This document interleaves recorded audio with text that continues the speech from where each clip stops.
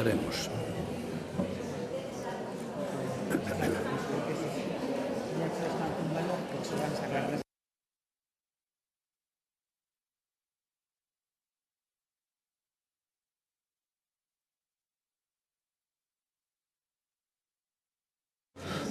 Bos días. Ábrese a sesión.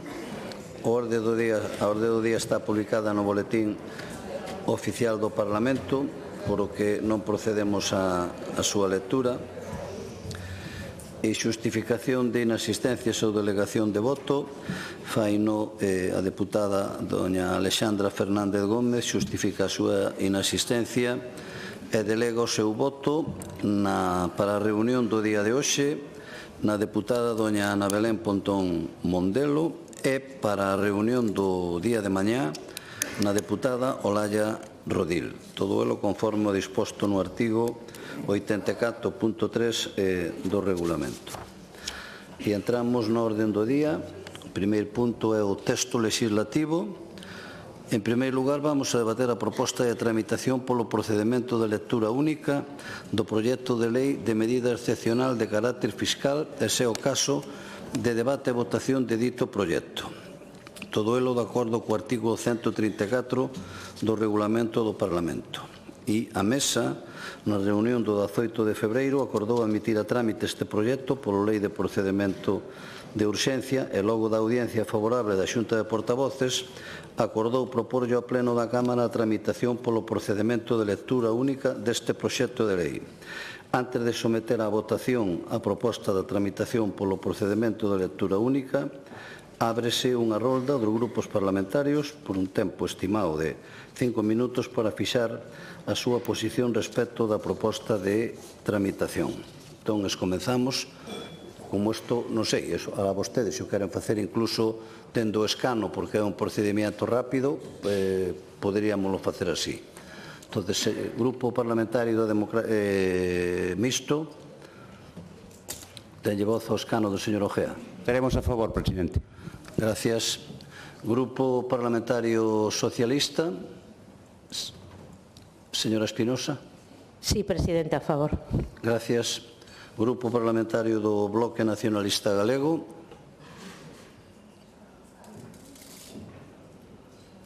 Sí, señora Presas.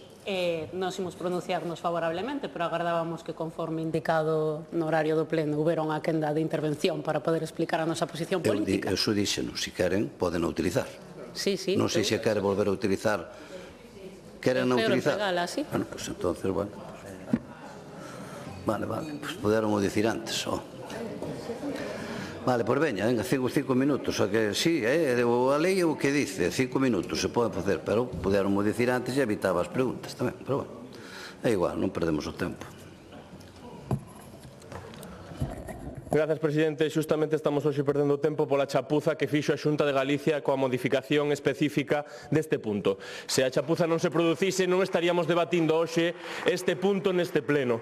E quero comezar así, porque tanto sentidiño ten a Xunta de Galicia, tanto bo facer ten a Xunta de Galicia aprobando os seus orzamentos e a súa lei de medidas fiscais e administrativas en tempo, que hoxe temos que vir aquí e xustamente ten que ver a Xunta de Galicia arrastrando os pés por culpa de que anuncia a bombo e platillo unhas medidas que despois non leva á práctica na propia modificación legislativa. E por iso, xustamente, de chapuza en chapuza, é polo que hoxe debatimos esta proposición de lei de modificación urxente polo trámite de lectura única, porque a Xunta de Galicia non fixo os seus deberes, nunca mellor dito.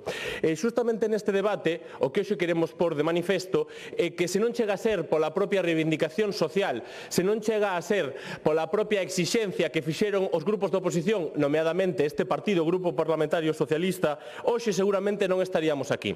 Vimos como o señor Rueda anunciaba, primeiramente, no debate de Estado de Autonomía, como se iban a facer estas deduccións por libros de texto e material escolar. Posteriormente, isto foi no mes de abril, no mes de maio, non suficiente con iso, fíxose unha rolda de prensa para anunciar que iba a haber 60.000 alumnos e alumnas que se poderían beneficiar desta desgravación fiscal.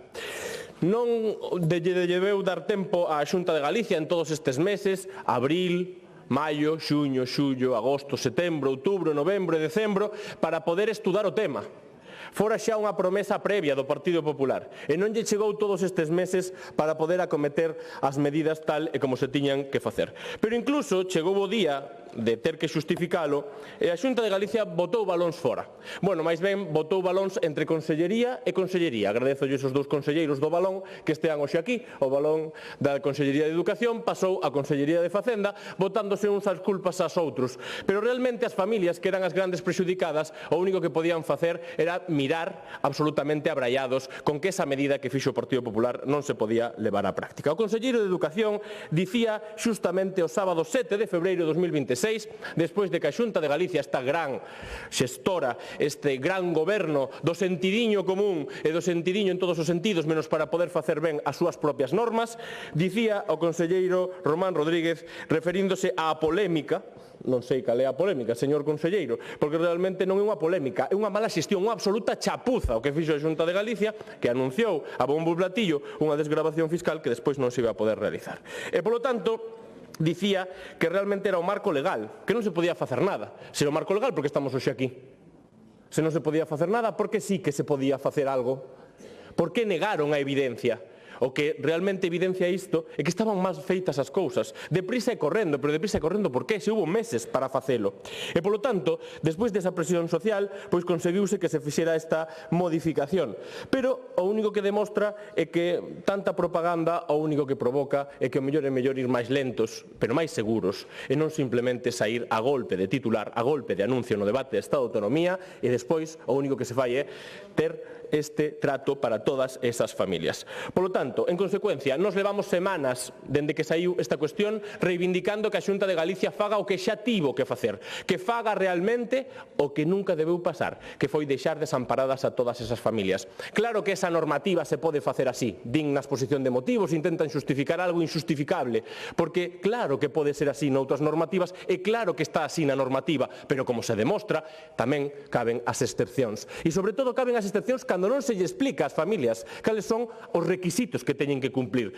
Se foran xa previamente explicados, nada que dicir, pero a cuestión está en que nada se dixo e ao final quen pagou o pato, como sempre, os galegos e as galegas. Polo tanto, nos votaremos a favor deste trámite polo procedimento de lectura única, non polo Goberno da Xunta de Galicia, non para enmendar esta chapuza do Goberno da Xunta de Galicia, senón por todas esas familias que non poden quedar desamparadas pola súa mala xestión. Grazas, presidente. Gracias.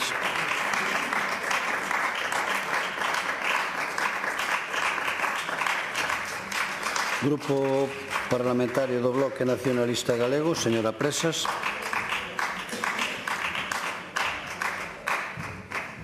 Grazas, presidente. Se la vi, precisan o Parlamento, teñen que escoitar o Parlamento, só faltaba aquí, despistaste un momento xa. En fin, antes de máis, desde o Bloque Nacionalista Galego non podemos comezar este pleno do Parlamento Galego sen facer un agradecemento á sociedade galega que coa súa mobilización fixo o que era xusto e necesario, freou un proxecto lesivo para Galiza e dixo altri non, Galiza sí, demostrando que somos un pobo orgulloso, vivo e cheo de dignidade. E indo á cuestión, resúmese nunha soa palabra, señores Corgos, Rodríguez e Calvo: trapallada. Ter que facer este remendo legal directamente pois mostra pon negro sobre branco que realmente a súa lei de medidas fiscais e administrativas é unha trapallada legislativa. Moita maioría absoluta, que presumen día e noite, moito goberno del rigor, moito autodenominarse vos xestores, pero son vostedes uns absolutos trapalleiros.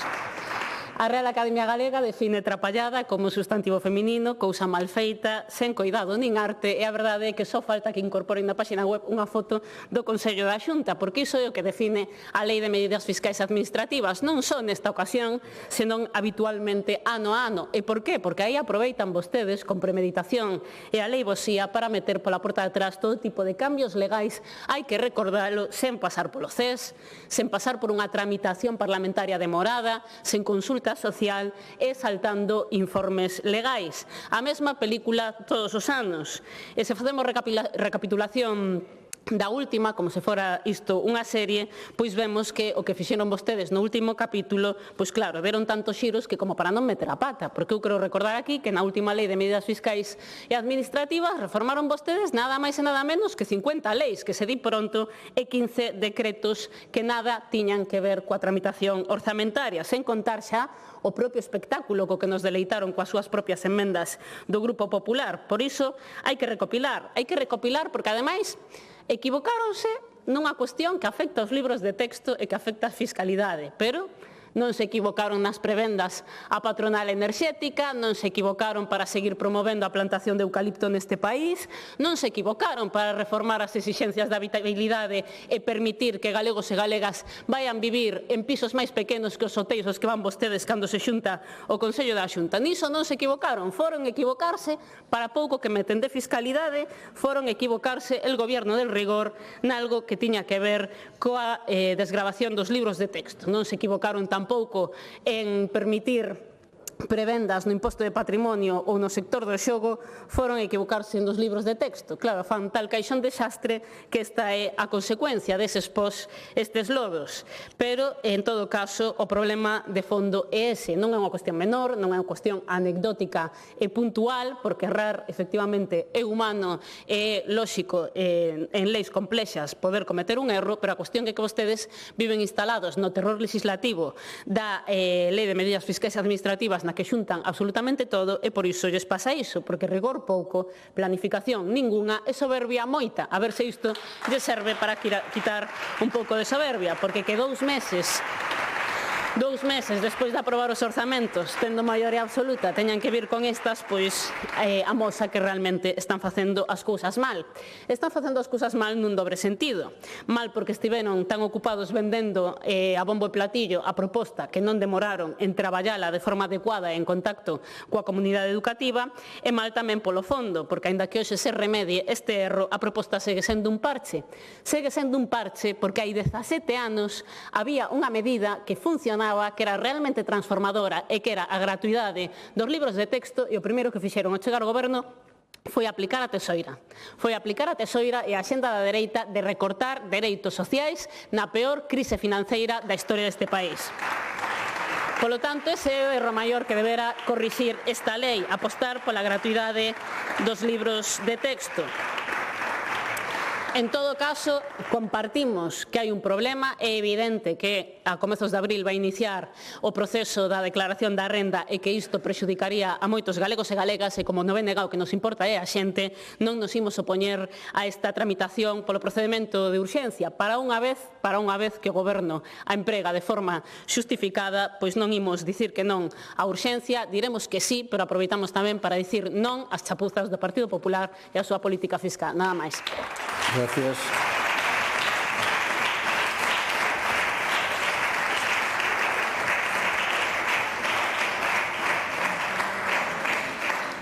Grupo Parlamentario Popular, señor Pazos.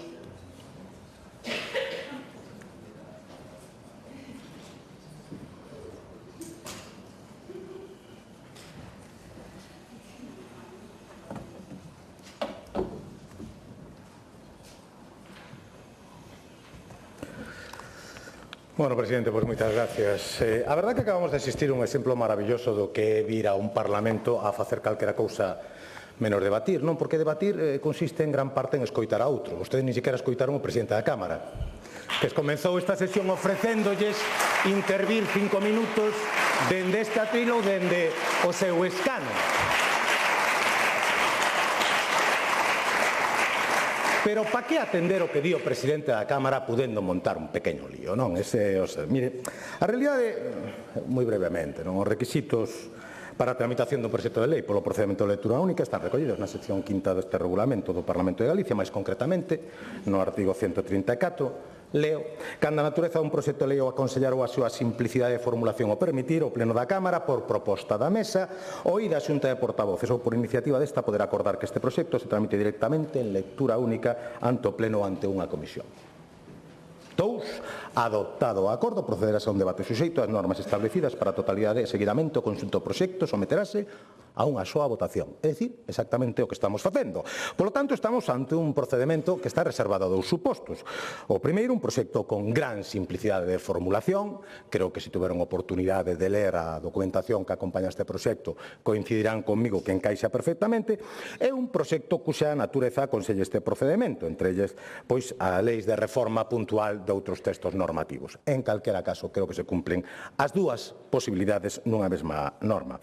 Eu penso que este texto que hoxe sometemos a consideración da Cámara encaixa perfectamente neses supostos para esta tramitación de lectura única e, polo tanto, non cabe ningunha dúbida sobre a legalidade do procedimento elixido. A lei que hoxe sometemos a debate limítase a modificar a disposición adicional quinta da Lei 5/2025 de medidas fiscais e administrativas, introducindo respecto á deducción por adquisición de libros e material escolar unha única novedade sustancial. Paso a ler esa formulación. De xeito excepcional, no ano 2025 serán tamén admisibles as contías satisfeitas mediante a entrega de diñeiro de curso legal. Dificilmente atoparemos unha lei de contido máis sinxelo que esta e, polo tanto, que se axuste mellor ao procedimento de lectura única. Eu quero agradecer a Democracia Ourensana e ao BNG que teñan amosado a súa comprensión polo procedimento elixido dende o primeiro momento, aínda que despois veñan aquí a falar de trapallada, por certo, que veña a falar o BNG de trapalladas na mesma semana na que presentaron nas Cortes Españolas unha emenda sobre a AP9 na que eliminaban a cesión desa autovía a Galicia e dixeron que era un erro. Así que, se veñen vostedes a dar lección de trapallada, recoñezo que para iso son vos mestres. Pero eu taparíame un pouco, taparíame un pouco. Mire, tamén aproveito para agradecer o apoio do PSG, ainda que debo amosar unha certa sorpresa pola reticencia que mostraron inicialmente, xa que estimaban máis a caída unha tramitación ordinaria desta lei que impediría que a medida estivese en vigor antes de que se inicie o plazo de presentación da declaración da renta. Só caben dúas explicacións a esa reticencia. A verdade que cada unha me parece máis preocupante que a anterior, non? Ou ben o PSDG entende que isto é extremadamente simple, pero prefire buscar unha polémica artificial, aínda que sexa a costa de crear un perxuicio ás familias que se poderían ver beneficiadas pola medida. É unha posibilidade. Ou a segunda é que o PSDG considera que o contido da lei resulta excesivamente complexo para as súas señorías que impide que se sustancie nun trámite de lectura única, o cal, sinceramente, non falaría demasiado ben das capacidades cognitivas da bancada socialista. Eu, a verdade, que despois de escoitar algunha das reflexións que se fixeron desde este atril, pois, efectivamente, creo que non entenderon demasiado ben o contido da lei. Eso sí, atrevemento non lles falta, porque que veña un socialista nos tempos de Pedro Sánchez a falar aquí de promesas e anuncios incumplidos é para nota, señoría. Sí. Pode vostede asentir que eu sei que atrevemento non lle falta. Coñecemento xa veremos, diso vamos debatir agora. En todo caso, presidente, por suposto, este grupo vai aprobar este trámite de tramitación polo procedimento elixido. Mais nada, moitas gracias. Gracias.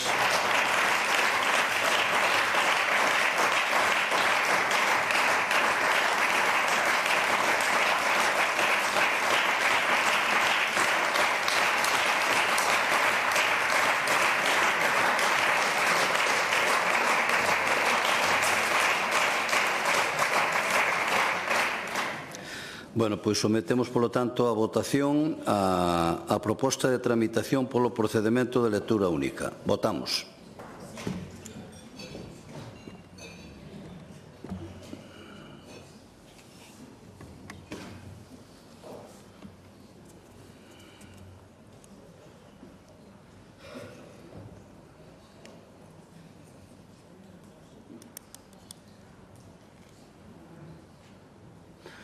Presentes 70 máis 1, votan afirmativamente os 71, polo tanto queda aprobada a proposta de tramitación polo procedimento de lectura única. E polo tanto pasamos ao debate e votación do proxecto de lei de medida excepcional de carácter fiscal. E para elo ten a palabra para presentar o proxecto de lei o conselleiro de Facenda e a Administración Pública, don Miguel Corgos López Prado.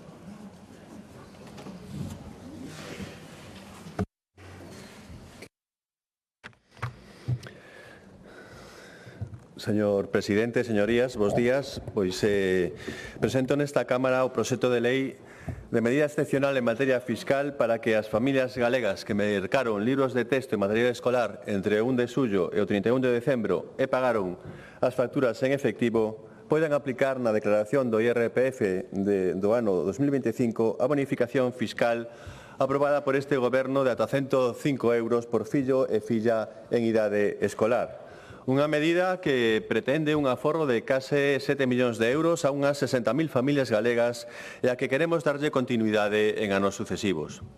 Presentamos este proxecto de lei porque algunhas destas familias non ian poder aproveitar esta deducción neste primeiro ano, ao descoñecer que un requisito para aplicala é non pagar en efectivo. E optamos por un procedimento de lectura única pois porque permite acelerar a aprobación da norma reducindo os prazos a que, como dicen, o obxectivo é asegurar que este aprobado para a vindeira campaña de presentación do imposto sobre a renda das persoas físicas que, como saben, comeza o próximo 1 de abril. O primeiro que quero lembrar é que o artigo 31.1 da Constitución Española consagra o principio de que todos os cidadáns contribuirán ao sostemento dos gastos públicos de acordo coa súa capacidade económica mediante un sistema tributario xusto inspirado nos principios de igualdade e progresividade e que en ningún caso terá carácter confiscatorio. Por outra banda, os beneficios fiscais, como saben, son instrumentos de política económica e social polos que as administracións tributarias, no eido das súas competencias, renuncian total ou parcialmente á percepción de determinados ingresos para acadar obxectivos estratégicos de desenvolvemento económico ou social. Neste senso, os beneficios fiscais son unha excepción ao principio de xeralidade tributaria que acabo de enunciar, que respostan a razóns económicas, sociais ou estratégicas e que buscan promover unha finalidade pública ao tempo que supoñen unha minoración da recadación. Ademais, como ferramentas de política pública requiren un control, pois ao non ser os beneficios fiscais simples reducións de impostos deben administrarse con responsabilidade, con transparencia e co control dos presupostos habilitantes para a súa obtención. E un dos medios para acadar este control é a exixencia de uso de medios de pago trazables, pois esta exixencia permite verificar a realidade das operacións, permite reducir o risco de facturas falsas ou simuladas, permite facilitar a comprobación administrativa e permite evitar a utilización instrumental do beneficio fiscal. Ademais, esta exixencia é un medio de control coherente coa normativa fiscal antifraude que evidencia unha orientación legislativa clara, cara á rastreabilidade das operacións económicas como instrumento de control tributario. De feito, todas as comunidades autónomas, xunto coa Axencia Estatal de Administración Tributaria, no seo do Consello Superior para a Dirección e Coordinación da Xestión Tributaria, defenden como principio xeral no deseño das deduccións fiscais que os beneficios fiscais que se aplican sobre entregas dinerarias se realicen mediante medios trazables, algo que non garante o pago en efectivo. Polo tanto, a xustificación de que o gasto suxeito a deducción non poida realizarse mediante entregas de diñeiro de curso legal obedece á necesidade de que teña que estar debidamente xustificado e rexistrado a través de medios de pago que permitan verificar a realidade das transaccións e a orixe inmediata dos fondos adicados ao mesmo. Unha finalidade que non se consigue co pago metálico e si co pago mediante tarxeta de crédito ou débito, transferencia bancaria, cheque nominativo, ingreso en entidades de crédito ou a través de plataformas de servizos de pagamento electrónicos instantáneos autorizadas no noso país. Señorías, por iso, no texto refundido das disposicións legais da Comunidade Autónoma de Galicia en materia de tributos cedidos polo Estado, aprobado polo Decreto Legislativo 1/2011 de 28 de xullo, inclúense xa diferentes beneficios fiscais que exclúen como medio de xustificación do gasto fiscalmente deducible as entregas de diñeiro de curso legal. Estes beneficios son a deducción polo investimento de instalacións de climatización e o auga quente sanitaria que empreguen enerxías renovables na vivenda habitual para uso exclusivo en autoconsumo, ou a deducción de obras de mellora de eficiencia enerxética en edificios de vivendas ou en vivendas unifamiliares, ou a reducción no imposto sobre doazóns pola adquisición de bens e dereitos adicados a reparar ou repoñer os danos causados polos incendios forestais acaecidos no pasado verán. Este requisito é común ao conxunto de administracións públicas, non é exclusivo da nosa. Así, no caso da Administración Xeral do Estado, podemos citar como medidas fiscais nas que non se cabe acreditar o pago mediante entregas de diñeiro de curso legal a deducción por obras de mellora de vivenda, a deducción por obras de mellora de eficiencia enerxética de vivendas, a deducción por adquisición de vehículos eléctricos enchufables. En esta mesma liña, diferentes tamén comunidades autónomas aproban con carácter xeral este requisito para a aplicación de todos os seus beneficios fiscais. Así, por exemplo, a Comunidade Autónoma de Aragón aproban xa no ano 2005 requisitos ás entregas de importes pecuniarios para a aplicación de determinados beneficios fiscais, indicando que as deducións na cota íntegra autonómica no imposto da renta das persoas físicas polas contías satisfeitas derivadas dos gastos polos que os contribuintes teñan dereito á aplicación do correspondente beneficio fiscal quedan condicionadas a que o pago dos devanditos e gastos se realicen mediante tarxeta de crédito ou débito, transferencia bancaria, cheque nominativo ou ingreso de contas de entidades financeiras. O mesmo acontece coa Comunidade Autónoma de Extremadura, que no 2018 aproba que os beneficios fiscais relativos aos tributos cedidos quedan condicionados ao que abono das cantidades satisfeitas polo negocio xurídico que orixine o dereito á súa aplicación se realice con tarxeta de crédito ou débito, transferencia bancaria, cheque nominativo ou ingreso en contas de entidades de crédito e, así mesmo, a Comunidade Valenciana tamén establece para todas as súas bonificacións fiscais que a aplicación destas deducións establecidas na súa norma legal queda condicionada a que a entrega dos importes derivada de acto ou negocio xurídico que dea dereito á aplicación daquelas se realice mediante tarxeta de crédito ou débito, transferencia bancaria, cheque nominativo ou ingreso de contas de entidades de crédito. No resto das comunidades autónomas, este requisito establecese en cada unha das deducións concretas, ao igual que acontece na nosa comunidade autónoma. No caso de Galicia, o beneficio fiscal para a compra de libros de texto e material escolar se regula, como se acaba de decir aquí, na Lei 5/2025 do 23 de decembro de medidas fiscais e administrativas, engadindo un novo apartado, o número 25 do artigo 5 do texto refundido das disposicións legais da Comunidade Autónoma en materia de tributos cedidos polo Estado, aprobado polo Decreto Legislativo 1/2011 do 28 de xullo. Establecendo que a Comunidade Autónoma de Galicia, no exercicio das competencias normativas na regulación desta deducción no imposto sobre a renta das persoas físicas no tocante aos medios de justificación de gasto, que a acreditación do gasto para a adquisición de libros de texto e material escolar se realizará mediante a factura detallada dos bens adquiridos e os justificantes de pagamento efectuado mediante tarxeta de crédito ou débito, transferencia bancaria, cheque nominativo, ingreso a conta de entidades de crédito ou a través de plataformas de servizos de pagamento electrónicos instantáneos autorizadas no noso país. En ningún caso darán dereito a practicar esta deducción ás contías satisfeitas mediante entregas de diñeiro de curso legal. Porén, aínda que durante a tramitación desta lei non se presentou ningunha alegación ao respecto, e dado que a norma se aproba e publica a finais do ano 25, con efectos retroactivos, e reitero, coa finalidade de non perxudicar as persoas que realizaron o gasto material escolar e libros de texto no segundo semestre do pasado ano con diñeiro de curso legal, podendo descoñecer de boa fe que non se ia admitir como medio válido para acreditar que este gasto deducible, modificamos a disposición adicional quinta da Lei 5/2025 de 23 de decembro de medidas fiscais e administrativas para admitir de xeito excepcional no período impositivo 2025 este medio de pago para aplicar esta deducción na cota interautonómica do imposto sobre a renda das persoas físicas. Deste xeito, con carácter excepcional e por los motivos expostos, permitiremos o pago en diñeiro de curso legal dos gastos de material escolar e libros de texto realizados durante o período de 1 de xullo a 31 de decembro do ano 2025.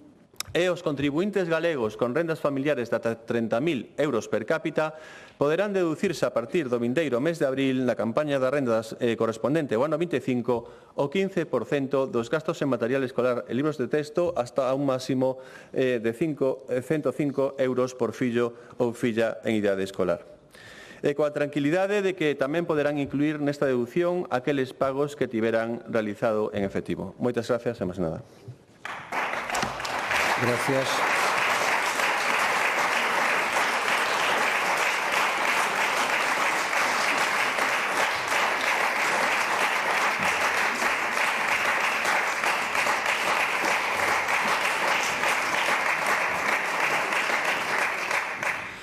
Ronda de los grupos parlamentarios. Grupo Parlamentario Mixto, señor Ojea.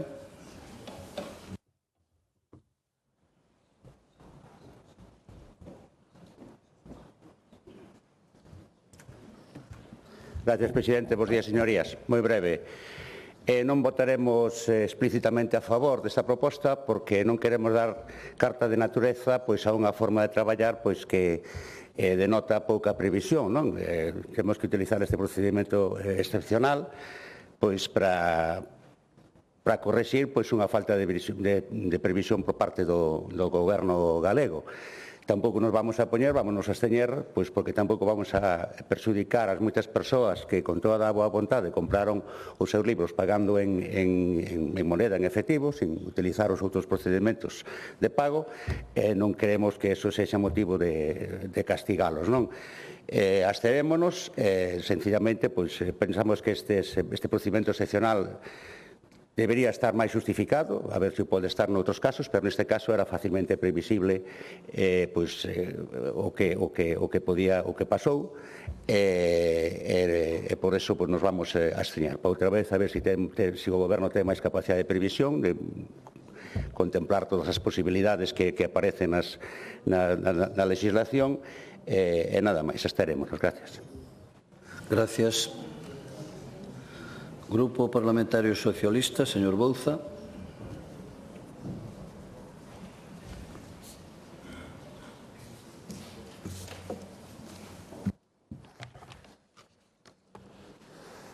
Gracias de novo, presidente. Señor conselleiro, grazas por vir a lernos a exposición de motivos da lei. A verdade é que yo agradezo por se non tiveramos tempo nestes escasos días a facelo, pero tivera agradecido que en vez de ler a exposición de motivos que xa coñecíamos, a Xunta de Galicia nos explicara por que en todos eses meses que xa se coñecía que realmente esa medida se iba a poñer en práctica e, polo tanto, entre abril e decembro xa se sabía porque xa empezou o curso escolar, as familias xa fixeron as compras e chegamos a decembro e se aprobou esa lei que vostedes tanto jolgorio e regocijo lles gusta aprobar aquí no Parlamento, e aparte, sí, é o procedimento ordinario, señor Pazos, aprobalo na Lei de Medidas Fiscais e Administrativas, iso é o que dixo o Partido Socialista. Cuestión distinta é que a chapuza que vostedes fixeron teñamos que vir hoxe aquí a enmendala, porque no procedimento ordinario dunhas desgravacións fiscais que se fan na Lei de Medidas non se fixera. Esa é a cuestión. Claro que se tiña que ter feito no procedimento ordinario, porque aquí ninguén cuestiona a legalidade de que se aprobe por lectura única. Claro que é legal, é que se non fora legal non estaríamos debatindo hoxe aquí. E aparte vostede di, veño aquí con atrevemento. A que lle chama vostede atrevemento? A non comulgar co que di o Partido Popular? Pois moito lle queda, señor Pazos, porque eu non vou a permitir que vostede me veña aquí nin a faltar o respeto pola miña falta de capacidade cognitiva nin tampouco coas ameazas do atrevemento porque veña a opoñerme ao que fai o Partido Popular. Xa yo vou anunciando. O digo por se temos máis debates en conxunto, por se esa é a súa forma de actuar habitualmente, a súa forma de debatir e vir aquí de matón de colexio para poder dicirlle ao resto que temos que pensar e opinar. Pois comigo non lle vai a funcionar, porque eu vou a falar do tema, como por certo xa fixen na miña primeira intervención. Legalidade do procedimento é unha cousa e o fondo da cuestión é outra. A legalidade, claro que está amparada no regulamento, só faltaba que non se encaixara dentro do establecido no propio regulamento. O que se fai é un emprego torticeiro para, ao final, modificar unha chapuza da Xunta de Galicia. Iso é o que criticamos hoxe aquí, que teña que vir por lectura única e polo trámite da urxencia, justamente porque a Xunta de Galicia non fixera ben o seu traballo. Pero, ademais, todo iso que vostedes venden habitualmente, a cuestión non é que non é ese o habitual, señor conselleiro. Se podemos estar de acordo con que o lóxico e a tramitación habitual dunha axuda poda ser esa. Esa non é a cuestión. A cuestión aquí de fondo é que non se avisou ás familias, non se informou, non é que as familias non o coñeceran, é que se fixo un anuncio no mes de abril e nada se lles dixo ás familias que a partir do mes de xullo, do mes de agosto, comezaron a facer as compras de que non podían facelo en efectivo. Esa é a cuestión de fondo. Non é unha cuestión legal. Ninguén pon en dúbida que realmente teña que ser así. Por iso a cuestión do que aquí estamos analizando é distinta, non é unha cuestión xurídica, é unha cuestión política. É unha reclamación, unha reivindicación que facemos a Xunta de Galicia por non facer ben o seu traballo que é informar ás familias e se vai a poñer iso despois nunha norma que se aproba meses despois, anuncieno previamente. Iso é o que estamos poñendo en dúbida. Polo tanto, hoxe estamos aquí por iso, non por outra cousa. Porque a magnanimidade do Partido Popular non é vir aquí a decir agora dou a miña bendición a que podan pagar en efectivo, porque se non fora legal non o faríamos. Non se podería someter a votación desta Cámara. E faise porque a Xunta de Galicia recoñece de facto que realmente cometeu unha temeridade cun anuncio que despois non plasmou. É que fixo unha chapuza, en definitiva, non pasa nada en recoñecelo. Non pasa nada, recoñézao. Se modifica e non se grava as familias, pero o que non se poden facer son declaracións en contra de que as familias tiñan o que saber. Porque se vemos as propias declaracións do presidente da Xunta de Galicia, nada se dixo, nada se informou, en ningún momento se informou desta cuestión. Iso é o verdadeiramente reprochable. Pero mire, é que aproveito que está o señor conselleiro tamén de Educación hoxe aquí, porque non é a primeira vez que a Xunta de Galicia leva un varapalo, e si digo un varapalo incluso xudicial, respecto a unha orde de axudas de material escolar e de libros de texto. En verdade, señor conselleiro, vostede xa o coñece. Como é a sentencia condenatoria que tivo a Xunta de Galicia, na que se anulou a orde por non respetar a educación inclusiva. É a realidade, verdade? Esa é a realidade. Porque a Xunta de Galicia, dende 2014 ata que se emitiu esta sentencia, o que facía era darlle unha axuda ao alumnado que estaba en centros especiais respecto aos que estaban en centros ordinarios. E iso provocaba unha discriminación. E xa fixo, xa o recoñece a propia sentencia na súa parte expositiva, o di claramente. Se producía unha discriminación e por iso o fallo anula os dous puntos que facía unha discriminación evidente, porque o que se provocaba era que se daba máis axuda ao alumnado que iba a un centro especial respecto ao centro educativo. Iso sí, despois vimos aquí a facer gala da inclusión educativa da Xunta de Galicia. Por lo tanto, esta é unha tónica habitual, porque ata os propios tribunais recoñecen que se levan a cabo prácticas que son discriminatorias. E o di claramente a sentencia. O di claramente a sentencia. Por iso se anulou. Por iso o fallo, que xa está directamente de aplicación, establece esa cuestión. E nos hoxe aproveitamos para, xa que dentro deste mare magnum de debate no que a Xunta de Galicia ven a recoñecer de facto, non de maneira específica, que se cometeu un erro, a verse así reivindicando e exixíndolle tamén á Xunta de Galicia que respete a educación inclusiva en todos os seus termos, tamén no que ten que ver no marco das axudas que se conceden para o material escolar e os libros de texto, que non haxa ningún tipo de discriminación indistintamente do centro que vaya o alumno ou alumna, porque o que se dá a axuda non é ao centro educativo, é ao alumno ou alumna, e isto ten que facerse en igualdade de condicións. Non sei se isto é atrevemento ou coñecemento, pero de momento ler sabemos, e o di claramente, unha condena á Xunta de Galicia por unha discriminación evidente, e iso non se pode consentir.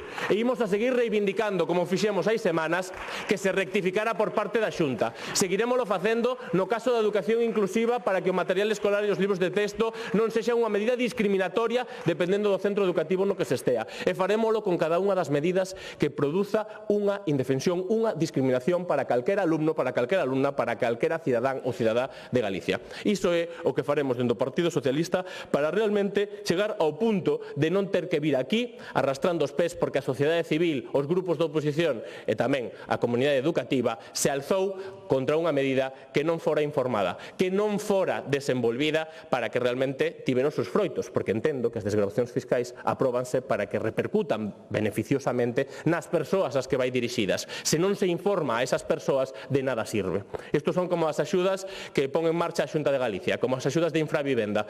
Queren apostar por unhas axudas nas que queren apostar por esas persoas que non chegan aos recursos mínimos, pero, sin embargo, unha persoa que ten unha pensión non contributiva non entra dentro desas axudas. Esa é a realidade. Esa é a realidade. Por lo tanto, temos que xustar o marco normativo á política que se vende. Iso é o que hoxe nos reivindicamos aquí. Por lo tanto, apostaremos e apoiaremos esta modificación non para enmendar a Xunta de Galicia e non para sacarlle as castañas do lume ao señor conselleiro, a Xunta de Galicia nin ao presidente da Xunta, sino porque todas as familias necesitan que esas promesas que fai a Xunta de Galicia se fagan realidade. Grazas, presidente. Gracias.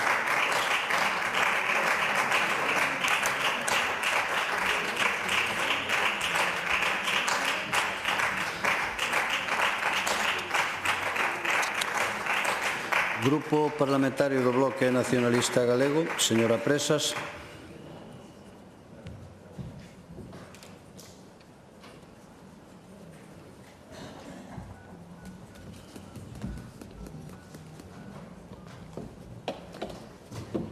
Grazas, presidente. Isto é un libro de texto non un obxecto de luxo. É algo habitual, ordinario, para a vida de moitas persoas. Todos e todas nós convivimos con isto moitos anos da nosa vida. De feito, quen aquí é pai ou nai renova a suscripción. As e os que somos profes xa nin que dicir.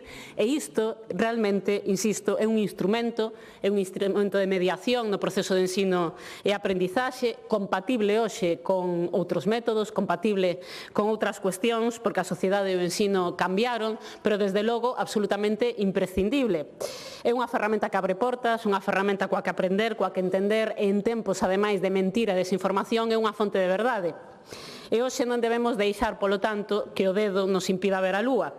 Fora de arranxar unha chapuza legislativa do Partido Popular, que tamén o debate de fondo é outro. O debate de fondo é que valor lle damos a isto. Que importancia no centro da sociedade lle damos a un libro de texto e o que significa, non o obxecto en sí, senón o que significa. E por iso, nós neste debate queremos insistir en se ten sentido que isto se someta a desgravación fiscal ou se nunha sociedade avanzada, nunha sociedade que fortalece o ensino público, sendo o ensino público gratuito, debe ser xa unha cuestión, unha ferramenta fornecida de forma directa e gratuita no ensino público de forma que garanta a igualdade entre o alumno entre os alumnos, non? Ese, polo tanto, é o debate de fondo que nos queremos incorporar de novo a este debate. E temos clara a resposta. Para nós acceder a este material imprescindible para o proceso do ensino ten que ser gratuito. Así o era cunha metodoloxía vanguardista hai 20 anos co goberno bipartito, e foi o Partido Popular quen decidiu aplicar, insistimos, a tesoira ao chegar ao goberno, ser campións dos recortes e, polo tanto, furtar esa medida. Nós, desde logo, insistimos en que iso funcionaba. E o problema é que nesa crise financeira non só eliminaron a gratuidade dos libros de texto coa que estudaron algúns dos deputados e deputadas que hoxe se sentan nestas bancadas, senón que fixeron máis cousas. A Xunta do Partido Popular reduciu o salario do profesorado, a Xunta do Partido Popular aumentoulle as horas lectivas ao profesorado, somos hoxe a única comunidade do Estado que aínda non a recuperou, e ao mesmo tempo que eliminaban a gratuidade dos libros de texto, facían máis cousas, non só a Consellería da que hoxe é responsable o señor Rodríguez, senón tamén desde os propios servizos centrais dos que son responsables vostedes, desde a Consellería de Facenda, señor Corgos. E non o di o BNG, di o propio Consello de Contas. Informe do Consello de Contas. A Xunta de Galiza foi a cuarta autonomía que máis reduciu o persoal público entre 2009 e 2019. Iso, traducido ao sistema educativo, o sistema educativo obrigatorio, as etapas obrigatorias, significan neste período de tempo 2.500 docentes menos na etapa non universitaria. Polo tanto, onte recortaron dereitos e hoxe venden unha esmola como se fora a panacea para facer unha manobra de distracción da situación na que deixaron hoxe o ensino público e non enganan a ninguén. Isto está mal feito e, desde logo, un parche. Insistimos, está mal feito porque o procedemento para tramitar a Lei de Medidas Fiscais e Administrativas é convertido polo Partido Popular nunha atrapallada constante na que meten de todo, e iso é a súa responsabilidade directa. E ten narices que se veña aquí a manipular a realidade. Teño aquí, ademais, a emenda subsanada no debate o que se refería ao señor portavoz do Partido Popular, que efectivamente pois era un erro onde se puxo emenda de sustitución a unha emenda que era de engadido. Emendas registradas en prazo, que xa é bastante máis do que fixo o Grupo Parlamentario do Partido Popular na tramitación da Lei de Medidas Fiscais Administrativas. Así que, polo tanto, un pouco de rubor que, de non ser polo Partido Popular, en Galiza e no Estado, hoxe os galegos e galegas terían unha AP9 libre e gratuita. En fin. Pero está mal feito, insistimos, non só por iso, senón polo fondo desta cuestión. Primeiro, porque é un parche que, por certo, non chega a todo o mundo. E non me refiro a rendas máis altas, senón a esas galegos e galegas que quedan no limbo entre as axudas directas e esta medida. En segundo lugar, hai que recordar que un alivio a posteriori, en diferido, que no momento de setembro, cando as familias teñen que desembolsar alrededor de 400 euros para o inicio escolar, cando teñen que desembolsar alrededor de 200-250 como mínimo para o material material escolar e para libros de texto, pois ese alivio en diferido de máximo 105 euros a futuro, tendo en conta un contexto no que nos 10 últimos anos a cesta da compra e os prezos incrementaron ata un 50%, pois desde logo é un alivio escaso, escasísimo, por non dicir que é absolutamente insuficiente. En terceiro lugar, pois tamén hai que recordar que está mal feito, sobre todo porque non ten para nós sentido empregar a política fiscal para isto. Quero recordar que a fiscalidade ten dúas funcións. A primeira, máis elemental, que todas e cada unha de nós contribuamos desde a nosa posibilidade de riqueza ao sistema público, o ensino público, a sanidade pública, etcétera, etcétera. Niso xa o Partido Popular sabemos que ten outras prioridades, que por iso teñen un modelo fiscal que drena cada ano case 800 millóns de euros das arcas públicas, que impide ese ingreso nunha parte moi importante de contías que poderían evitarse a través doutra fiscalidade, que por riba se dedican a renunciar a unha quitada de débeda de 3.000 millóns de euros. Pero a segunda función da fiscalidade é tamén axudar a modelar a sociedade que queremos. E poño exemplos. Ten sentido que unha empresa contaminante teña que pagar máis que unha empresa que non contamina? Pois evidentemente sí, porque é unha forma de incentivar que se renoven, que se actualicen e que melloren as súas maquinarias. Ten sentido que unha empresa innovadora teña desgravacións en materia de IRPF e Seguridade Social? Pois ten sentido para incentivar que teña máis capacidade de innovación. Pero ten para nós algún sentido que esta medida, que podería habilitarse de outra maneira, sexa a través dunha deducción fiscal? Pois ningún. Entendemos que é unha medida propagandística, tan propagandística que se dedicaron a vendela máis que a facela práctica, cun alivio escaso, ademais, en comparación co que suporía a gratuidade de textos. Nos insistimos en que hai capacidade para recuperar esa medida. A Consellería de Educación ten un orzamento de máis de 3.000 millóns de euros e isto custaría alrededor de 40. Poden iniciar vostedes, por exemplo, a reducción dos concertos educativos, nos que gastan case 400 millóns de euros neste orzamento. Poden iniciar a retirada de apoio ao profesorado de religión, no que gastan tamén 30 millóns de euros, ou poden vostedes eliminar outros beneficios fiscais, como os beneficios que teñen os patrimonios máis altos e que nos custan case 40 millóns de euros cada ano, e así financiar unha gratuidade que contribuiría a que realmente o ensino sexa universal. É curioso porque nos peores momentos da crise financeira vetaron recuperar esta medida na pandemia da COVID-19, vetaron recuperar esta medida no ciclo de crise de prezos enorme que arrastramos nos últimos anos, e cabería preguntarse por que agora veñen cun parche, por que agora? Mais alá da falta de iniciativa política dun goberno que nun debate do Estado da Nación nos vendeu esta medida, uns CIM móviles que privatizaron e tardaron un ano e pico en poñer en marcha, e máis parques para cans, basicamente. Non houve outra medida de calado nese debate do Estado da Nación. Pero máis alá diso, digo eu por que pasa isto. Pois pasa porque é unha manobra de distracción. É unha manobra de distracción de cales son os problemas hoxe en día no sistema educativo e de como está o noso sistema educativo a día de hoxe, despois de tantos anos de medidas antisociais e de medidas contrarias aos seus intereses. E alégrome moito que estea connosco o señor Rodríguez, porque hai que recordar que levamos un curso inédito en movilizacións do profesorado, inédito en movilizacións de AMPAs e de asociacións de pais e nais, xa non só polas condicións nas que desenvolve o profesorado a súa actividade no día a día, xa non só polas necesidades de apoio educativo especial que temos traído unha e outra vez a este Parlamento. É que non hai semana que este grupo parlamentario non traia a esta Cámara o caso dun instituto ou dun colexio que está caendo a cachos. Esa é a metáfora da situación no noso ensino público. E hoxe é martes, señor Rodríguez, é martes negro, supoño que o sabe, que hoxe está mobilizado o ensino público galego, a comunidade educativa, reclamando melloras, reclamando que vostedes os escoiten, ademais, porque non escoitan porque a maioría sindical non é afín a vostedes, pero é democrática, escollida polo profesorado. Están demandando cuestións esenciais, como recuperar horario lectivo precrise, como recuperar masa salarial, como ter ratios máis baixas para poder atender mellor o máis importante, que son os nenos e nenas do sistema educativo. Reclamando menos burocracia, reclamando medidas para blindar o ensino público. E iso, apostar por esa vía, recuperar a gratuidade dos textos é realmente defender o ensino público. Esa necesidade non hai que na tape.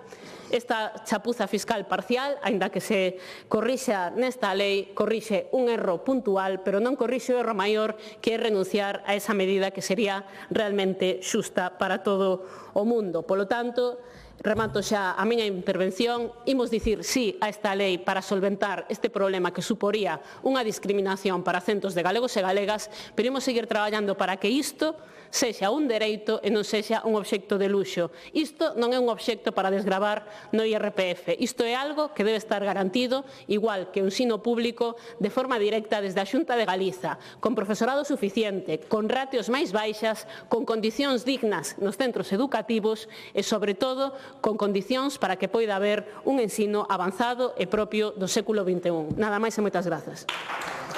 Gracias.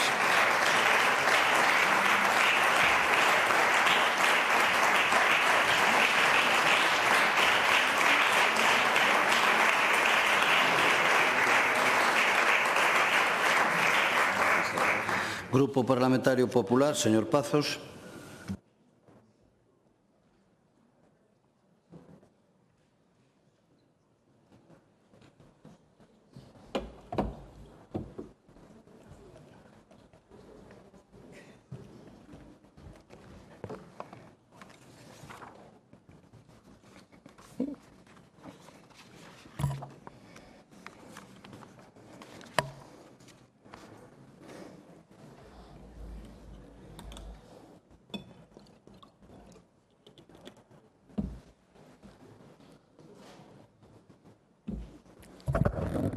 Moitas gracias, presidente. Emenda de sustitución. El Pleno del Senado insta al Gobierno a iniciar los trámites para la anulación de la prórroga de 25 años otorgada a la concesionaria del AP9 y a asumir la gestión directa de la autopista y la supresión de los peajes.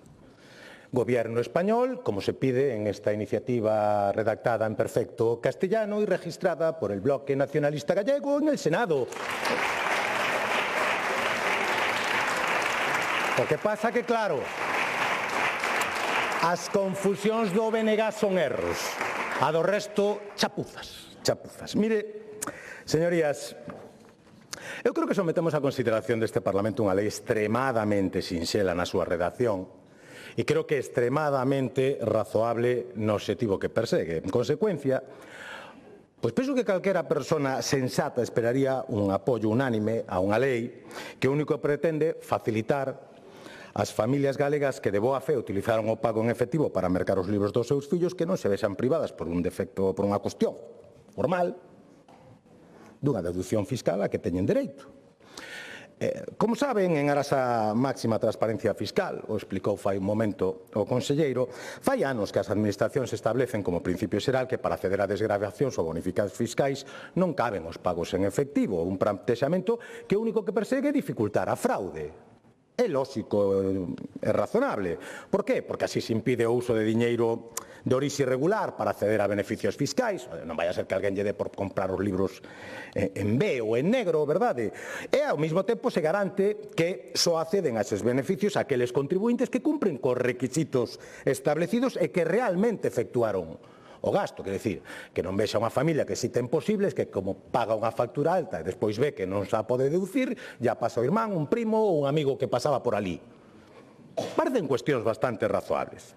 No caso concreto que nos ocupa, a compra de libros produciuse meses antes da aprobación e publicación da lei, e iso levou a algunhas familias por descoñecemento pois a pagar en efectivo os mesmos, descoñecendo as consecuencias que iso podía conlevar. E nos creemos que non hai que castigalos por iso. Lamentablemente, o que debería ser unha solución legal e sinxela para beneficiar as familias galegas, pois para a oposición galega non é máis que outra ocasión para facer o que máis lle gusta facer: ruído. A realidade é que dá igual o contido da medida, dá igual o instrumento que se utilice para tramitala, dá igual se están de acordo ou en desacordo con ela, dá igual incluso se a votan a favor ou en contra.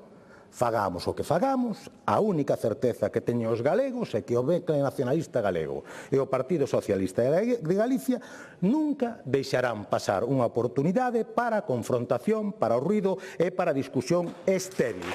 Son vostedes o matrimonio bangal da política galega. Sempre negativo, nunca positivo. É o que poden esperar de vostedes os galegos. Oye, aprobamos unha deducción fiscal por adquisición de libros de texto e material escolar. E vostedes a criticaron. Tivemos a osadía de introducir esa medida fiscal nunha lei de medidas fiscais. E vostedes tamén o criticaron, porque vaya o atrevemento. Agora introducimos unha mínima modificación de carácter temporal para facilitar que as familias que se beneficien desa medida, e vostedes a volven a criticar. Eu este Nadal preguntábame un dos nenos da casa que facía o Grinch o resto de ano cando non estaba fastidiando as Navidades. Está traballando na bancada de esquerda da oposición galega no Parlamento de Galicia. É que non se pode estar todo o día en contra de todo. É unha cousa alucinante. É unha incapacidade para chegar a algún tipo de acordo ou recoñecer algunha cuestión. Pero se acabamos de pasar o entroido e hasta foron capaces de amargarse porque un conselleiro decidiu vestirse de muller un día con un traxe de galego. Te podes disfrazar de andaluza, te podes disfrazar de brasileira, te podes disfrazar do que queiras, pero se pon o conselleiro un traxe de galega é unha ofensa ao povo galego. Son vostedes a amargura personificada. Digo yo de verdade. Fágano ver, home. Alegría, ríanse. Disfruten da vida, home, que non todo isto é un val de lágrimas, de verdad, que cousa. Hoxe viñeron aquí preocupados e moi compunxidos, porque, claro, creamos certas dificultades, as familias galegas están sufrindo, que inseguridade, como poden xogar vostedes con elas. Eu quero recordarlle hoxe, quero recordar aos galegos o que estaban dicindo vostedes desta deducción fai apenas 2 meses cando estábamos aprobándoa. Porque vostedes afirmaban que isto era unha das medidas do goberno de Alfonso Rueda para beneficiar os ricos. Formaba parte dese paquete de 700 millóns de euros que se cansaron aquí de repetir que era para beneficiar os ricos. Hai que ter moito atrevemento e moi pouca memoria para vir a aparentar hoxe preocupación por unha medida que vostedes afirmaban que estaba pensada exclusivamente para beneficio dos millonarios. Pero que... Non me diga que non, señoría, que vostede foi unha da que fixo alusión concreta a ese tema. Hai que ter moito atrevemento. Como hai que ter moito atrevemento para facer o que fixeron estes días, moi pouca memoria para vir aquí a dar leccións de calidade legislativa. Os mesmos que están defendendo un goberno que, por certo, un goberno, é verdade, o goberno de España non presenta lei de acompañamentos, porque, claro, a lei de acompañamentos ten que acompañar a unha lei de orzamentos, e como levan 3 anos incumplindo a súa obriga constitucional de presentar un orzamento, neso non incurren. Home, vostede o sostén, señora Pontón, a ver se vai ser presidente porque o votei eu. Non, puxo vostede, É que, vostede é moito de poñer aos cargos no sitio e depois desenténdese deles, o que pase non pasa nada. Iso sí, tamén lle recordo que vostedes inventaron a súa propia lei de medidas. Chámanse decretos ómnibus. E aprobaron ata 9. Se quere lle recordo algunha das cousas que metían neses decretos ómnibus. Mire, teño aquí un precioso donde nos metían as axudas a Dana e as bonificacións con transporte público que o Partido Popular apoiaba. Pero claro, vostedes o meteron coa fin da prórroga as baixadas do IBE, polo tanto unha subida de impostos ao conxunto dos cidadáns, un palacete que iba para o NV, maior protección aos ocupas e ademais recortaban a financiación das comunidades autónomas. Iso si é calidade legislativa. Ou cando mezclaron o aumento xeral das pensións con medidas como o financiamento territorial ou novas medidas para evitar desafiuzamentos aos ocupas. Eso son vostedes que veñen a dar aquí leccións. Mira, a deducción por compra de libros é unha medida acertada que foi perfectamente planificada, deseñada e redactada e por iso temos a vontade de mantela no tempo de cara ao futuro exactamente nos mesmos termos en que foi aprobada por este Parlamento de Galicia, porque co introducimos hoxe é unha excepción de carácter limitado, temporal, e que se aplicará exclusivamente este ano para non causar un problema a centos de familias que actuaron de boa fe. Non hai ningún erro que xustifique a súa aprobación, o único erro sería facer oídos xordos a todas esas persoas e non atender a demanda das familias, e nós non imos incurrir nese erro. Por iso me sorprende que se atrevan a falar desta medida nos termos que escoitamos desde fai algúns días, sobre todo se temos en conta que nin a medida orixinal, nin a modificación temporal que hoxe introducimos recibiron ningunha soa emenda da oposición. Era previsible, escoitamos hoxe aquí. Home, sendo previsible, eu pregunto, como é posible que os superdotados deputados do BNG, tan listos, tan preparados, donos dun coñecemento enciclopédico e casi omnisciente, non advertisen no seu momento este erro?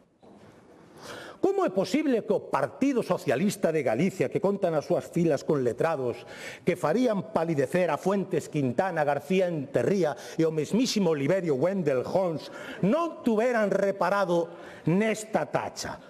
Tuveron tempo, de abril a decembro, dixo vostede, señoría. Supoño que vostede se despistou. Estaría redactando iniciativas ao peso, que o que lle gusta vir a presumir aquí, e esqueceuse de revisar cousas sobre unha medida que parece ser que o tiña preocupadísimo. En fin, vir aquí a falar de chapuzas, eu creo que hai... Chapuzas son outras cousas. Mire, chapuza é vir aquí a presumir de compromiso co ensino público e a pedirnos que recuperemos unha medida do bipartito. Eu recupereina. Último orzamento do bipartito. Programa de préstamo universal de libros de texto.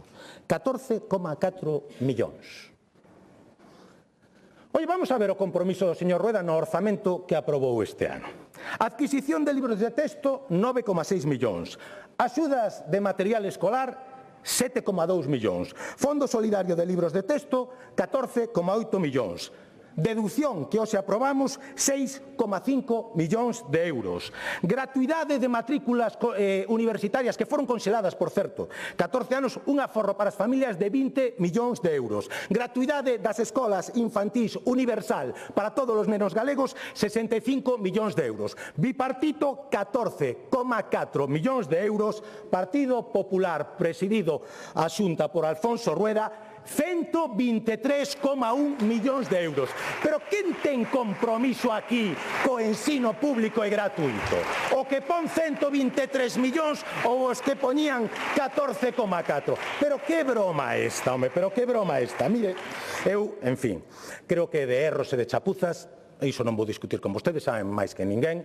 Tivemos a señora voceira do Goberno na sombra o pasado pleno afeándolle ao presidente os danos que causaban a modificación do canon eólico que non estaba en vigor. Recordamos todo aquela indignación que amosaba a súa número 2 porque non estaba feito, non estaba licitado en Galicia este centro de autismo en Friol, que decían que non estaba nin licitado, e de repente empezaron a ver ladrillos, edificios feitos, levaron un susto, rectificar aínda non rectificaron. Veñen aquí a dar leccións de democracia, de carácter, de talante, de non sei que, os mesmos que, por certo, levamos esperando uns cuantos días, votaron en contra de que se condenase aquí a vandalización de sedes do Partido Popular e de todos os partidos galegos e aínda non foron capaces de condenar o ataque ao busto do señor Fraga, que nos gustaría, temos unha proposta arriba da mesa para unha declaración institucional, eu espero que non la apoyen. En fin, erro é pensar que están vostedes aquí para arreglar algún problema dos galegos. Iso sí que é un erro. Nós, nese erro que incurren vostedes, non vamos a incurrir, vamos a aprobar esta norma e vamos a garantir, unha vez máis, que as axudas ao ensino público galego estén entre as mellores, sen ninguna dúbida, que existen no conxunto do Estado. Gracias ao Goberno que preside Alfonso. Gracias.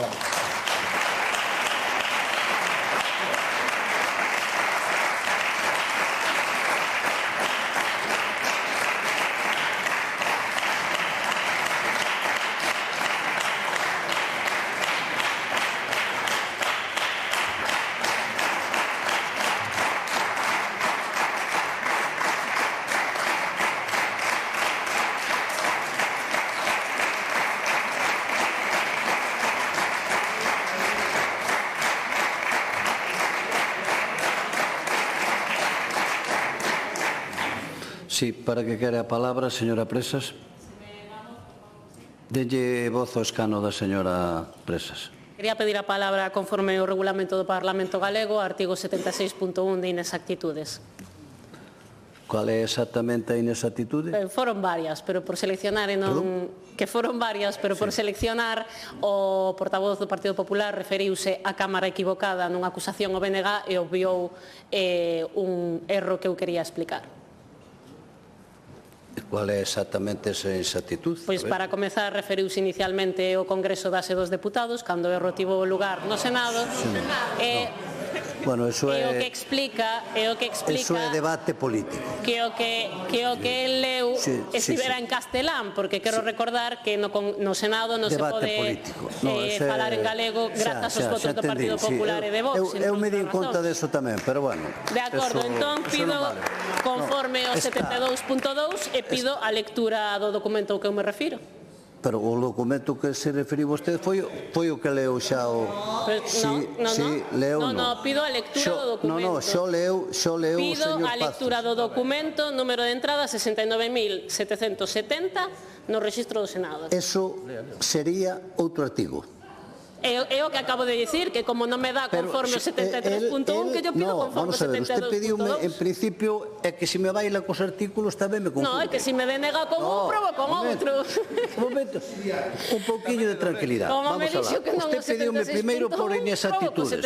No, por favor. Usted pediume primeiro por inexactitudes. Eu lle preguntei, no, déxeme falar, por favor. Lle preguntei, cal é a inexactitude? E vostede me dice, a inexactitude é que o señor portavoz do Grupo Parlamentario Popular leu un documento que estaba en castelán e que facía referencia ao Congreso.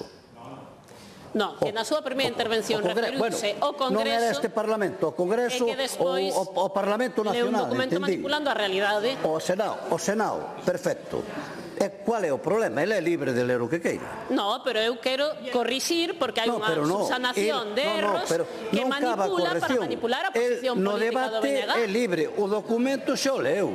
Ele é libre. Pode ler o que queira. Ele pode esgrimir cualquier documento. É foi o que fixo, como algunha vez esgrime aquí cualquier outro documento. Señor Presidente, por favor, sei perfectamente o que di o regulamento do Parlamento Galego e o que lle estou dicindo é que hai unha inexactitude porque hai unha corrección de erros a ese erro que cometeu o BNG e que eu expliquei na miña primeira quenda e que despois o señor Pazos manipulou e eu quero aclarar a posición política do meu grupo parlamentario. Foi o que leu. Está pechado este debate.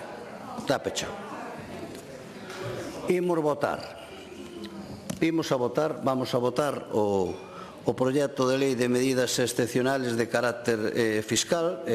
Votamos. Toquei o timbre, non? Elena, toquei, sí, vale.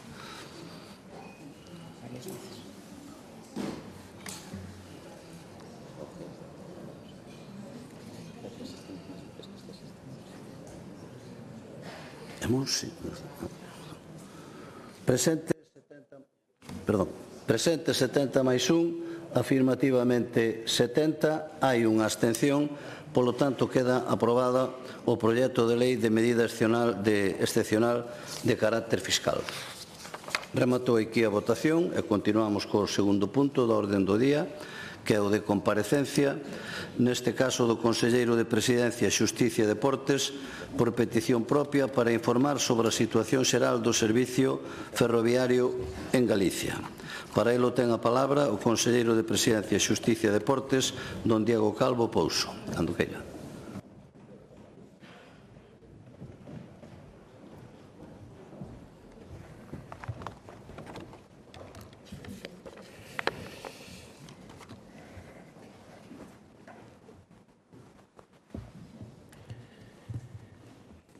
Grazas, presidente.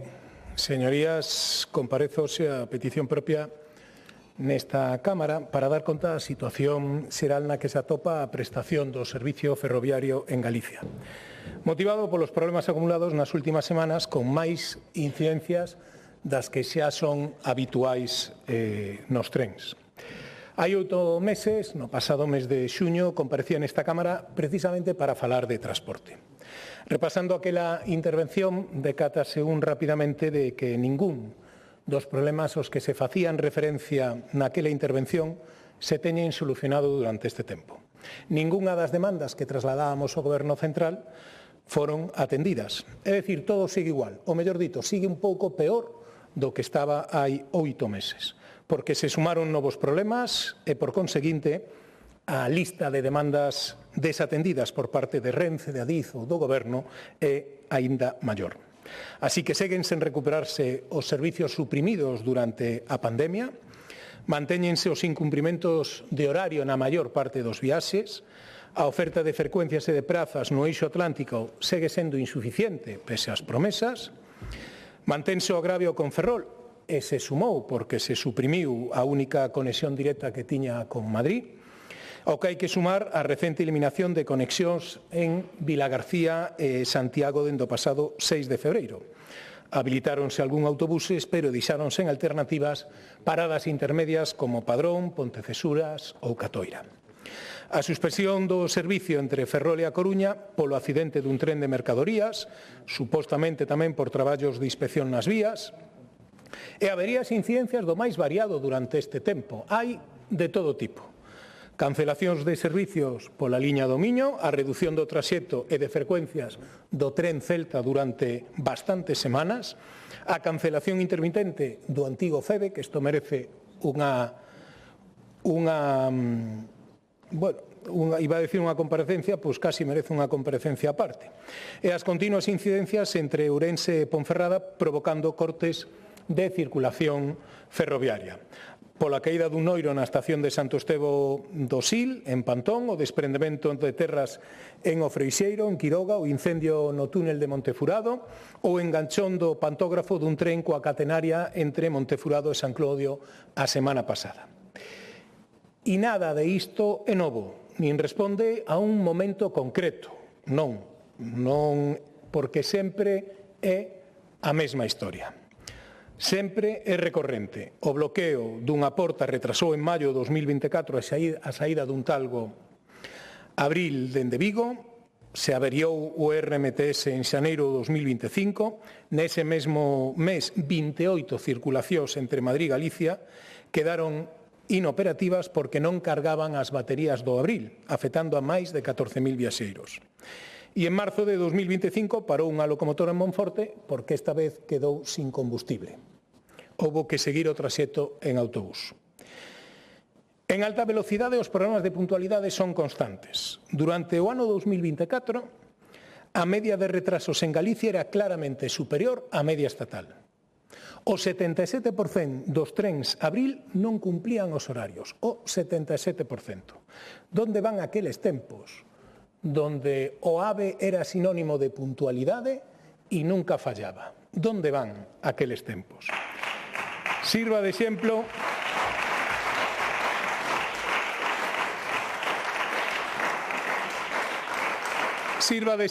un caso extremo do AVE entre A Coruña e Madrid en novembro do 24, que tardou nada máis e nada menos que levou 7 horas de retraso respecto ao horario previsto. Tan habituais eran esas incidencias que Renfe tivo que modificar a súa política de indemnizacións. É certo, botándolle a culpa ao resto de operadores, porque Renfe non tiña ningún tipo de culpa. Por iso nos vimos obrigados este grupo parlamentario a introducir no Congreso unha emenda á Lei de Mobilidade Sostible que obrigaba ao Goberno Central a recuperar os anteriores criterios. Pese a iso, que tiña que entrar en vigor xa dende principio de ano, Renfe sigue sin modificar a súa política de indemnizacións e sigue con eses criterios cambiados para non ter que indemnizar os pasaxeiros. Pero hai moito máis. Pese ao prometido, non se aumentaron as frecuencias entre Galicia e Madrid. Seguimos coas 11 mesmas frecuencias, con outros trens de maior capacidade, pero as mesmas frecuencias. E o AVE a Lugo, pois sigue sen chegar. Sigue sin chegar porque a línea entre Ourense e Lugo non está preparada para elo, nin o vai a estar.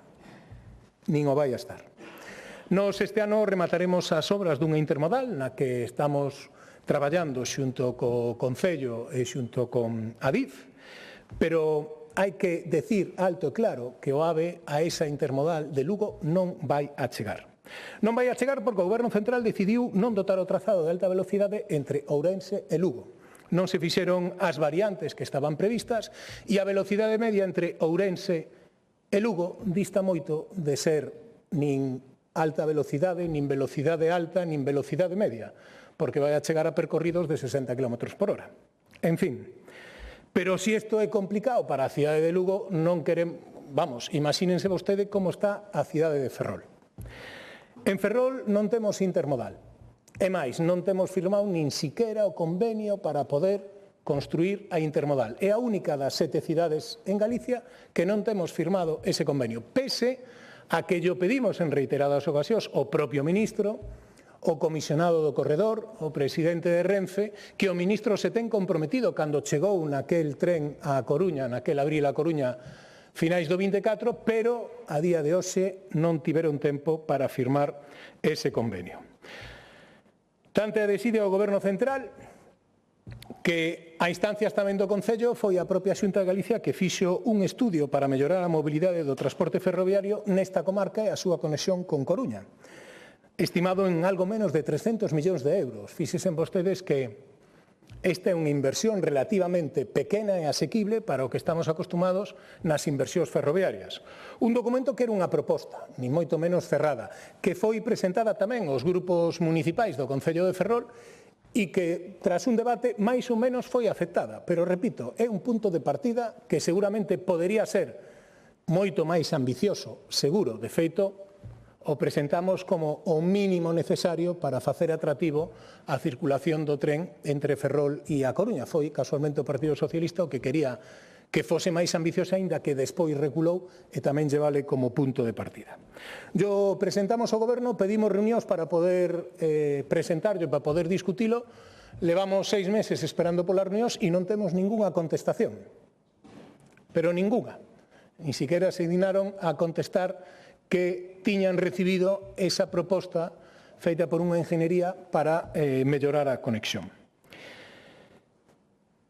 Entre Agudiña e Vilagarcía non recuperaron tampouco os servicios eliminados e hai que lembrar neste caso a resposta de Renfe cando dixo que estaba disposta a recuperar as frecuencias ou digamos que os trens na Agudiña, pero para iso tiñan que pagar a Xunta de Galicia, a Junta de Castilla e León e as Diputacións de Ourense e de Zamora. Este é o trato que recibimos por parte do Goberno do Estado, este é o trato que recibimos por parte de Renfe, unha resposta insólita. E a verdade que sempre falta o de sempre, que é información directa, clara e transparente sobre o que pasa e, sobre todo, por que pasa. E tamén cales van a ser as medidas que se van a poñer en riba da mesa para que deixe de pasar. E o que pasa é o de sempre, que o trato que o Goberno do Estado do Partido Socialista lle dá a Galicia non é o mesmo que o trato que o Goberno Socialista lle dá a outras comunidades, sobre todo as que están, as poucas que están gobernadas polo Partido Socialista.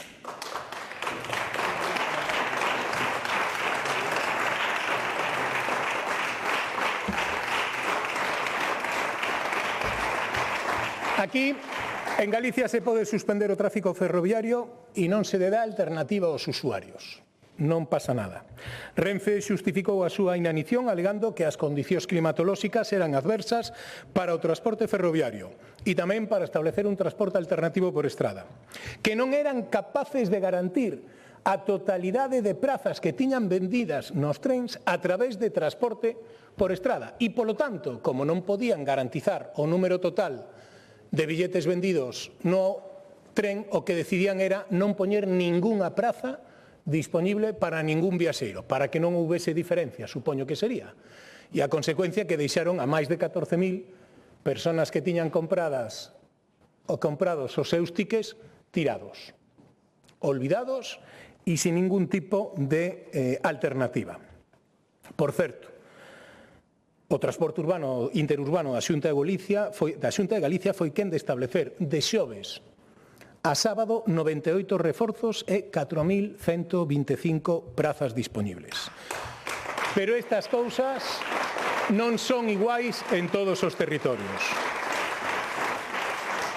Tras o accidente de Adamuz, por suposto que se activou un plan alternativo de transporte para garantir a conexión.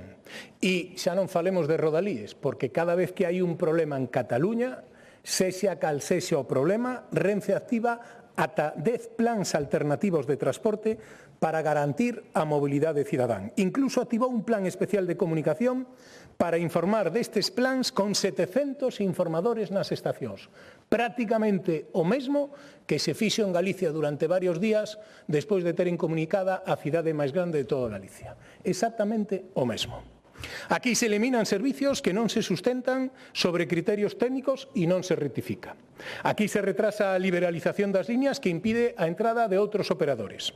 Aquí, inda que tamén nos afecta o retraso nas entrega dos novos trens de ancho métrico, falo de FEBE, no resto de comunidades as viaxes son gratis. Aquí non. En Galicia é a única comunidade no que os usuarios de FEBE teñen que pagar. En Asturias non pagan, pero en Galicia sí. Aquí anúnciase estudios sobre a rede de proximidade ou cercanías. Se nos leva dicindo que vai a ser presentado mes tras mes tras mes. Eso sí, o que non falla nunca é que a Xunta de Galicia non lle dá ningún tipo de información. Non sabemos absolutamente nada. Ninguén se puxo en contacto con nós para falar deste asunto. E as peticións de información que facemos non son contestadas. Dirán vostedes que se pon a venda antes que a ferida? Pois non, xa o dixemos no pasado pleno nunha resposta oral. Nós non imos cuestionar nunca decisións que se tomen por seguridade, porque a seguridade dos viaxeiros e dos traballadores é sempre prioritaria. Faltaría máis.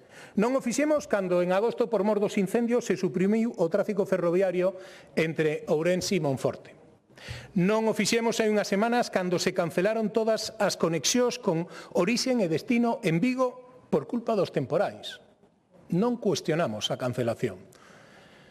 Nin siquiera por limitar a velocidade nun tramo de 28 km entre Ourense e Santiago, por reiteradas advertencias dos maquinistas sobre deficiencias na vía. Pero, como non podería ser de outro xeito, que antepoñamos a seguridade non significa que non pidamos explicacións e información sobre que se fai, como se fai e cando se van a solucionar eses problemas.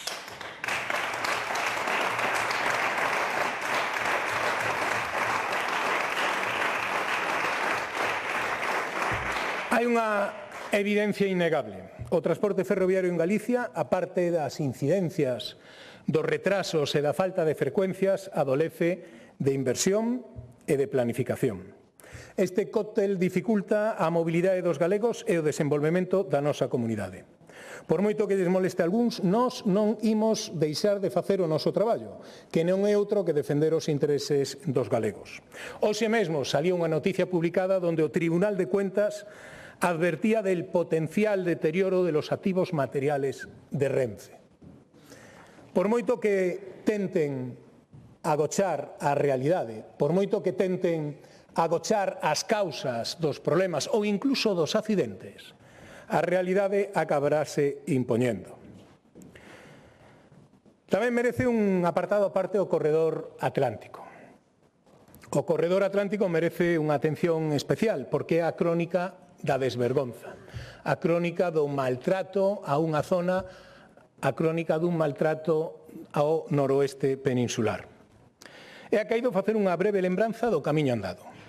En 2017 se fragou unha alianza estratégica coas comunidades de Galicia, Asturias, gobernada polo Partido Socialista, e Castela e León, que nos permitiu incluir o noroeste peninsular no trazado dos corredores europeos de transporte de mercadorías, corrixindo un erro, efectivamente.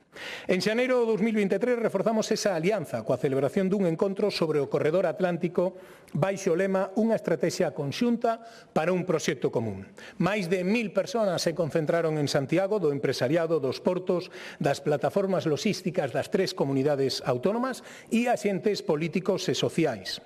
Os presidentes Rueda, Mañueco e Barbón presentaron unha estratexia conxunta para o desenvolvemento deste corredor, estimando en aproximadamente 8.000 millóns de euros o orzamento necesario para facer as actuacións que se identificaban como prioritarias. Casualmente ese día, despois de telo reclamado durante moitos meses e meses, ese día o Goberno decidiu nomear un comisionado para o corredor atlántico. Benvido. O comisionado para o corredor mediterráneo levaba anos traballando e nós levábamos anos pedindo, xunto co presidente socialista de Asturias e tamén o popular de Castela e León, que se nomease tamén un comisionado para o corredor Atlántico. Non queríamos ser máis que ninguén, pero dende logo que non queremos ser menos que ningún outro territorio. Estábamos cansos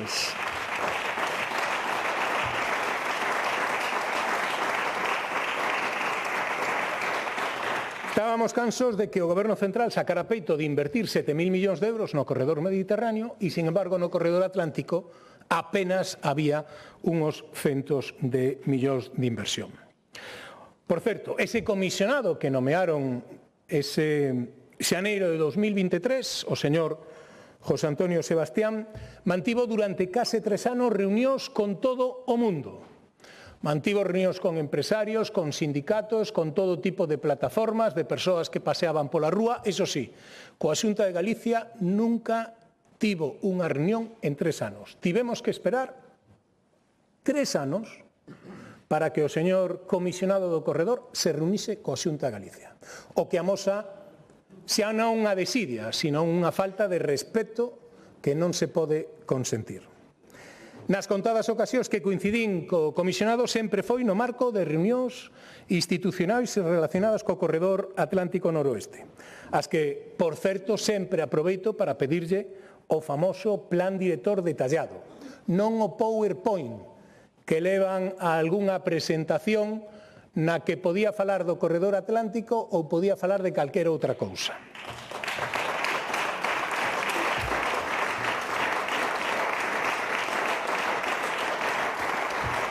Pese a insistencia, porque pódenme creer que son insistente, a día de hoxe, dende o ano 23 que está nomeado, estamos en febreiro do ano 26, aínda non dispoñemos do documento do plan director. É certo que nas últimas reunións sempre nos di que nos lo vai facer chegar, pero tamén é certo que a día de hoxe aínda non o temos. Debe vir andando. Esa é a transparencia e a lealdade institucional que practica o goberno de Pedro Sánchez, señorías.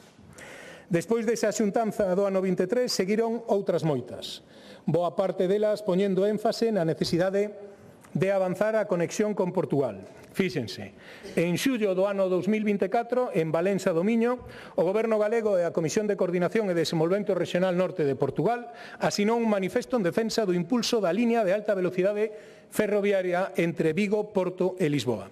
En xuño do 25 acudimos ao segundo foro do Corredor Atlántico, onde solicitamos a incorporación do AVE Vigo-Porto na rede básica transeuropea para o ano 2030. Para non alongarme moito neste relatorio, refírome como final ao terceiro foro do Corredor Atlántico celebrado en Bruxelas en novembro do ano 25, ante o coordinador europeo deste corredor, François Baus, e representantes tamén portugueses e de España. Volvimos a reclamar prazos claros e investimentos para a conexión entre Galicia e Portugal. O pasado vernes, en Bruxelas, tivemos unha reunión co asesor do coordinador atlántico, Juli Bay, con doble obxectivo. Recibir a través do coordinador europeo do Corredor Atlántico información sobre as actuacións e inversións estatais do Fondo Mecanismo Conectar Europa, porque o Goberno non nola dá. E, en segundo lugar, convidar novamente o comisionado François Baus a que veña a Galicia para coñecer de primeira man as nosas necesidades. Porque este señor xa foi invitado polo Goberno do Estado a coñecer as necesidades do Corredor Atlántico. Pero levaron ao País Vasco. Olvidaron só que o Corredor Atlántico dende o País Vasco hacia a esquerda peninsular tamén existe. Por lo tanto, o Ministerio non tivo a necesidade nin a delicadeza de presentarlle a totalidade do Corredor Atlántico ou visitar a totalidade do territorio. Nós o que lle ofrecimos ao comisionado que veña a coñecer Galicia, as necesidades de Galicia, para que coñeza realmente cales son as decisións e que poidamos acertar entre todos a hora de planificalas.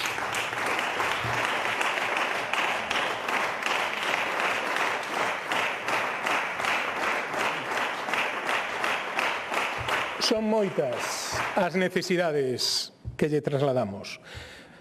Precisamos unha conexión ferroviaria para os nosos principais portos, señorías. Está en execución a conexión do Porto Exterior da Coruña, pero temos que acadar tamén o recoñecemento do Porto de Vigo e do Porto de Ferrol como portos nodais na rede básica.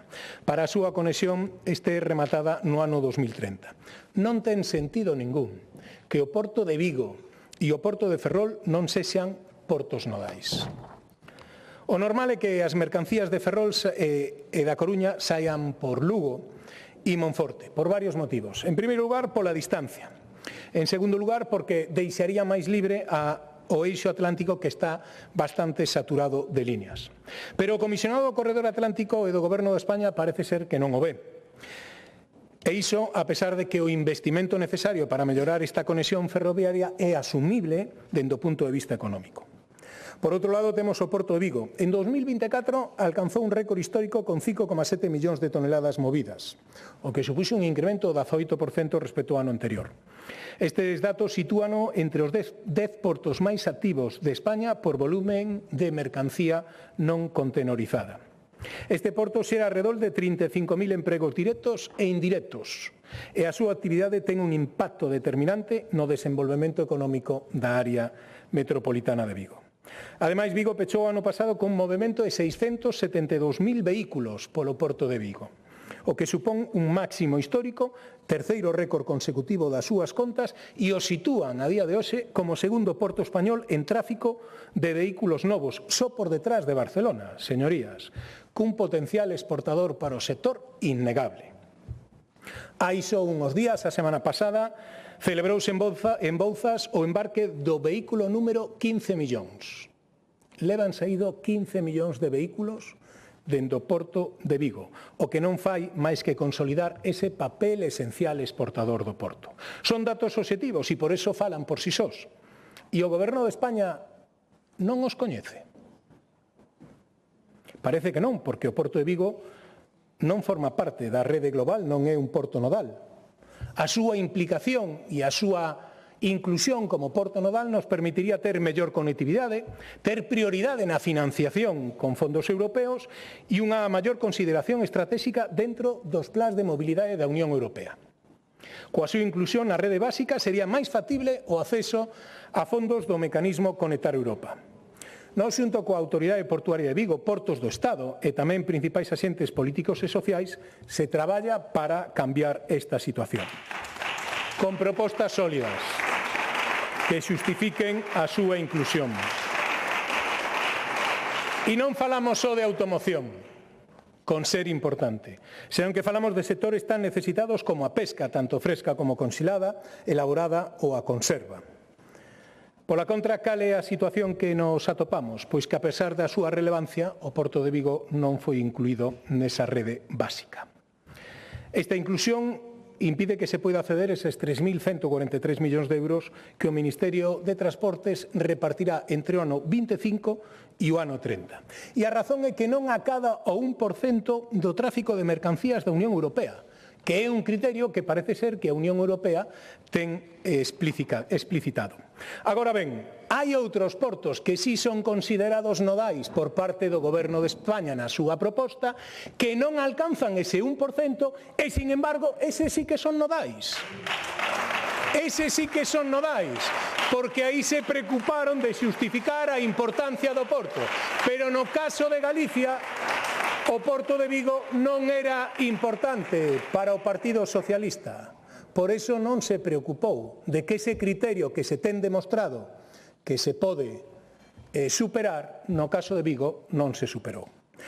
E nunha situación parecida está o Porto de Ferrol.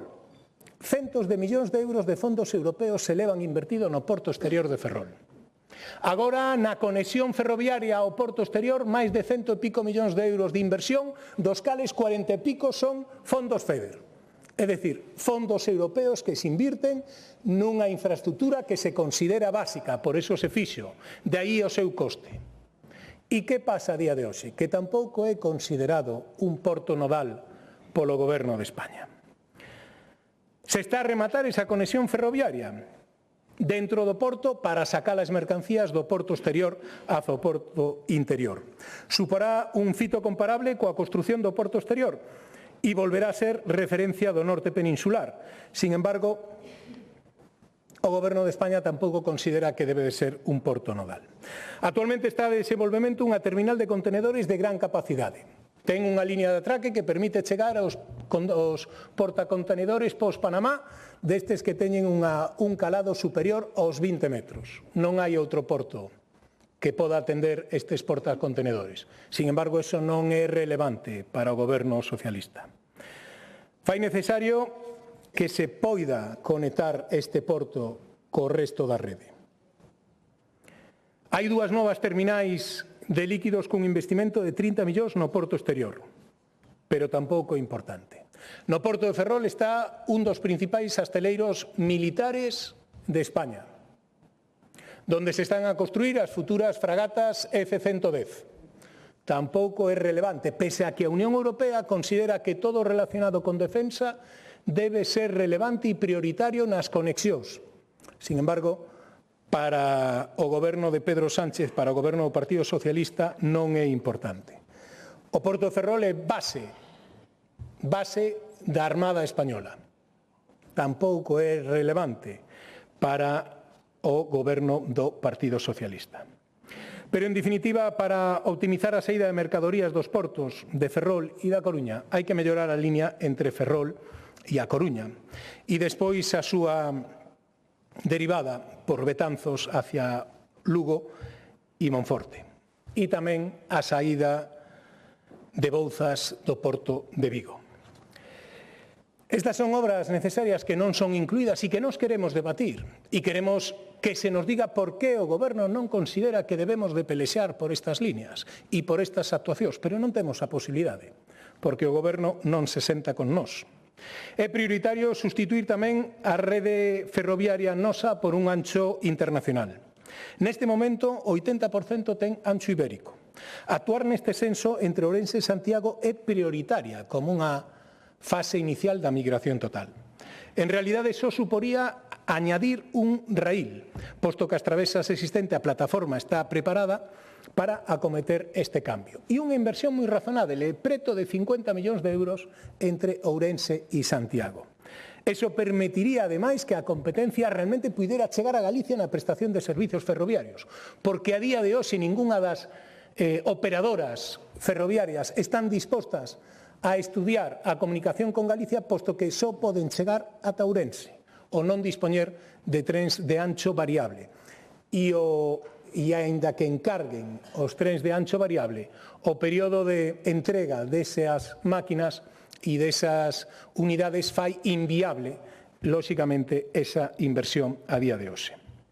Temos pendentes de execución obras importantes na variante de Ourense, que é fundamental para eliminar o punto crítico que supón a entrada na cidade das Burgas.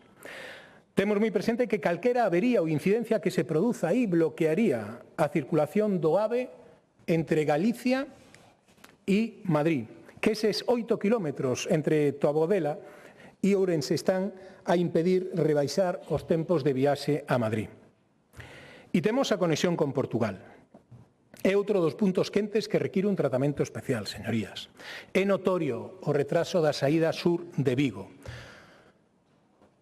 Se contratou o estudio informativo no ano 21. Estamos no 26. Levamos 3 retrasos na finalización do estudio informativo. 3 veces que se comprometen datas para ter finalizado o estudio informativo e 3 veces que se incumpre por parte de Renfe, por parte do Goberno, a posta a disposición dese estudio informativo, que non é máis que o primeiro paso para poder ter esa conexión. Do estudo informativo. Xa non falamos do resto dos pasos. O tramo Vigo-Porriño aínda non ten ese estudo e o estudo entre Porriño e a fronteira portuguesa licitouse o pasado mes de agosto. O pasado mes de agosto. E aínda non temos nada avanzado entre o acordo bilateral que é necesario entre España e Portugal para facer a conexión a través dunha nova ponte internacional. Por eso, por moito que o Goberno central negue a evidencia, é certo que na tramitación actual o obxectivo da conexión do AVE entre Vigo e Porto é imposible chegar no ano 32. É imposible. Imposible, señorías, chegar no ano 32 como sigue mantendo o Goberno do Estado. O máis lóxico sería chegar no ano 38. E o Goberno do Estado o que fai é decir que, como Portugal cree que vai peor, non lle preocupa porque vamos estar ao mesmo tempo. Pero a nós, sí. Nós queremos compromisos e queremos prazos Queremos prazos. Por eso é fundamental que a Unión Europea recoñeza ese carácter estratégico desta conexión. E sinto ter que dicir isto, de verdade, pero é unha realidade que non deixa de constatarse no tempo. Na nosa aposta pola conexión ferroviaria con Portugal temos máis complicidade e apoio do Goberno de Portugal, aínda cando cambia de partido político no Goberno, que do Goberno de España. Eso sí que é unha realidade. O mércores pasado, o novo alcalde de Porto ratificaba o presidente da Xunta o compromiso do seu goberno de que a conexión de alta velocidade con Galicia se mantén en Portugal para o ano 32. Nós, desafortunadamente, ao outro lado da fronteira non podemos facer este tipo de afirmacións. Primeiro, porque non temos a información. Segundo, porque o goberno non está igual de implicado que o goberno portugués. E terceiro, porque, sabendo como están os trámites, ata o 38 non vamos a chegar. É evidente que no país veciño a vontade política desta conexión é moito máis clara. É máis, chegaron a decir que para eles era moito máis importante conectarse con España a través de Vigo que conectarse con España a través de Extremadura. Aí o deixo. Nós non estamos en contra de que se conecten con España e que as capitais europeas estén conectadas. Faltaría máis. Pero o que non queremos é que a conexión con Galicia, neste caso con Vigo, se retrase. Saben vostede que no corredor atlántico se dixo nun momento por parte do comisionado que se iba a constituir un grupo de traballo técnico, no que iban a estar incluídos os empresarios, non sei cantas asociacións, e despois de pedirlo, dixo que tamén iban a incluir a Xunta de Galicia. Este anuncio foi en xaneiro do ano 25, é dicir, fai un ano e un mes.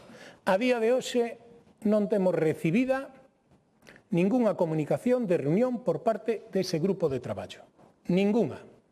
Non é que estén traballando e non fagan caso á Xunta ou non inviten á Xunta, é que non están facendo nada.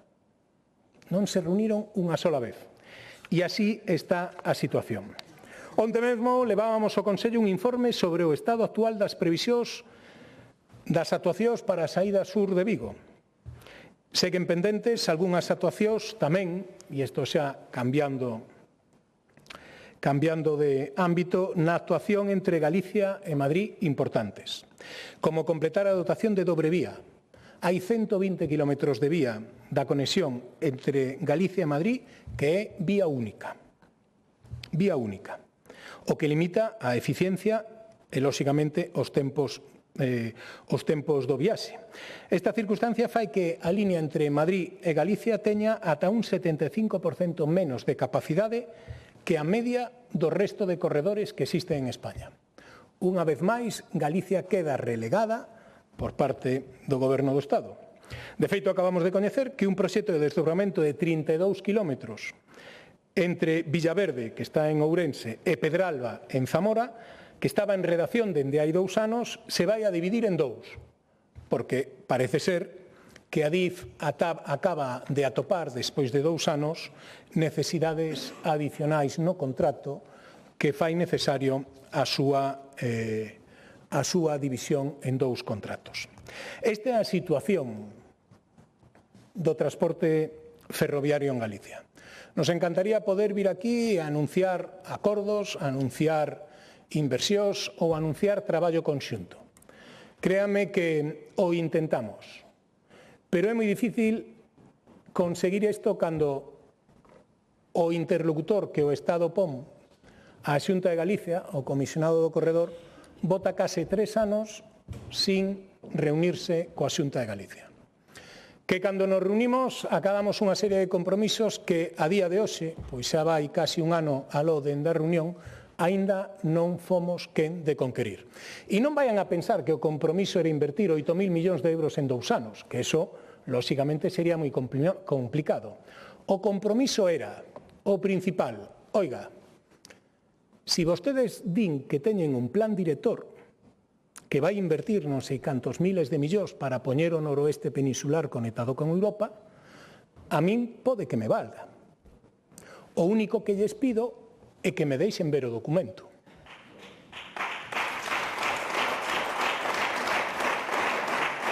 ver o documento.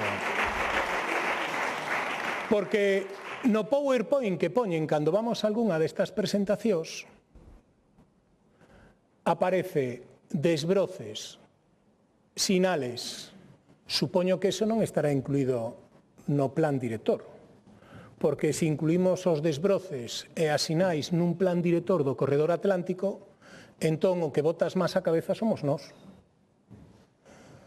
Probablemente esa sexa a razón pola cal non nos dan o documento. Ese era o gran compromiso que tiñamos co ministro diante e o comisionado do corredor, que nos ia pasar o documento.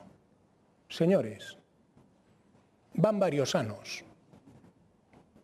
Que terá o documento este, que terá o plan director para non poder ser ensinado? Nada máis e moitas gracias.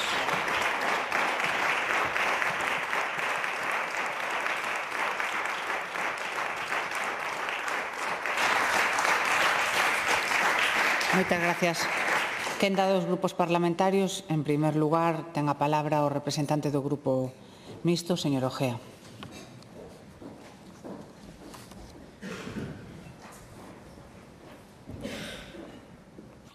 Gracias, Presidencia. Bos días de novo. Bueno, vou empezar cunha anécdota persoal, non? O outro día, cando houbo folga de maquinistas, estableceronse unhos servicios mínimos, pois eu dirixime á estación de tren de Ourense para vir para aquí, precisamente, e, bueno, consultei os viaxes de tren que seguían disponibles para poder vir. Había menos do habitual, lóxicamente, porque eran os servicios mínimos, pero un deles, pois, viñame ben acaído para vir, e, bueno, reservei ese billete. Cando cheguei á estación me dixeron que sí, que bueno, que en principio que parecía ser que todo iba correcto, pero que tampouco estaban moi seguros, falando así co persoal que conoces por a habitualidade do viaxe, non? Na pantalla, pois, non había absolutamente ninguna información acerca de cancelación ou de retraso, sino que todo parecía estar ben, pero ao final o tren non apareceu a hora prevista. Daban un retraso estimado de non lembro cuánto, e ao final pois tuve que tomar unha forma alternativa de vir. Pero o curioso foi que outro día, bueno, o tren ao final creo que chegou con media hora de retraso.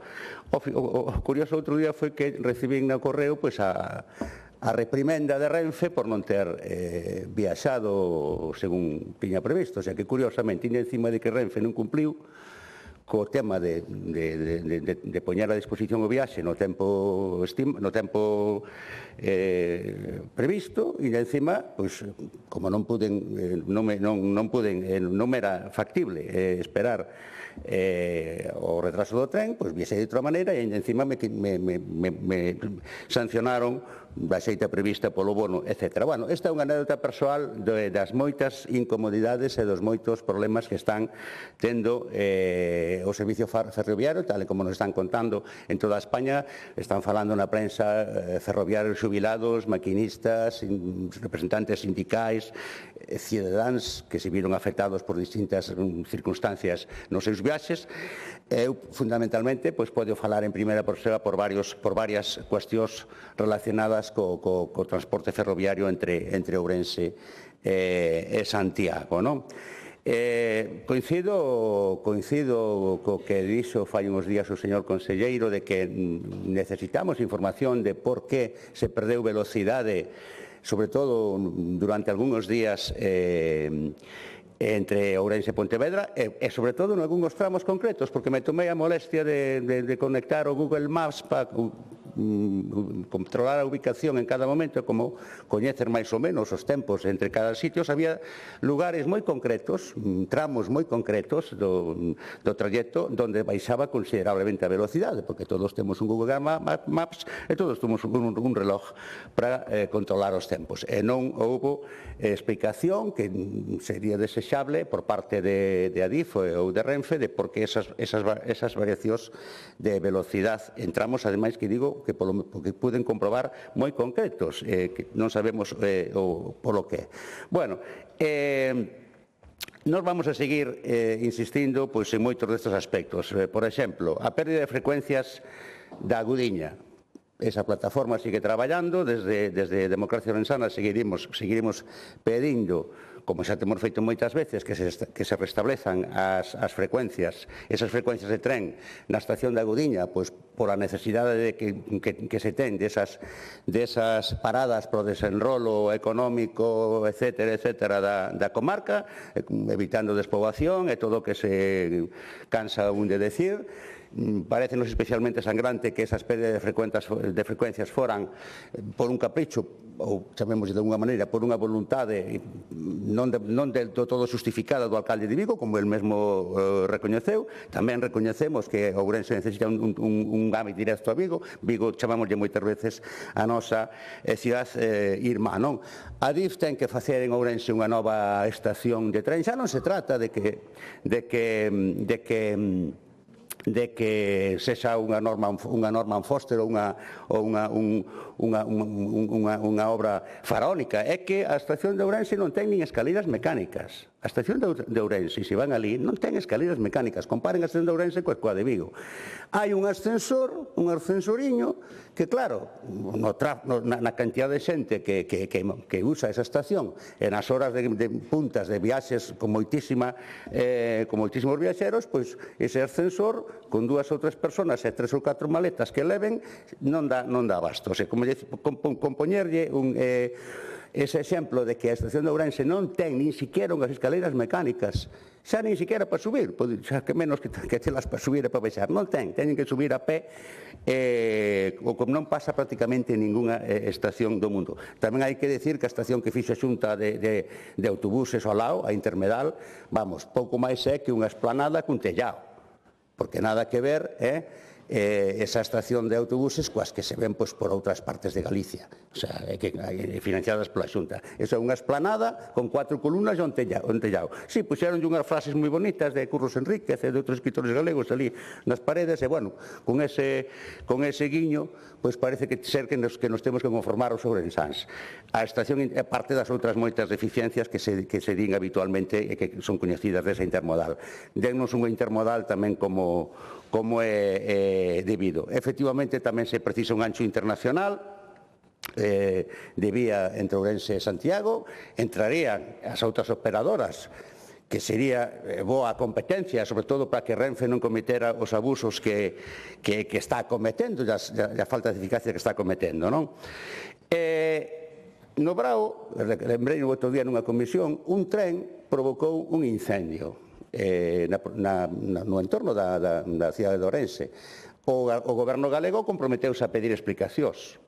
Se a responsabilidade é de Renfe porque o tren non estaba a boas condicións ou emitía chispas, ou se a responsabilidade en parte tamén pode ser da DIF por non ter suficientemente limpa a vía de Broza na que prendeu ese lume. O sea que o goberno galego pois que cumpla coa súa palabra que dixo no seu momento de exixir responsabilidades a quen fose que explique pois ese incendio concreto e outras circunstancias que se produciron similares en Galicia e na provincia de Ourense en concreto, porque teñen que asumir responsabilidades porque se causaron moitos problemas de todo tipo. Houbo desaloxos de persoas, houbo afectacións polo fumo, houbo pérdida económica de enseres, de casas. Foi un incendio que, como todos vostedes saben, causante de moitos problemas. A DIF e Renfe teñen que dar responsabilidades ao goberno galego, el mismo dixo que os iba a pedir. Estes días de temporal usouse moito menos o tren polas deficiencias, polo visto, estruturales e crónicas que están denunciando os profesionales ferroviarios unidos ao problema coyuntural do temporal, e puderonse comprobar tamén as deficiencias no transporte público de competencia autonómica por autobuses, porque a xente vese obligada a utilizar o seu vehículo privado, pero tamén as alternativas de transporte público, tamén as que son competencia da Xunta de Galicia, e póñense de manifesto con moita máis claridade pois tamén estas deficiencias en cumprimento de horarios,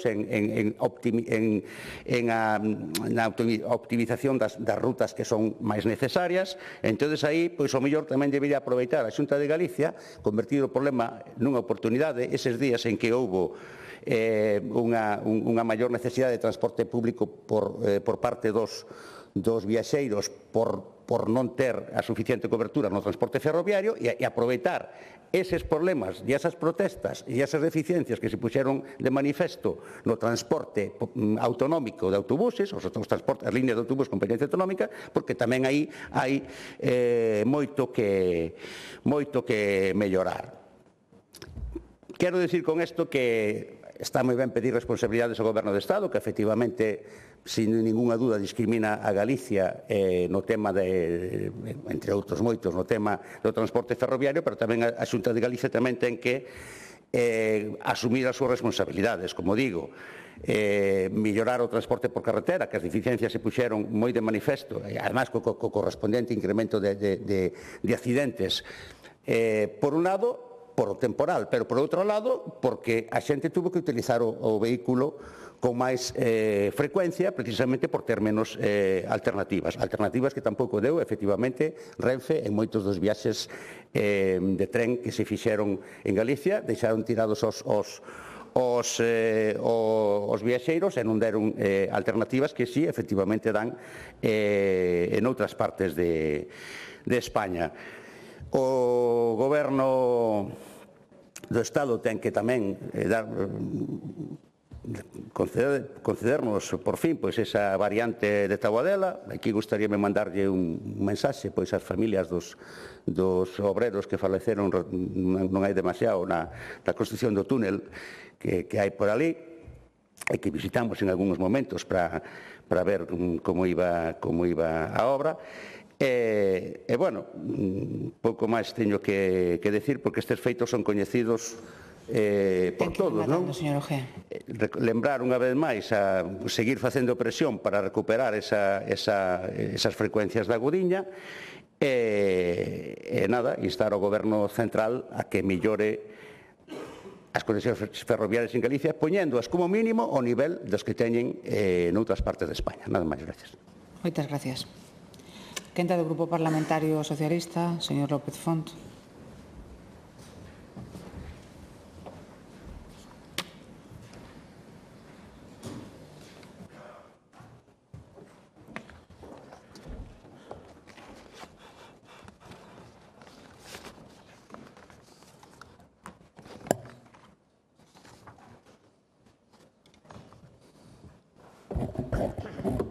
Gracias, presidenta. Bo día a todas e todos.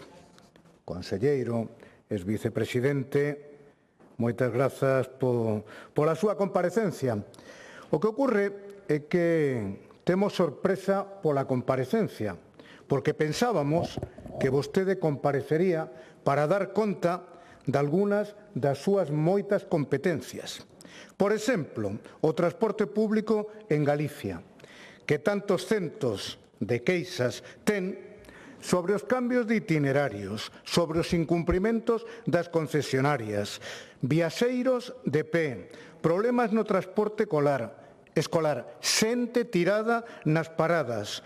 Todo está peor que fai meses e vostede fai de relator de outras incidencias, convendría que fixera de relator das incidencias que lle corresponden a vostede, por non falar do conflito do transporte na provincia de Coruña, con unha longa folga que está a afectar a vida de moitas persoas. Pero claro, resulta que vostede contesta a eso que non é competencia súa.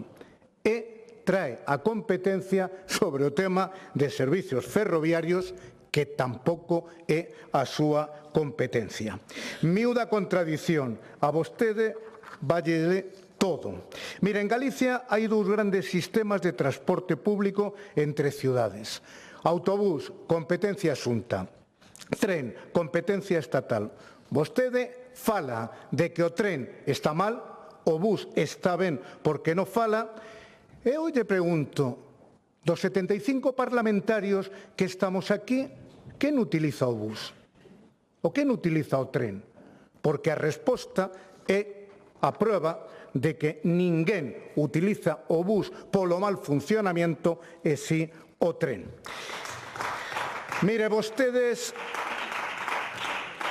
utilizan competencias propias que no exercen, competencias que asignan a outras administracións sin dotaciones orzamentarias e unha competencia como esta que é unha competencia ómnibus, porque vostede fala de todo, di que va a falar de servicios ferroviarios e acaba falando de automoción, de pesca, de astilleros. É unha falta de respeto e é imposible contestarlle a vostede. Fala do Porto Nodal. O Porto Nodal, para ser Porto Nodal, ten unhas condiciones europeas aprobadas polo goberno do PP. E o Porto de Vigo pode neste momento solicitar subvencións aun non sendo Porto Nodal. Polo tanto, a súa competencia e preocupación neste Parlamento é única, confrontar co goberno de España. Vostedes convirteron este Parlamento nunha prolongación do Congreso e do Senado, faltándolle o respeto aos galegos. Estatísticamente se demostra que o 55% das resolucións deste Parlamento son o mantra de instar ao Goberno central. Pois mire, a función deste Parlamento é controlar a acción executiva da Xunta. Este porcentaxe nunca en anteriores legislaturas foi similar. Polo tanto, ten vostedes unha doble vara de medir. Esténdense logo as xustificacións. Tras a vaga de incendios do pasado verán, trataron de desviar as responsabilidades, non asumendo as propias. Coa situación de emerxencias recentes, outro tanto de lo mismo. En canto non teñen máis argumentación, outro mantra é que todo é mellorable. O que non é mellorable, o que debiera ser mellorable son os 350.000 galegos que están esperando por algunha actuación médica en listas de espera. O que é mellorable son as 29.000 familias galegas que están esperando por unha vivienda oficial. E o que é mellorable tamén é que vostedes aumentan a débeda de Galicia mentras non queren asumir o que é a condonación de parte da deuda.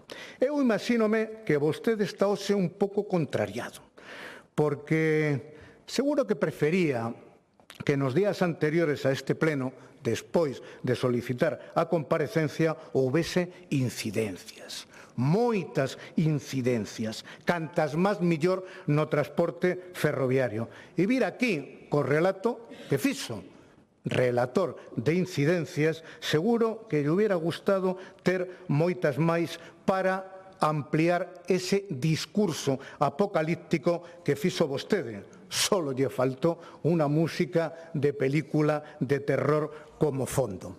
Porque cando vostede pediu esta comparecencia, acabábase de anunciar o debate no Congreso sobre ferrocarril. E como vostedes aquí son un comando de axentes electorales de Feijóo, pois vostede tiña que achegar o seu granito de arena e vamos a falar de ferrocarril tamén en Galicia. Seguro que en algún momento pensei que solicitarían comparecencia sobre Venezuela, porque tanto falaron de Venezuela en plenos anteriores, elevamos uns plenos nos que non falan de Venezuela. Pero non, era mellor falar de Pedro Sánchez, de Óscar Puente.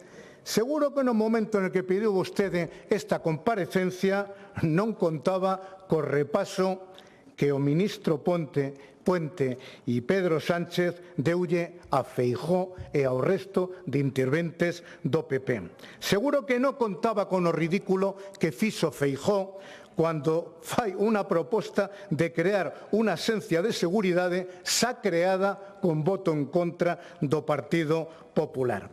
Vostede ten a vantaxa de falar aquí 35 minutos, creo que falou, disparar en ráfaga contra todo o que se move. Fala de seguridade. A vostedes, a veces, parece importarles pouco a seguridade. Cando os viaxeiros no transporte por bus van de pé e un conductor ten que decir todos al suelo. Polo tanto, hemos vivido en Galicia situaciones puntuais, con moitas dificultades, como en toda España, tamén no transporte por estrada en Galicia, que convendría que vostede dese conta a este Parlamento. Situacións sobre as corresponsables ferroviarios tiveron que tomar decisións que todos debemos dar por feito que se tomaron pensando na seguridade das persoas.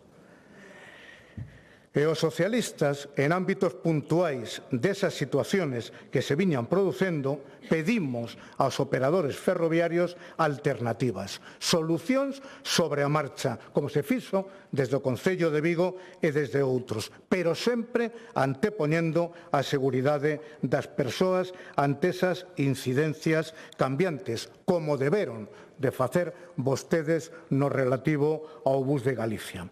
Pero mire, falemos, eu teño que resumir, por falta de tempo, como teño que resumir, vou facerle a vostede as cifras de investimento de cando gobernaba o Partido Popular, porque Rajoy e Pedro Sánchez gobernan un período similar de 7 anos. Cifras absolutamente incuestionables. Maior investimento do goberno socialista. E dareille 3 cifras moi significativas desas que vostede sempre oculta. O investimento medio anual total de Rajoy en servizos ferroviarios foi de 2.000 millóns. Goberno de Pedro Sánchez, 5.629 millóns de euros. Investimento en rede convencional anual. Rajoy, 400 millóns. Pedro Sánchez, 2.330 millóns. Mantemento, que tamén fala moito vostede, por quilómetro, 46.000 euros época de Rajoy, 71.000 euros en época de Pedro Sánchez. É evidente que hoxe, al falar de servizos ferroviarios, estamos a pagar sin dúbida a inanición de a época e mandato de M. Rajoy. E como vexo que se me acaba o tempo, deixaré para a segunda intervención o relativo á realidade do ferrocarril en Galicia, porque afirmou vostede que adolece de inversión e de planificación, e nós pensamos que é xusto o contrario. O que está facendo o goberno de Pedro Sánchez é invertir e planificar, porque o goberno de Pedro Sánchez situou o tren como o transporte de presente e o futuro, modernizando a rede ferroviaria en Galicia, apostando pola intermodalidade, apostando por a conexión con redes europeas e alta velocidade, e fixo un investimento, mencionaba anteriormente, sin precedentes, de máis de 4.560 millóns de euros ata 2030. Remato e deixaré para a segunda intervención AVE a Galicia, modernización, rede ferroviaria, intermodais, que ten usted un cuajo tremendo de falar de intermodais, tal e como está a estación de bus de Ferrol, que se cae por todos os sitios, e ustedes e vostedes votaron en contra fai moi poquinho tempo de arranxalo. Moitas grazas.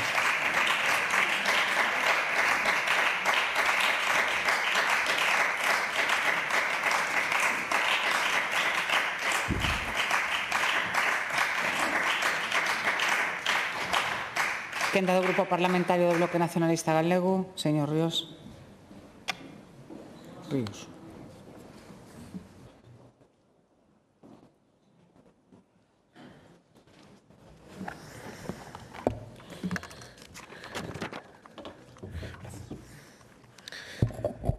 Grazas, Presidenta. Boa tarde, señorías, señor conselleiro. Eu vou intentar centrarme no asunto, falar de servizos ferroviarios, porque sí que é certo que cando falamos destas cuestións, vemos como o Partido Socialista e o Partido Popular son totalmente intercambiables segundo que en goberne.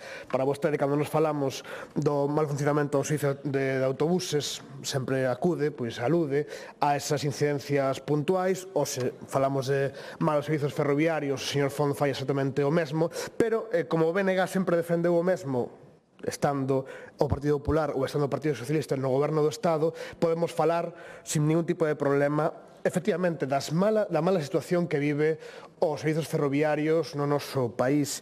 E é que, se falamos de servizos ferroviarios, e creo que sacando as cuestións concretas que vostede xa nomeou, de deficiencias no que ten que ver con cancelacións por o tema de temporais, a cuestión dos lumes, moitas outras cousas, falar de mal servizo ferroviario, ao final, é falar de infraestructuras ferroviarias e, sobre todo, dunha falta de investimento histórica, dunha falta de modernización, dunha mala calidade ou dunha antigüedade excesiva dos propios vehículos e un longo etcétera que despois son os que dan efectivamente en certos casos situacións onde existen averías, onde existen un montón de problemas que dan estas falta de servizos, ou os propios retrasos e demais.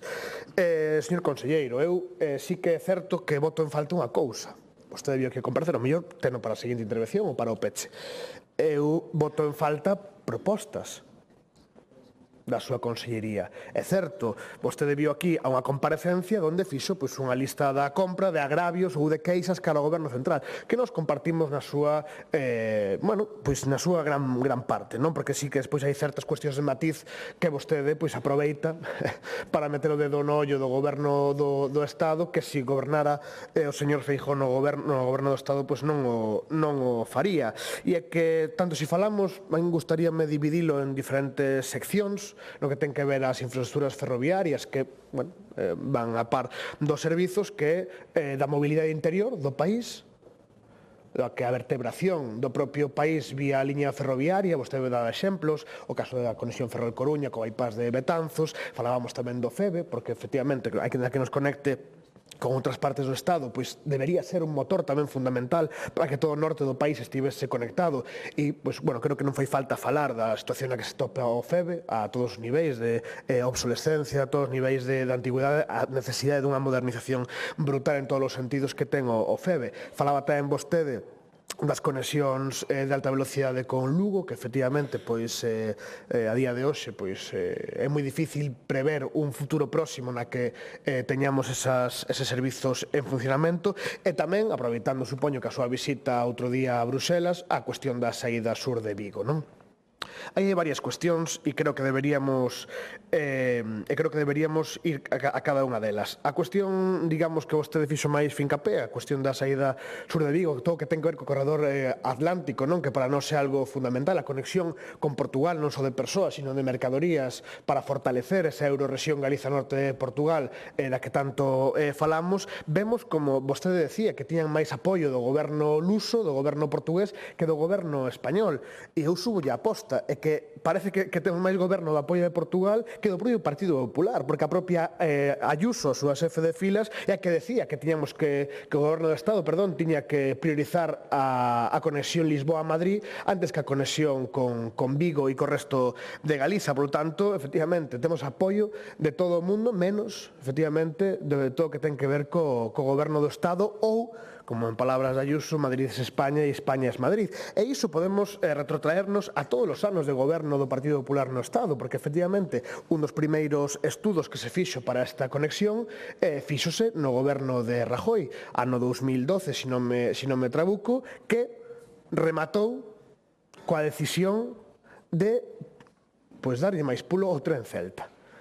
O sea, realmente unha década perdida no que ten que ver cos avances da saída sur de Vigo e da conexión en alta velocidade con Portugal. Vostedes non tuveron ningún tipo de apremio, ningún tipo de presa, ningún tipo de urxencia cando Ana Pastor era ministra de Fomento e o señor Rajoy era presidente do goberno do Estado en materializar, en cando menos deixar sentadas as bases para que se puidera efectivizar esta infraestructura ferroviaria que é fundamental.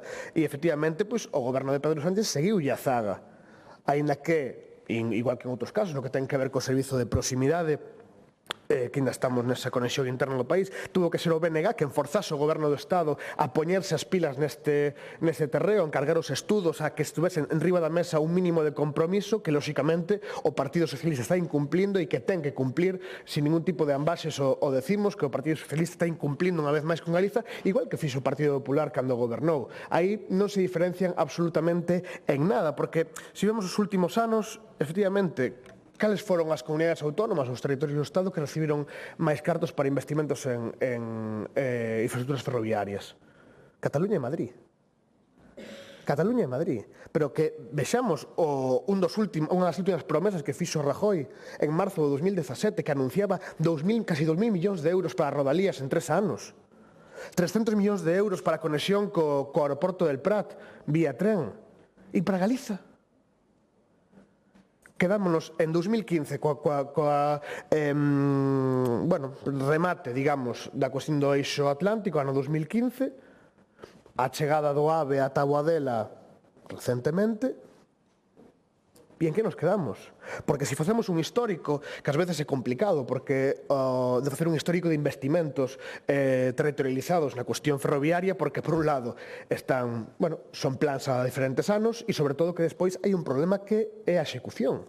Porque efectivamente, se vemos os cartos orzamentados nos diferentes plans, tanto do goberno de Rajoy como do goberno de Pedro Sánchez, vemos que o incumplimento é prácticamente un 50%. Prácticamente un 50%. E onde o señor Rajoy investiu máis foi nos seus socios independentistas de Cataluña, curiosamente, non?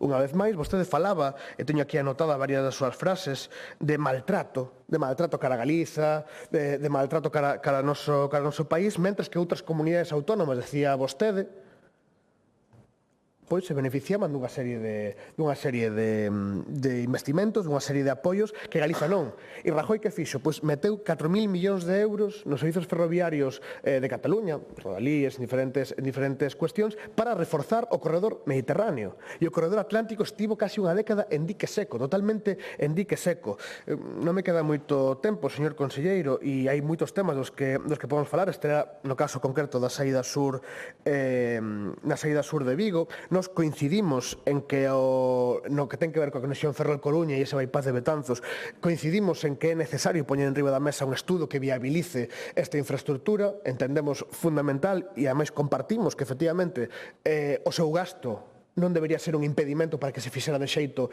o máis inmediato posible. Tamén temos que decir, e vostede xa o sabe, que tamén ese primeiro estudo, eses mínimos do que vostede falaba, e témolo falado aquí en sede parlamentaria, nos entendemos que teñen que ir un pouco máis alá, pero entendemos positivo que existan uns mínimos e que traballemos nesa liña, pero eu o que sí que voto en falta, e decía, señor conselleiro, é primeiro, que lle dixeron en Bruxelas? Vostede tivo unha reunión este venres, creo que tamén coa directora xeral de mobilidade, máis diferentes cargos da Xunta, que ten que ver con cooperación exterior e demais. Claro, aquí vostede dixo que sí que tuveron unha reunión, pero que lle adiantaron, que lle dixeron? En Bruxelas deronlle esa copia do plan director? Cando estuveron co alcalde de Porto, porque entendo que se o goberno do Estado non lles quere dar os documentos, igual que vostedes despois non nos queren dar ni os papéis que teñen os acordos con Altri, nin as ofertas dos autobuses e demais, se vostede di que terá que esconder nós podemos decir o mesmo, non? En Portugal teñen este plan director no corredor atlántico, teñen noticia del. En Bruxelas, cando foron vostedes a falar en Bruxelas, deronlle algunha nova, porque vostedes efectivamente dixeron que foron a Bruxelas, pero non dixeron nada, que lles trasladaron, que compromisos acadaron, que xestións fixeron como goberno da Xunta de Galiza. É que o problema, señor Calvo, é que vamos ao de sempre. Vostedes veñen aquí a queixarse, e está moi ben queixarse, e compartimos as queixas, e compartimos a diagnose, pero non podemos quedarnos aí. Vostedes son o goberno galego, quero que o meu goberno dé pasos cara a conseguir as cousas que precisamos. neste caso toqueis gobernar a vostedes, pero eu quero que vostedes o consigan, ou que vostedes que ao menos o intenten. Don queixándose é moi complicado que vostedes consigan absolutamente nada. Eu realmente quero rematar dicindo que, e despois teremos tempo na segunda intervención, que efectivamente aquí hai un déficit, un incumplimento, un maltrato histórico con Galiza no que ten que ver con infraestructuras ferroviarias, que vostedes mesmos tamén propiciaron, que vostedes secundaron e que o Partido Socialista, lóxicamente, tamén lle sigue a zaga, porque se en moitas ocasións como é parecido a un goberno de esquerdas español e un goberno de esquerdas español. E iso nunca cambia. O maltrato ao noso país continúa.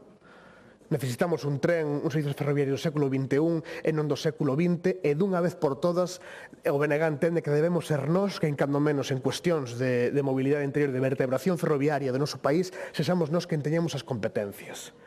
Reclamemos as competencias nos servicios de proximidade, reclamemos as competencias todo o que ten que ver coa mobilidade do noso país e en todo caso chegaremos a acordos para despois ter o resto de conexións tanto co norte ou co Portugal co resto do Estado, pero se non somos nós quen toma realmente acción sobre o que queremos e sobre o que temos en infraestructuras ferroviarias, lógicamente, antes dese o Goberno do Estado ten que poñer compromisos e cartos en riba da mesa para a modernización de todas as liñas das infraestructuras ferroviarias, pero eses acordos teñen que ir da man a mellora, a modernización, os investimentos, co traspaso de competencias e que sexamos nós, dunha vez, quen decida sobre as nosas necesidades e sobre o noso futuro. Moitas gracias.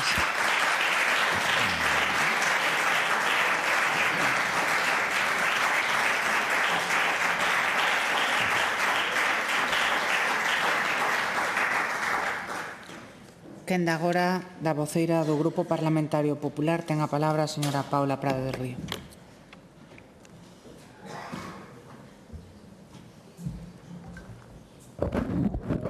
Moitas grazas, presidenta. Bo día, señorías.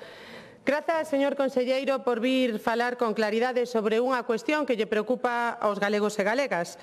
Estes días celebrábamos 2 anos dende a victoria nas eleccións autonómicas do presidente Rueda, aínda que outros, como BNG, celebraron que perderon, algo inaudito, ala vostedes. O Partido Popular obtivo unha amplia maioría absoluta que lle otorgaron os galegos. E saben por que, señor Font? Pois por cousas como esta, dar explicacións e exixilas. Dalas cando nos corresponde e exixilas cando outros non cumplen.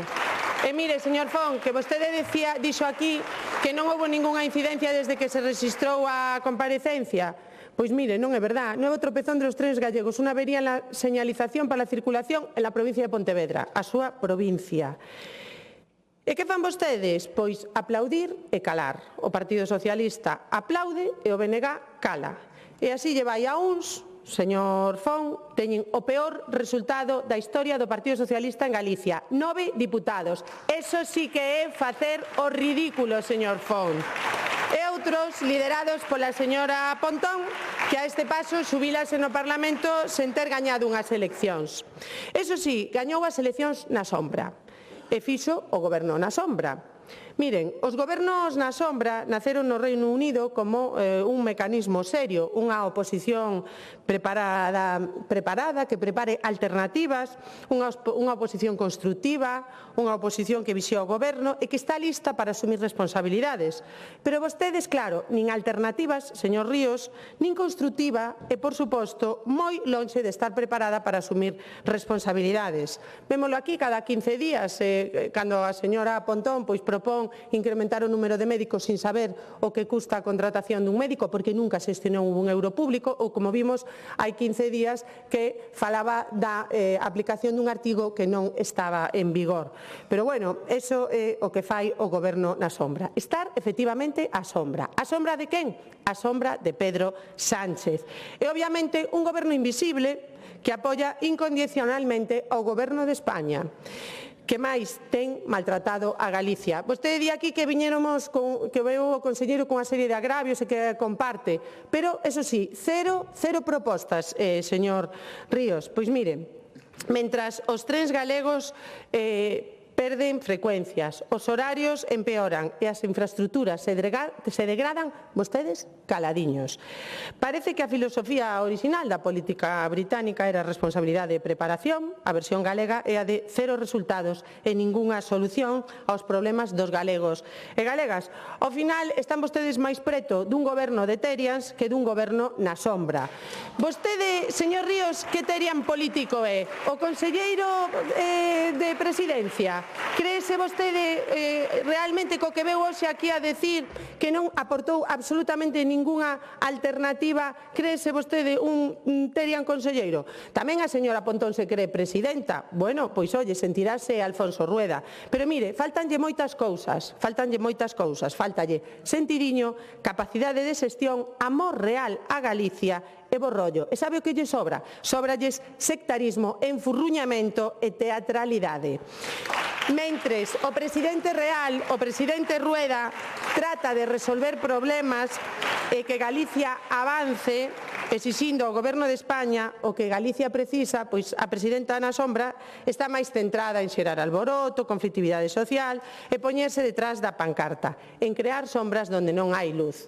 Que verá que onde vai aquelo de fabricar luz? Siguen fabricando luz, siguen fabricando diputados. Cantos lles dan hoxe as súas enquisas? 42? Pois, oiga, genial, vayan vostedes que está aberto o fichajes de inverno e poden coller algúns que están estes días facendo quedadas por aí. Eso sí, teñen que buscar pois xente con moita imaginación, ser moi sectarios, non ter ningún amor por Galicia, máis ben todo o contrario. Canto peor, mellor para o BNG. É importante ter os domingos libres para ter esa rutina de pancarta. Pancarta para protestar porque dá igual.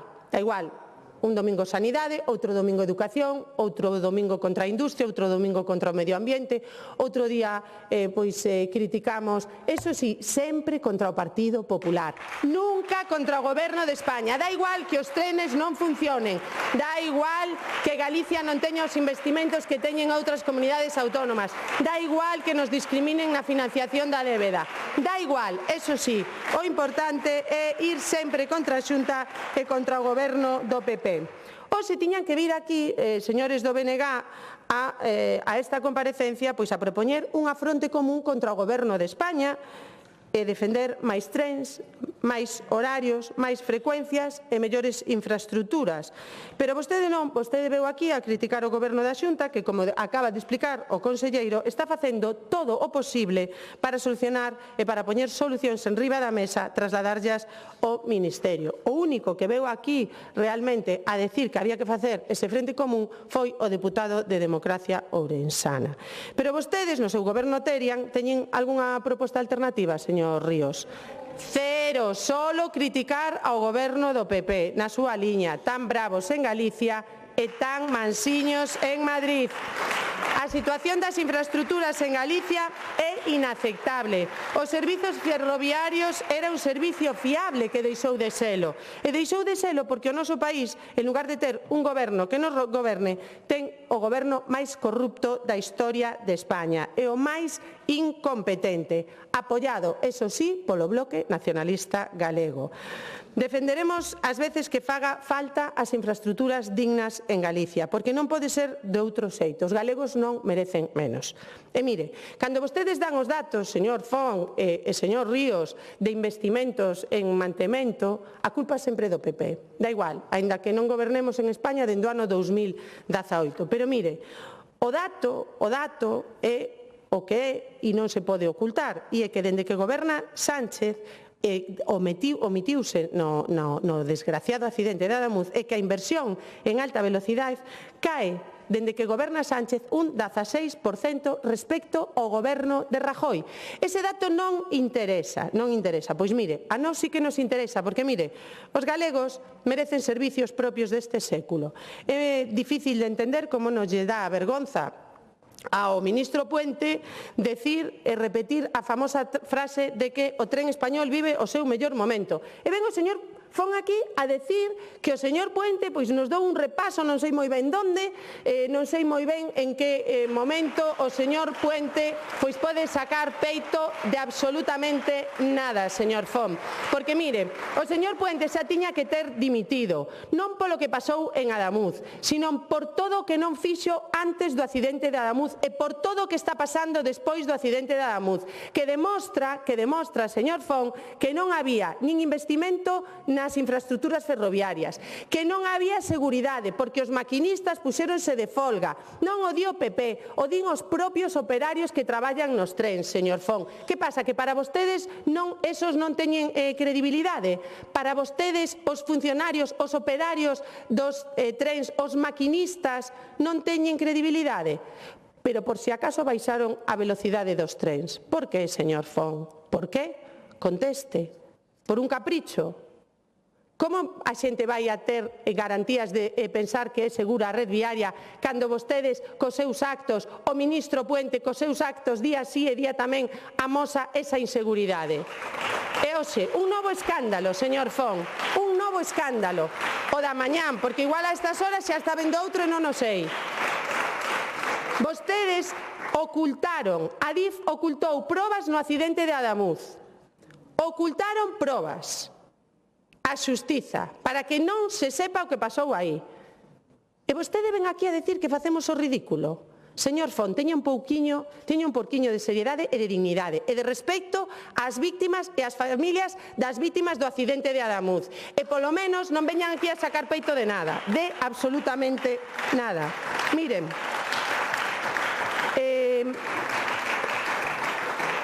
por que desconfía a xente? Porque pasan cousas como esta. Mire, vostede vai a explicarlle aos galegos pois que o tren está no seu mellor momento, por exemplo, en Valdeorras. Mire, lembra isto? Sabe cando foi isto?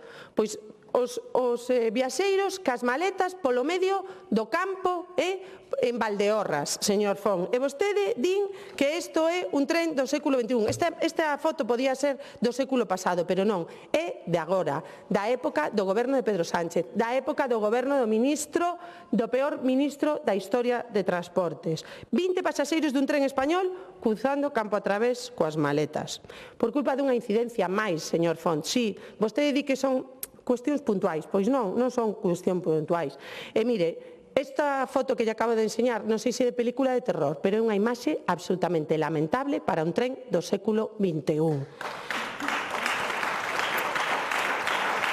Mire,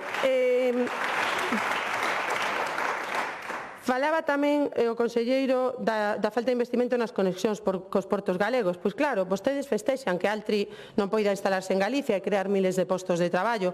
Non queren que Galicia se industrialice e demóstrano apoiando a un goberno que bloquea a industria conserveira ou do automóbil que poida medrar o tempo que fai o Porto de Vigo. E ao señor Fon moléstalle que falemos disto. E sabe que, señor Fon, a verdade é que vostede dixo aquí que a xente nova non utilizaba a tarxeta nova. Sabe quen a utiliza moito? Pois a xuventude de Lugo. Por que? Porque non hai tren a Lugo. E porque non lle queda outro remedio que vir en autobús por esa autovía que tampouco existe, que tampouco o señor Puente se digna a rematar, porque teñen outras preocupacións. Teñen que tapar o Tito Berni, a Ábalos, a Aldama, as saunas, o Dao, e cada día un escándalo máis. E mentras tapan eso, non se ocupan dos problemas reais da xente.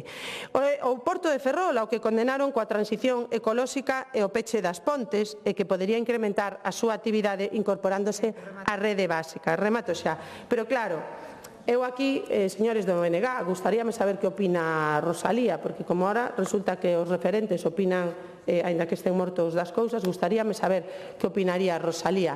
Pois igual debería ben ler, porque tamén dixeron que Rosalía estaría en contra de Altri. Non sei que pensaría Rosalía hoxe, que diría do seu feminismo apoiando a este goberno de España que están vostedes apoiando, e do Pacto Guarro da Diputación de Lugo.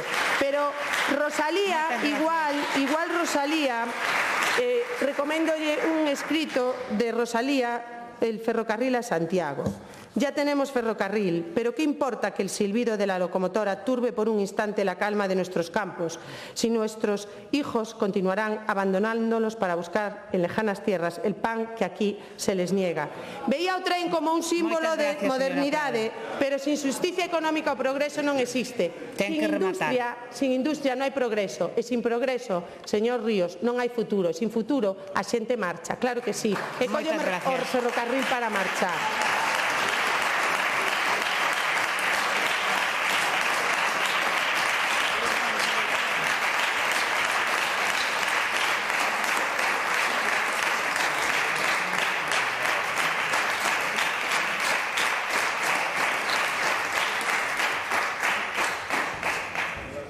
Réplica, señor conselleiro.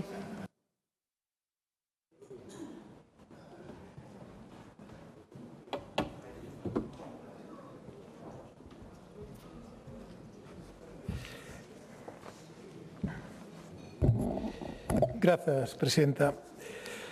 A verdade é que fun apuntando e espero poder contestar as cousas que iban dicindo os distintos portavoces. Señor Gea, agradezolle a anécdota do tren porque efectivamente relata moi ben cal é a situación do transporte ferroviario. E o que quería vir aquí é para falar dunha situación dun transporte que nos afecta no noso territorio e que non é competencia nosa, como decía o señor Fon, pero que lóxicamente afecta aos galegos e tamén temos que tomar posicionamento como goberno, pero tamén como grupos que formamos parte do Parlamento, non? E decía vostede que iba a seguir, estaba de acordo coas frecuencias na Gudiña, que hai que seguir reclamando. Falaba vostede que a intermodal da Xunta é unha esplanada con un tellado. Xa lle gustaría ter aos usuarios de Ourense un tellado para protexerse do sol ou da chuvia mentras que esperan os taxis. Pedimos de varias ocasións ao Concello, houve ofertas para facela a propia marquesina a Xunta de Galicia, pero non tivemos contestación afirmativa. Eu espero que nos vote unha má e se pode convencer o Concello de que nos deixe construir unha marquesina para que a xente que espera o taxi, pois vostede, témonos visto tamén na estación, vostede máis eu, que é pequena, si podemos ter unha marquesina para que podan esperar os taxis e non morran ao sol en verano, como pasa moitas veces, ou algún día baixo a chuvia, o agradeceríamos.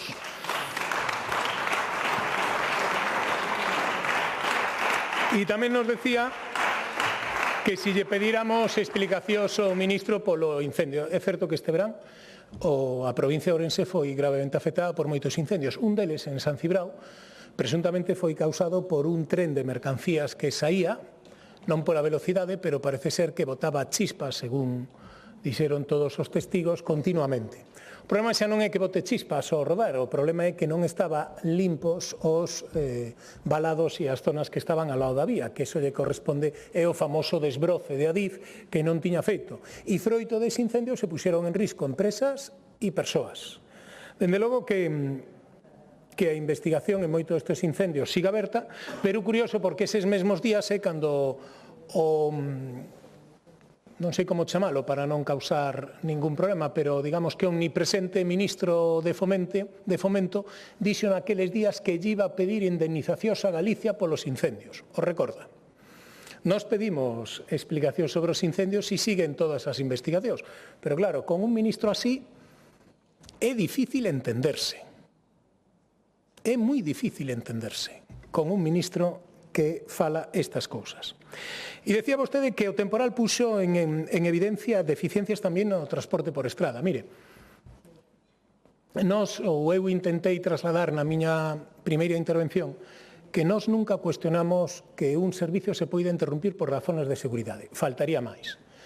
Lóxicamente, a continuación de decir que se interrompe un servicio por razóns de seguridade, haberá que explicar cales son esas razóns e o tempo que nos vai a levar. E estou seguro que non vai haber problema tampouco. O caso é que nestes últimos temporales no que vostede di que se puxo de manifesto eso, foi totalmente o contrario. O que se puxo de manifesto é dúas maneiras de actuar, señor Ojea.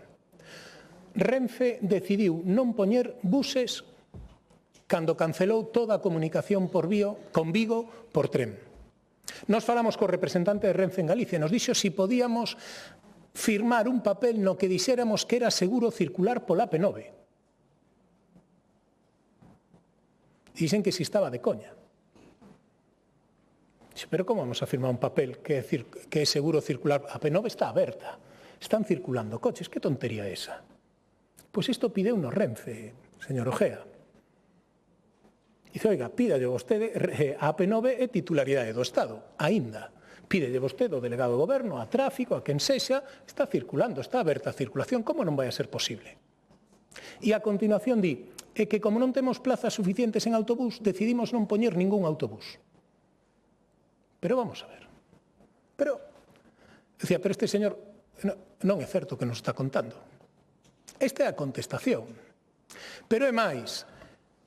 Isto foi porque nos chamamos e porque nos enteramos pola prensa. Non nos advirten de nada. Inmediatamente nos puxemos a traballar e fomos capaces de poñer entre os xoves e o domingo 4.126, me parece que son as prazas. Perdóneme se me equivoco en un par de dúcias. Máis de 91 autobuses por carretera, pero sin previsión, sin previo aviso, senón que dunha maneira urxente. Houbo que ler nalgún medio de comunicación algún diputado socialista que lle botaba a culpa á Xunta e que fixera máis a Xunta. Dice, pero está de broma isto. Isto é o Día dos Santos Inocentes. É certo que o alcalde de Vigo lle pideu a Renfe que isto non podía ser. E sabe que fixo Renfe? Nada. Nada, señor Fon. Non lle fixo nin caso. Non lle fixo nin caso. Aquí o único que respondeu foi a Xunta de Galicia. Algún pode decir que había que poñer máis buses. Pois ao mellor sí, nos gustaría. Pero non fomos capaces de poñer máis de 4.126 plazas. Agora ben, Renfe non puxo ninguna. Houve algún diputado do Bloque que lle pedía a Renfe que reaccionara. Do PSOE calaron todos. Do PSOE calaron todos. Aí caladiños. Non vai a ser que senón o puto amo é unha, con perdón, porque o que din, como lle chaman os seus diputados. E se algún lle molesta, o retiro, pero os seus deputados do PSOE lle chaman así. Si non o retiro, pero é como lle chaman os diputados do PSOE. O voceiro do grupo parlamentario do Congreso dos Diputados. Por tanto, non creo que sea ofensivo, non? Digo eu. Pero esa é a realidade, señor Ojea. Por lo tanto, eu creo que reaccionamos. E probablemente se pode reaccionar máis ou se podían poñer máis reforzos, sin dúbida. Nós fomos capaces de poñer eses reforzos coas empresas que tiñan eses contratos. Pero Renfe non puxo ningún. Por lo tanto, o que puxo de manifesto que en determinadas situacións uns responden inda que non sexa competencia deles e outros miran para outro lado. Esa é a realidade. Dicía o señor López Fon que non tiña tempo e el falou aquí de todo menos da comparecencia. Señor Fon, despois da súa primeira intervención, non sei que opina da chegada do AVE a Lugo, que opina da chegada do AVE a Ferrol, que opina da saída das mercadorías dende Galicia para o resto de España. Non sei que opina de o AVE a Porto, porque nin o citou. Non sei que opina de cambiar o ancho internacional primeiro entre Ourense e Santiago e despois no eixo atlántico, porque non o citou. Non sei que opina de que o porto de Ferrol sexa porto nodal. Xa sei que Vigo, segundo vostede, dá igual que sexa nodal ou non, porque pode pedir igual subvencións. Eso dixo vostede textualmente. E non dixo absolutamente nada de que Renfe non fixera nada e deixara a cidade máis grande de Galicia totalmente aislada, sin ningún tipo de servicio. Aí tamén calou. Aí tamén calou. Eso sí, dixo que o presidente Sánchez e o ministro Puente lle deron unha paliza a Feijóo. Eu non sei se se refire a que o ministro Puente, cando estivo no Senado, dixo que vostedes me critican non porque o faga ben, é que o fago moi ben. Esa é a postura socialista, señor López Fon. Foi o propio ministro que dixo que me critican porque o fago moi ben. Eu eso nunca me atrevería a dicilo. De verdade, daríame vergonza allea. Estou seguro que as cousas se fan bastante ben, se poden facer moito mellor, sen dúbida, pero tamén estou seguro que nos esforzamos en facelas ben. Ás veces podemos errar, pero, dende logo, non veño aquí a decir que me critican vostedes porque o fago moi ben. Iso é propio dun ministro como o señor Puente, que xa non vou utilizar de novo a expresión para non ofender a ninguén, pero repito a expresión deles. Di vostede que o transporte por carretera está peor que hai meses. E dixo que ninguén utiliza o bus porque todo o mundo utiliza o tren. Pero vostede se escoitou. Pero vostede se escoitou, señor Fon. Mire, o ano pasado utilizaron o transporte por estrada de autobuses 39 millóns de pasaxeiros. 39 millóns de pasaxeiros. O escolar supón 10 millóns de viaxes ao ano. Os de máis de 65, que o ano pasado se puxeron unhas vantaxes gratuitas para os de máis de 65 en de xaneiro, foron 3,7 millóns de pasaxeiros. E eses que tamén para vostede pasan desapercibidos, debe ser porque vostede non se acoplan a todos os beneficios que pode haber en Galicia co transporte, a xente nova hai 7,4 millóns de pasaxeiros o ano pasado. 39 millóns de pasaxeiros en Galicia cunha población de 2,7 a min non me parece un dato tan malo. Repito, seguro que pode ser mellor, pero malo non é. Pero vostede chega aquí e di o tren non utiliza ninguén e se queda tan ancho. Eu non sei realmente onde vive vostede. E sabe que lle teño aprecio, pero hai veces que parece un marciano. Moitos días parece un marciano. Coas cousas que di. Xa sei que ser, dixo vostede noutro momento que éramos, o teño apuntado, iba apuntando, éramos o comando de axentes de Feijóo. Que quere que lle diga? O que parecen os 9 do patíbulo.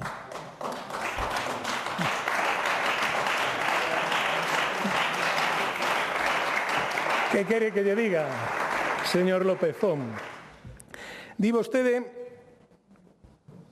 que o goberno socialista invirte e que invertía moito, e isto está relacionado tamén co que decía o señor Ríos. Mire, para solucionar o bypass de Betanzos levamos anos.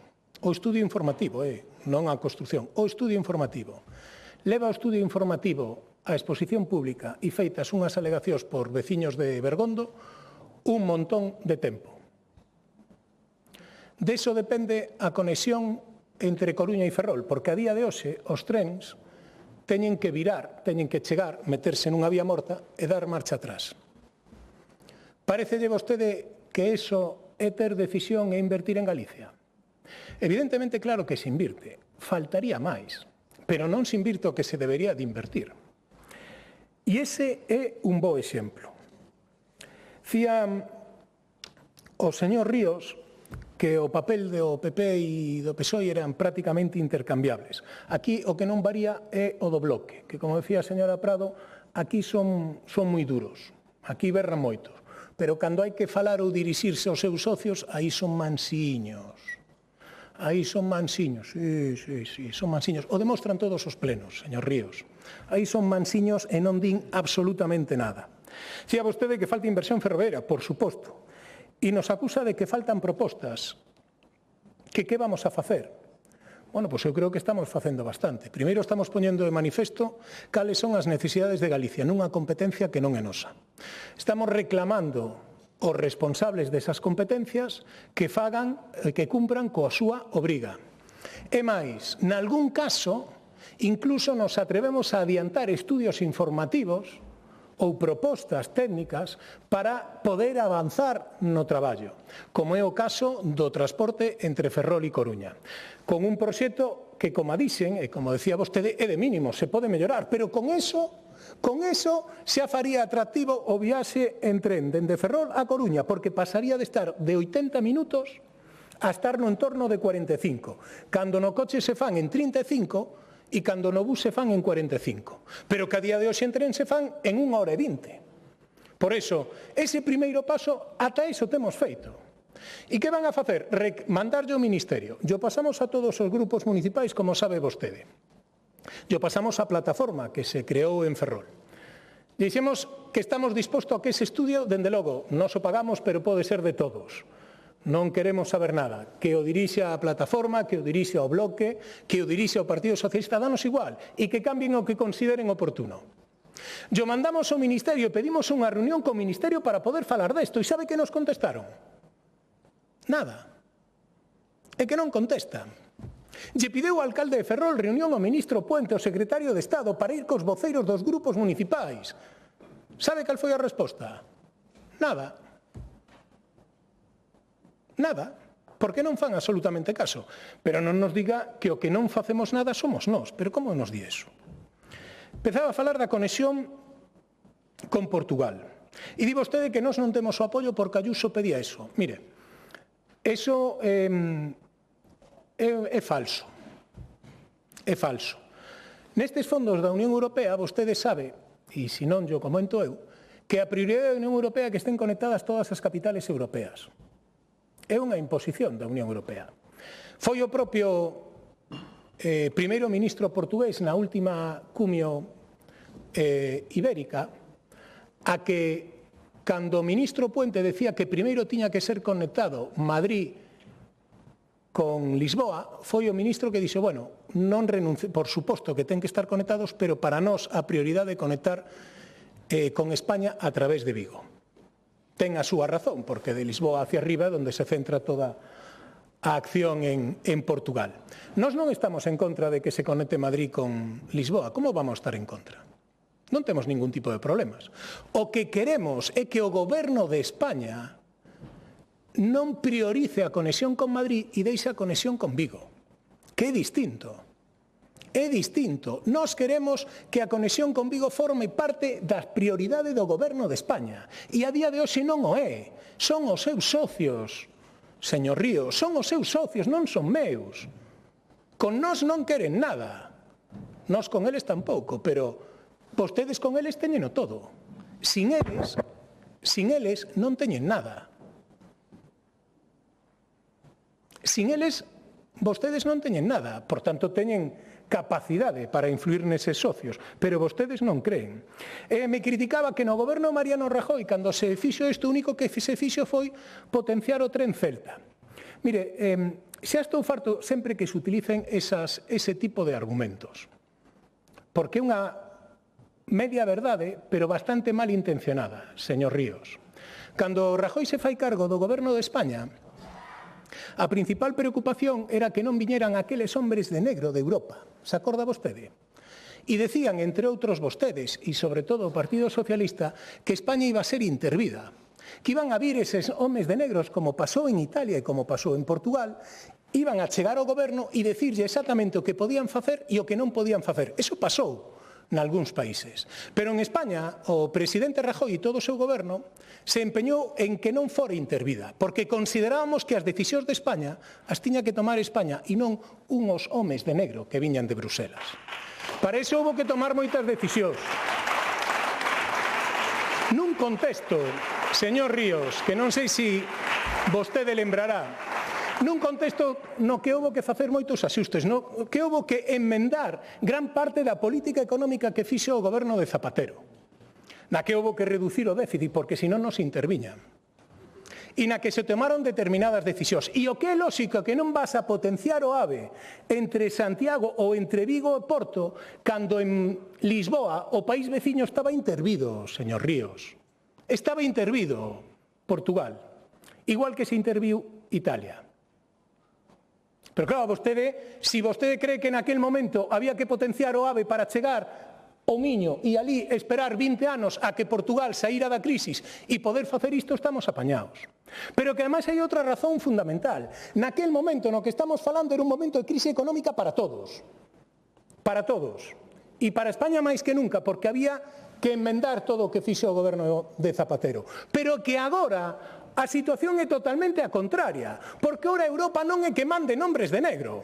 Ahora Europa, despois da crise, dixo, oiga, Europa ten que endeudarse por primeira vez. E vamos a poñer a disposición dos países uns fondos europeos para que desenvolvan o tren nos seus países. Nunca antes houbo eses fondos. Nunca antes había os fondos de Conectar Europa. Nunca. E agora hai unha pila de miles de millóns de euros a disposición de todos os países. O que se lle dixe aos países é: onde os queredes invertir? De aí o plan director. E que fai o goberno de España e que nos criticamos? Que invirte todo no Mediterráneo. E a mí non me parece mal que invirta no Mediterráneo, sempre cando non vai a conta do que non se invirte en Galicia.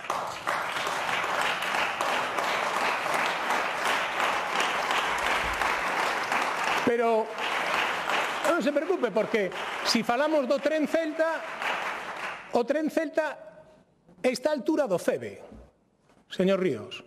Está a altura do FEBE. E máis, o tren Celta estivo semanas parado porque o alquiler das locomotoras se a cumplir a todas as horas. E que fixo o goberno? Nada. Tampouco escoitei o Bloque protestar moito e queixarse dos seus socios. Non o escoitei. Señor Ríos, non o escoitei. Ao mellor son eu que terei cambiado isto. Por eso nos falamos dese maltrato a Galicia que decía vostede. Porque neste momento único na historia europea no que Europa se endeuda e pon máis fondos que nunca a disposición dos Estados, o Estado ten a capacidade de invertir eses fondos. E en España o goberno de Sánchez os invirte naqueles sitios donde ten algún interés electoral para dormir un día máis na Moncloa, que é o único que lle preocupa. E se aínda encima ao fronte dese ministerio tenga un ministro que considera que o fai ben non, o fai moi ben e que é o mellor de todos, que lle dedica máis horas a estar no Twitter que a atender o ministerio, e fíxese que xa non utilizamos os señores anteriores. Non teño necesidade de falar de Ábalos, de Coldo e de todo eso. Non, eso xa os quito, pero eran responsables desto, señor Fon. Eso xa non falo deles. Xa non falo deles. E decía vostede que estaba de acordo con ese estudio de trazado inicial, pero que hai que ir máis aló. A donde quere ir? A donde? Eu quero ir a Madrid. E que nos expliquen aos galegos, ao goberno, aos grupos que están na oposición, ao alcalde, aos grupos municipais, que parte de eso non comparten. Como se pode mellorar? Pois, se se pode mellorar, nós estamos a favor. Nos comprometemos agora mesmo neste Parlamento a que se mellora ese estudo, nós estamos a favor. Ahora, que quere? Que poñamos cartos? Ah, no, vale, eu tampouco. Ben, me alegra. Pero, lóxicamente, estamos exixindo. Dice, hai que ir máis aló. Yo estamos exixindo. E volven sempre coa matraca. No, o importante é asumir as competencias. No. O importante é que se modernice. Si se moderniza despois, falamos de asumir competencias. Pero, lóxicamente, hai que invertir. E quen ten que levar a cabo esa inversión é o Ministerio, que é o mesmo que lle explicamos a esta plataforma que había en Ferrol. Dicía, me alegro que coincidamos. Dice, o primeiro que hai que facer é poñer o FEBE en funcionamento. E para poñer o FEBE en funcionamento hai que invertir nas vías, hai que invertir en todos os taludes, hai que invertir na maquinaria, hai que invertir en todo. Ten que haber revisores, que non hai un revisor. E non pode ser que en Asturias viaxen gratis, pero en Galicia se lles cobre os usuarios. Oiga, por qué? Por qué? Sabe por qué? Porque en un momento determinado se compraron unhas locomotoras e cando iban a ser suministradas se deron conta que polos túneles do FEBE non pasaban. Fora noticia en todos os periódicos. E para non poñerse colorados ou para, calar un pouco a población en Asturias e en Cantabria, decidiron que nesas dúas comunidades os usuarios xa non iban a pagar. Porque así xa non se reían do Ministerio por comprar locomotoras que non pasaban polos túneles. Pero en Galicia non. En Galicia que sigamos pagando. Cando temos oportunidade, porque vostede sabe que non funciona casi nunca. Entón, claro que queremos que se fagan as inversións necesarias e que se convirtan nun cercanías. E que levamos escoitando que vai haber cercanías en Galicia dende hai tempo. E cada vez que hai un problema utilizan a táctica que fai Sánchez. Onte nos anunciaba que hoxe se iban a desclasificar papeles do golpe de Estado. Supoño que os historiadores estarán encantados. E iso é unha prioridade para todos os que estamos aquí, para todos os que nos están escoitando aí arriba e, sobre todo, toda a xente que está fora, a que está facendo a súa vida. É fundamental. ¿Ves? Como é fundamental. Entonces, en vez de eso, que é o que lle pedimos nosotros? Oiga, están falando de cercanías. O primeiro que, xa non é o primeiro. Eliminemos o primeiro. Deberían de falar coa Xunta de Galicia, avanzarnos algo, a ver de que maneira podíamos colaborar. Non o fan. Anunciaron un billete único para os medios de transporte nacionais. Non sabemos nada. non sabemos nada, señor Ríos.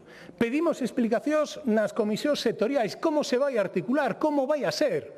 Non sabemos nada. Eso sí, saen os do exército os do patíbulo a decir que a Xunta ten que facer o mismo, pero si en Galicia a xente nova de menos de 21 e os maiores de 65 viaxan gratis.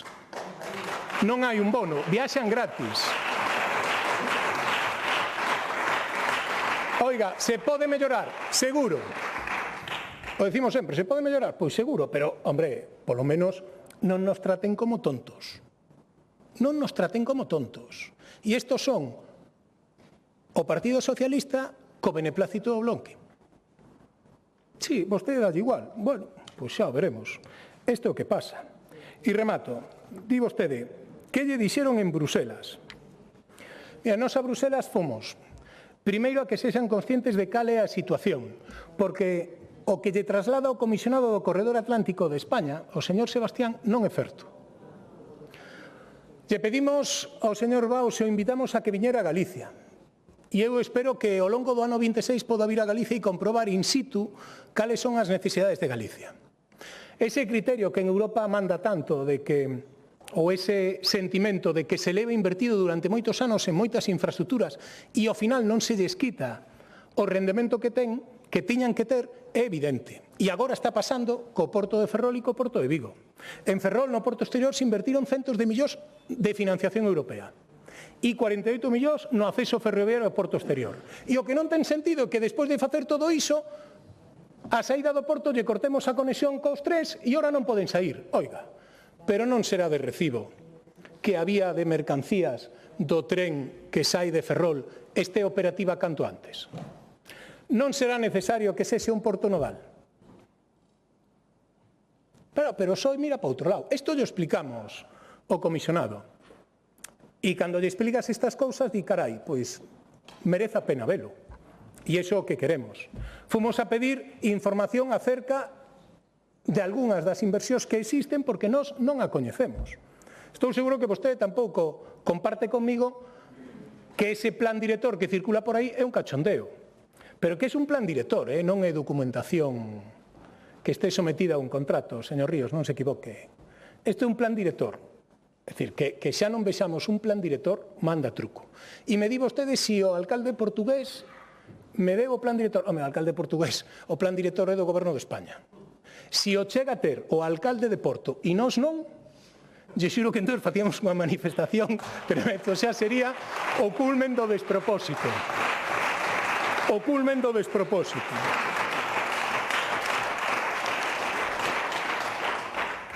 Non o temos e levamos anos pedindo un plan director. Non se trata dos papeles do golpe de Estado. No, se trata dun plan director, donde aparecen as líneas de ferrocarril que son prioritarias para o Goberno e para Europa para os próximos anos. Como saben vostedes, isto é un secreto que por parte do Goberno de Sánchez é dos mellor gardados, porque non nos lo dan. E que fai o PSOE, mentras tanto, o PSOE de Galicia? Aplaudir, que é o que sabe facer.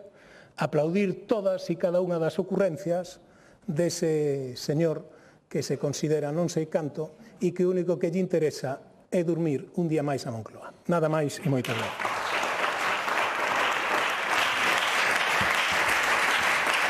Moitas gracias.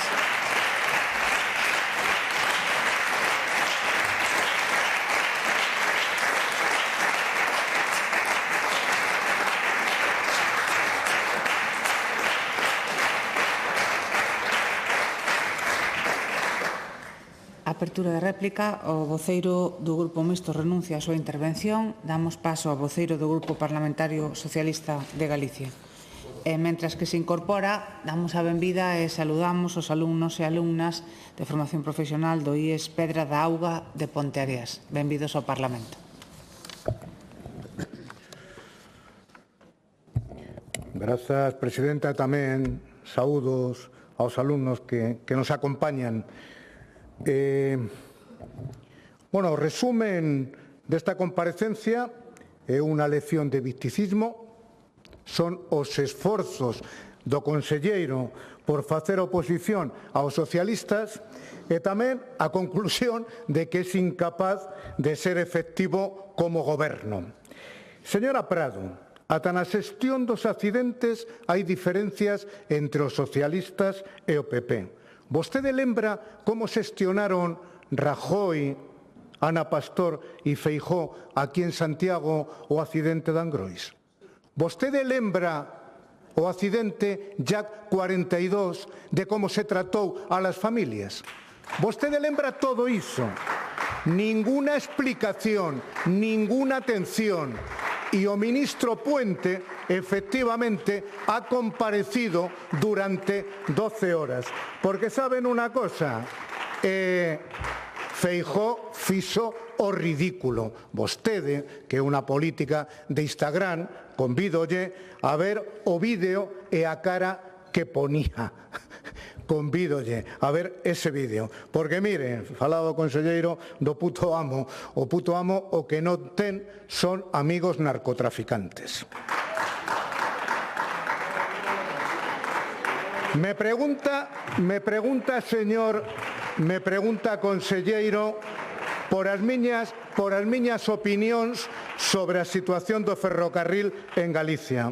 Non vou a dar opinións, vou a dar datos, as omisións que vostede fai, porque o AVE a Galicia chegou co goberno de Pedro Sánchez e se puso en servicio o AVE entre Coruña e Madrid e Vigo e Madrid. Porque en canto a modernización de rede ferroviaria, lle falo de boletíns oficiais, son 650 millóns de electrificacións na liña Lugo-Ourense, 265 millóns na liña Vigo-Ourense, 125 na variante Ourense, 93 na modernización do tramo Ferrol-Ribadeo-Cudillero.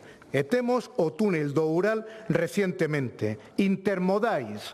O Goberno puso en marcha ao mesmo tempo a construción de estación intermodais das grandes cidades, 270 millóns. Ourense, 119, Coruña, 76, Santiago de Compostela, 30, Vigo, 24,5 e Lugo, 21,6. Xa lle decía anteriormente da estación de buses de Ferrol. Corredor Atlántico, vostede estivo unha reunión fai un ano e vostede permítese permanentemente aquí intentar ridiculizar un plan e di que un PowerPoint. Non, non un PowerPoint. É un plan auténtico que ten o Goberno de España. Que ten o Goberno de España por 3.123 millóns en proxectos ferroviarios, que supón un incremento do 171% respecto ao ano 2018, cando gobernaba Rajoy. Ferrocarril en portos do Estado por falta de tempo. Pero o Goberno está investindo 705 millóns de euros en os portos de Galicia. Accesos ferroviarios aos portos exteriores de Ferrol e Coruña. Conxunto de 270 millóns. En portos de Ferrol e a Coruña, 31 millóns.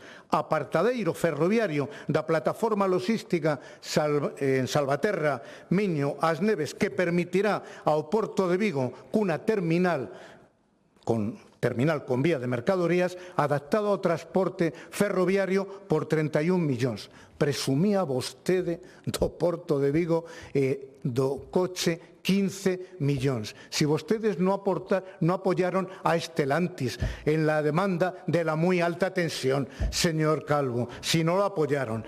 Estudios en marcha, redacción e estudio informativo de saída sur de Vigo. Claro, para vostede os compromisos do goberno portugués son auto de fe e o que di o goberno español, eso non vale. Bueno, pois mire, tamén en proximidades, cercanías, el estudio lo tendrá vostede, como ben sabe, para 4 áreas, Vigo, A Coruña, Eixo Atlántico e Interior. En contratación, estudio e redacción da viabilidade para mellorar a conexión ferroviaria entre Lugo e Santiago de Compostela. AVE a Lugo.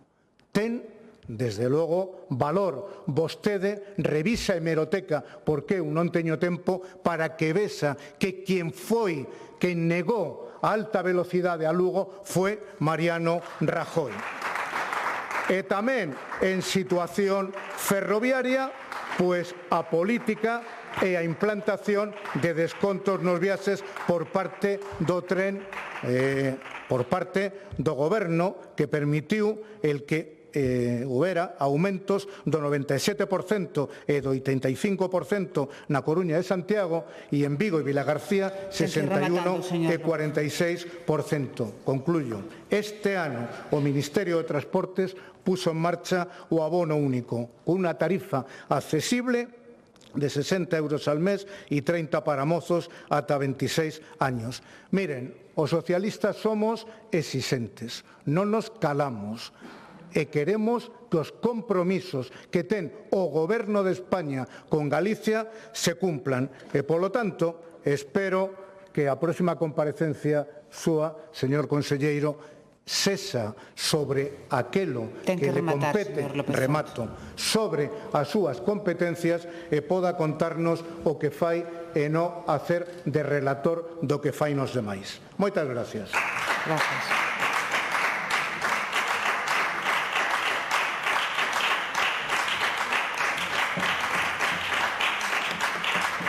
Réplica, señor Santomé.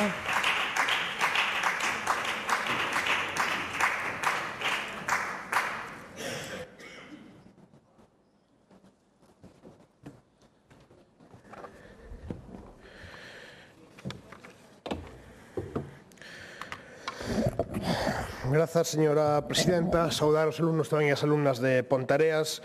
Señor conselleiro, antes de nada, señora Prado, representa vostede o peor da política actual. O peor. Contribúe vostede á antipolítica, ao noso que a xente lle ten a acción política que debera ser para chegar a acordos e non para ir aquí a insultar, e ademais sin facer ningún tipo de exercicio de atención mínima. Vostede ven aquí, encende o ventilador, o que sigue, e a quen lle caia, que lle representa a vostede o peoriño de todo. E vostede nunha realidade paralela chea de pozas de lama na que lle encanta rebozarse e a que lle encanta chapotear. Non vai coller aí, señora Prado. A min e o BNG non nos vai coller aí. Siga vostede por esa liña. Cada vez que abra a boca escandaliza máis a sociedade galega. Cada vez que abra a boca vostede, o PP perde máis votos. Siga por esa liña.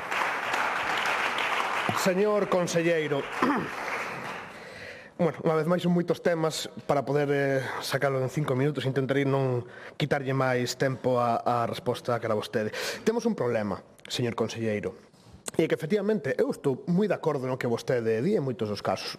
Na miña primeira intervención tamén yo dixen, prácticamente non diferimos en nada. Varias cuestións no tema de Ferrol, da conexión Ferrol-Coruña. Por un lado, xa cando gobernaba Rajoy, a miña compañeira aquí presente tamén, Rosana Pérez, tivo demandado en moitas ocasións o bypass de Betanzos, en moitísimas ocasións. O BNG é a forza política que máis fala do ferrocarril en Galiza aquí e no Estado, sexa no Senado, sexa no Congreso, sexa aquí. Polo tanto, señor Calvo, aí non nos vai a coller. E ademais, no caso de Ferrol, nos, no BNG, non queremos dirixir absolutamente nada. Nos estamos coa sociedade e tamén chegando a acordos con vostedes cando é necesario para que Ferrol teña a conexión ferroviaria que merece, sin ningún tipo de problema. Nos non queremos dirixir, como dixo vostedes, si vostedes tampouco queren, pero nos, lóxicamente, tampouco. Que fai o BNG? Claro, vostede o que me di é que fan queixas e reclamacións entre diferentes estamentos. Fora de poder pagar un estudo de viabilidade de necesidades que o BNG non ten a capacidade que ten a Xunta para facelo, pois fan o mesmiño que o BNG. Reclamar ali onde podemos e queixarnos ali onde podemos. Pero que eu agardo do meu goberno, do goberno galego, que sea máis proactivo. Eu lembrolle, por exemplo, faláballe antes do acordo que chegara a Rajoy en marzo do 17 de un investimento de 4.000 millóns de euros para Cataluña, e foi a raíz, iso decía a prensa do momento, a raíz de que a Generalitat amenazara con levar a Adif o contencioso por incumplimentos nos investimentos que tiña pactados coa Generalitat. É unha vía que se lle abre, señor conselleiro, porque se somos tan conscientes do agravio brutal ao noso país, da falta de investimentos, de que, nunha palabra, de que se están rindo de nós, non levamos isto a estas últimas consecuencias. Non pasamos das queixas á acción, á actividade.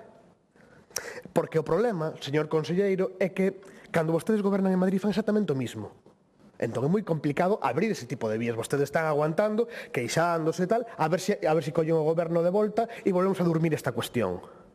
Porque só vimos, vostede alegaba a unha crise económica, efectivamente, no seu momento, sobre todo cando Rajoy inicia o seu goberno no ano 2011, pero tivo anos para poder facer as cousas. E non é que non investiran, ou que recortaran investimento, é que centraron todo o seu investimento nas conexións centralistas radiais de Madrid e no corredor mediterráneo. É que non quixeron saber nada da vertebración de Galiza vía servizos ferroviarios ou de sentar as bases para unha futura conexión con Portugal. Vostedes no goberno de Rajoy fixeron todo o posible por seguir investindo nas conexións dende e para Madrid e no corredor mediterráneo. É así.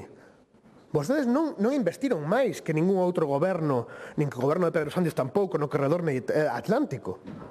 E non se equivoque, non é unha defensa do goberno de Pedro Sánchez, porque, como lle dixen, estamos de acordo en que existe un infrafinanciamento e, sobre todo, do que se acorda, do que se promete, tampouco se cumple. O sea, xa as promesas son baixas, pero ainda por riba a execución ou os compromisos reais ou a execución real do que estamos falando ainda é máis baixa, pero que con vostedes era exactamente igual. Ese é o problema que hoxe topo a súa comparecencia, señor Calvo, que podemos estar de acordo en moitas cuestións, pero é que vostedes demostraron, non é unha premonición do BNG nin miña, é que vostedes demostraron en varias ocasións, tanto co goberno de Aznar como co goberno de Rajoy, que vostedes son da mesma confianza que o Partido Socialista neste tema. Ninguna, porque se falamos da conexión con Portugal do corredor atlántico, xa é algo que está sobrevoando desde o ano 99. Xa algo, unha necesidade que ven sobrevoando desde o ano 99, cando ainda ni o eixo atlántico estaba configurado, a conexión ferroviaria do eixo atlántico non estaba configurada como até agora, e tuvimos que esperar do 99 ao 2015 para o eixo atlántico, e até onde vamos a esperar para a conexión con Portugal e para a vertebración do resto do país. Remato, Presidenta, estamos de acordo e que non podía ser de outra forma. Quen ten que poñer os cartos, que ten que poñer os investimentos, porque a súa competencia é o Estado, na modernización, non só dos anchos de vía, sino da electrificación dos propios vehículos, de moitas cousas. Ten que poñer os cartos o Estado. Aí non nos vai a acoller. Sabemos perfectamente que nos ten que acoller. Unha vez se os poñan, a competencia nisto ten que ser nosa. Temos que ser nós, como dicía antes, quen goberne, quen controle as nosas infraestructuras fundamentais ou a nosa vertebración nacional polo ben de todos e de todas. Máis nada. Moitas gracias.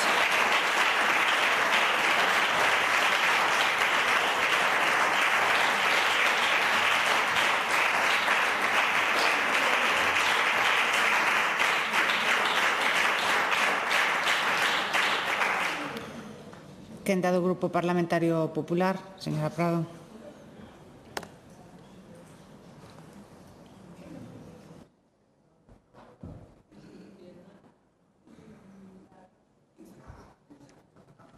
Moitas gracias, señora presidenta. Señor Font, efectivamente, o señor Puente, despois do accidente, fixo un plan. Un plan de que? Un plan de medios, un plan de comunicación, percorreu todas as televisións, todas as radios, todos os platós, para que? Para dar algún tipo de información ás familias? Non.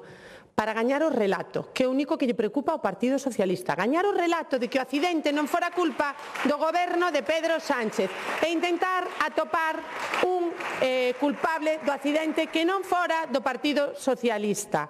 É claro que hai diferencia en como xestiona o Partido Popular un grave accidente a como xestionaron vostedes.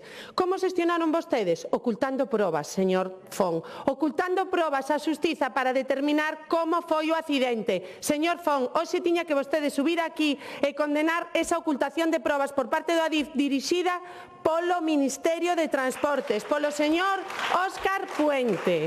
Eso é o que tiña que vir vostede hoxe aquí.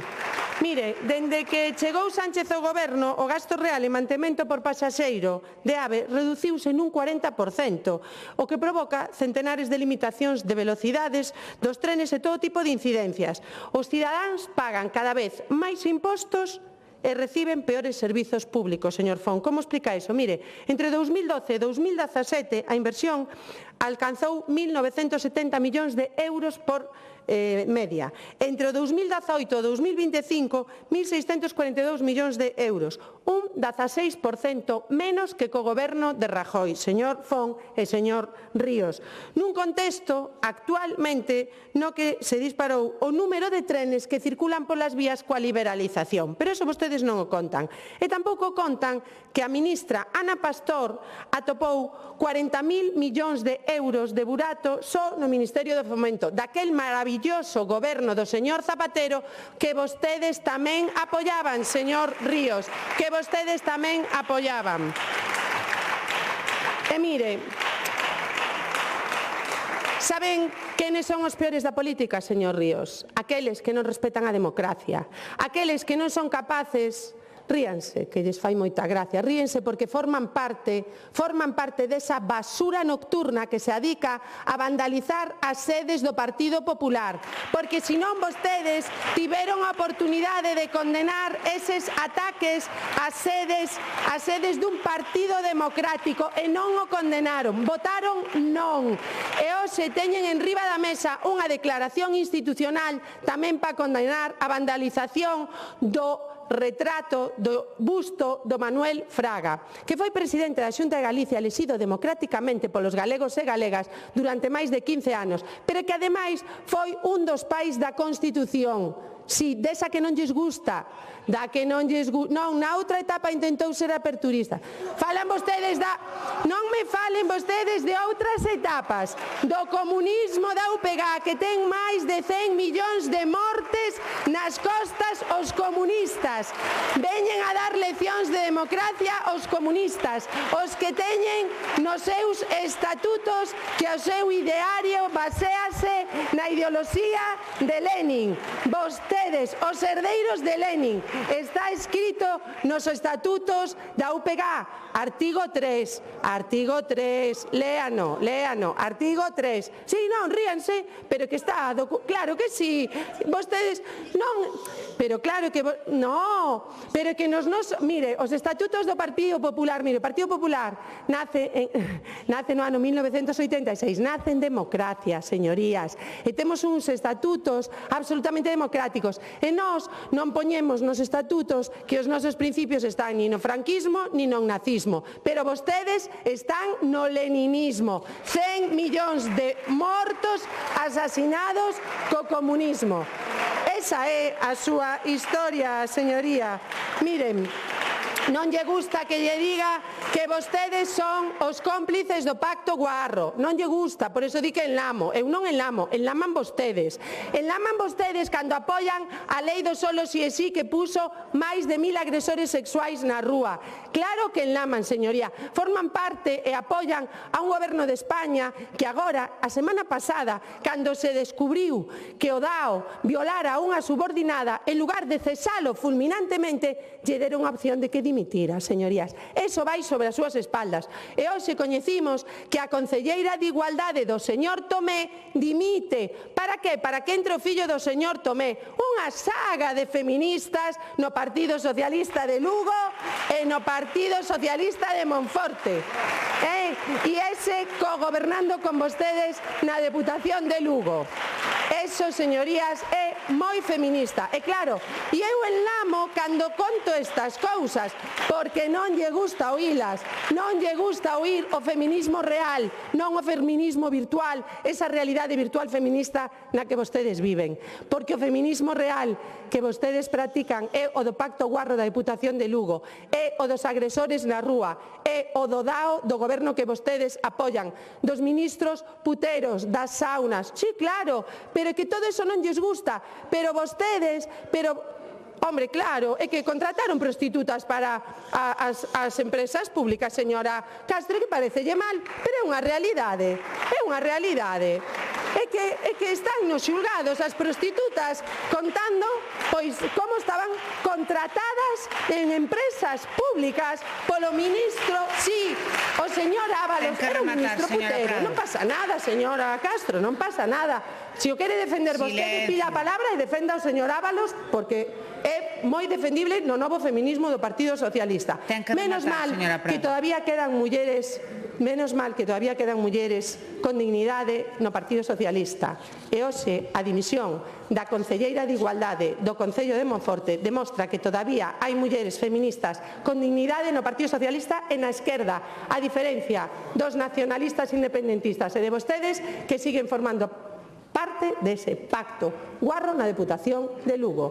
Sigan así. E isto non é enlamar, é relatar a realidade política deste país. Moitas gracias.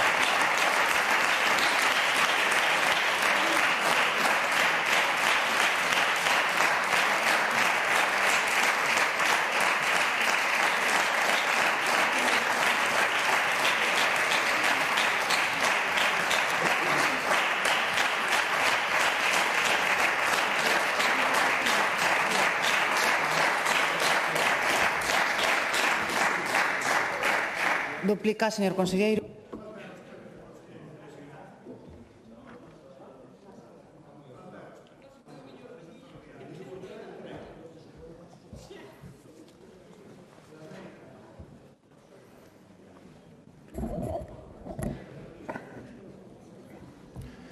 Gracias, presidenta. Señor Ríos, eu non sei cal é o interés do bloque. Bueno, sí que o sei. Pero vostedes, cando teñen que reclamar ao Partido Socialista, son moi cuidadiños. Procuran non molestar o Partido Socialista. Chegan aquí e falan. Si isto está mal, hai que reclamarlle ao señor Sánchez igual que o señor Rajoy e tal, pero nada máis, caladiños e non fan nada máis. E non fan nada máis, iso eu digo sempre, porque vostedes dependen deste grupo, que agora son 9, pero dependen dos representantes deles nos concellos e nas deputacións. Sin eles, vostedes non terían nada. Ese é o motivo polo cal sempre falan coa boca pequena cando teñen que mirar para Madrid. Ese é o motivo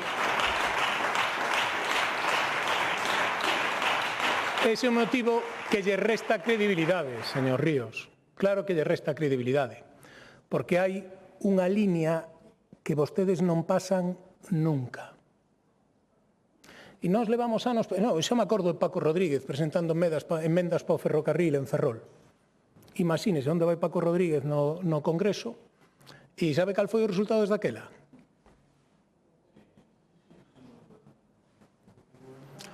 Pero sabe que? Lle siguen aplaudindo o Partido Socialista. Non, escoiten. Ahora me toca a min, por favor.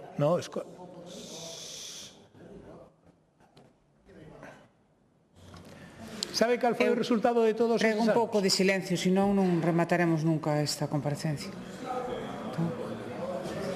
Teñen que respetar o turno da palabra, iso ben o saben, uns e outros. E nombrar a Paco Rodríguez do PG e como se alporizan todos,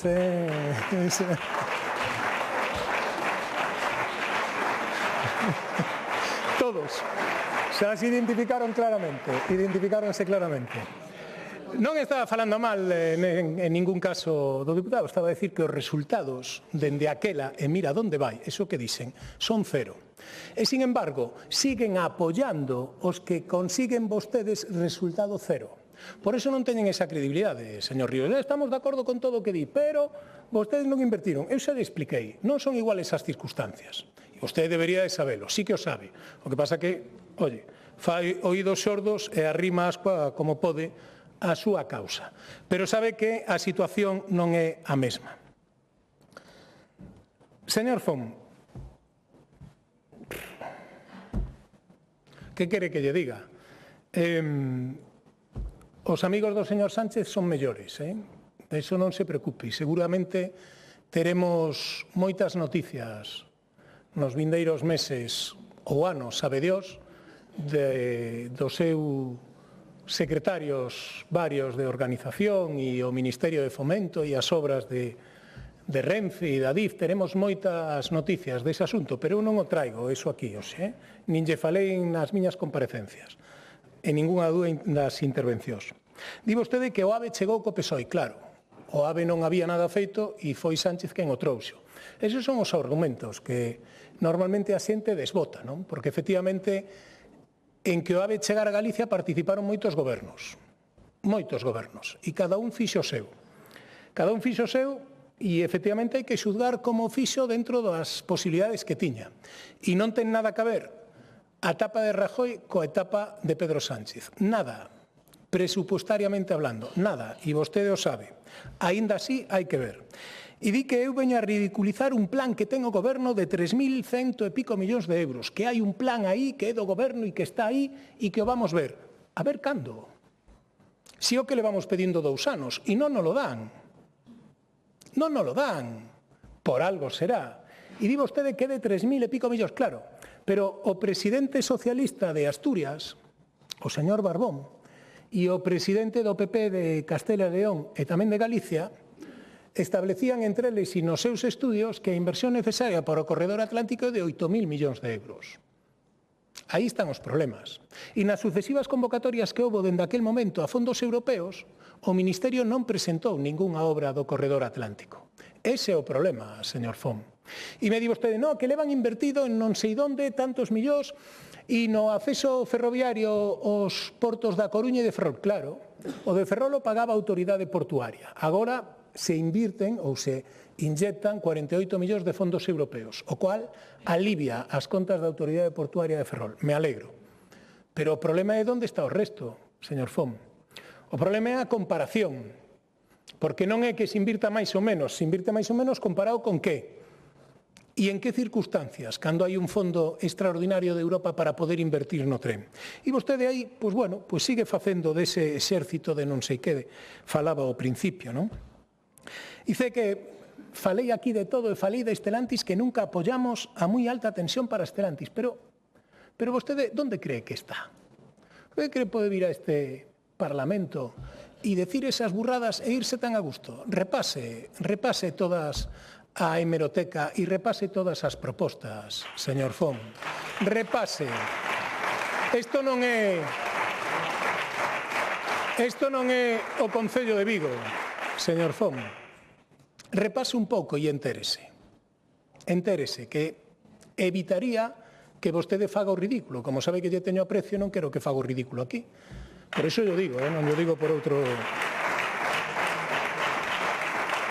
Di vostede que teremos eses estudios de proximidade que está facendo o goberno e relatounos tal.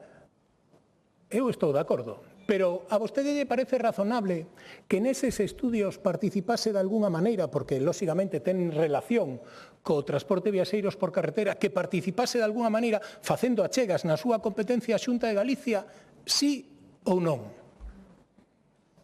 Lle parece razonable? Eu supoño que sí, non? Que xa que vai a facer un tren de proximidade, segundo parece, en varias zonas de Galicia, oiga, falemos con Galicia. A usted que lle parecería que a Xunta de Galicia fose a facer un plan de transporte dentro da cidade de Vigo e non lle dixéramos nada ao Concello de Vigo?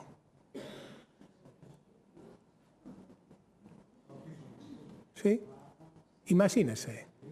Imagínese que se armaba. Pois iso que está facendo o seu partido en Galicia. E o peor é que ten xente que ven aquí a defender iso, que é vostede, e son os seus. Ven aquí a defender iso. Pois que quere que lle diga, non? Que teremos os estudios. Bueno, xa veremos. E ven a defender o abono único. Eu se lle expliquei, o abono único de Transportes Galicia non ten ningunha información.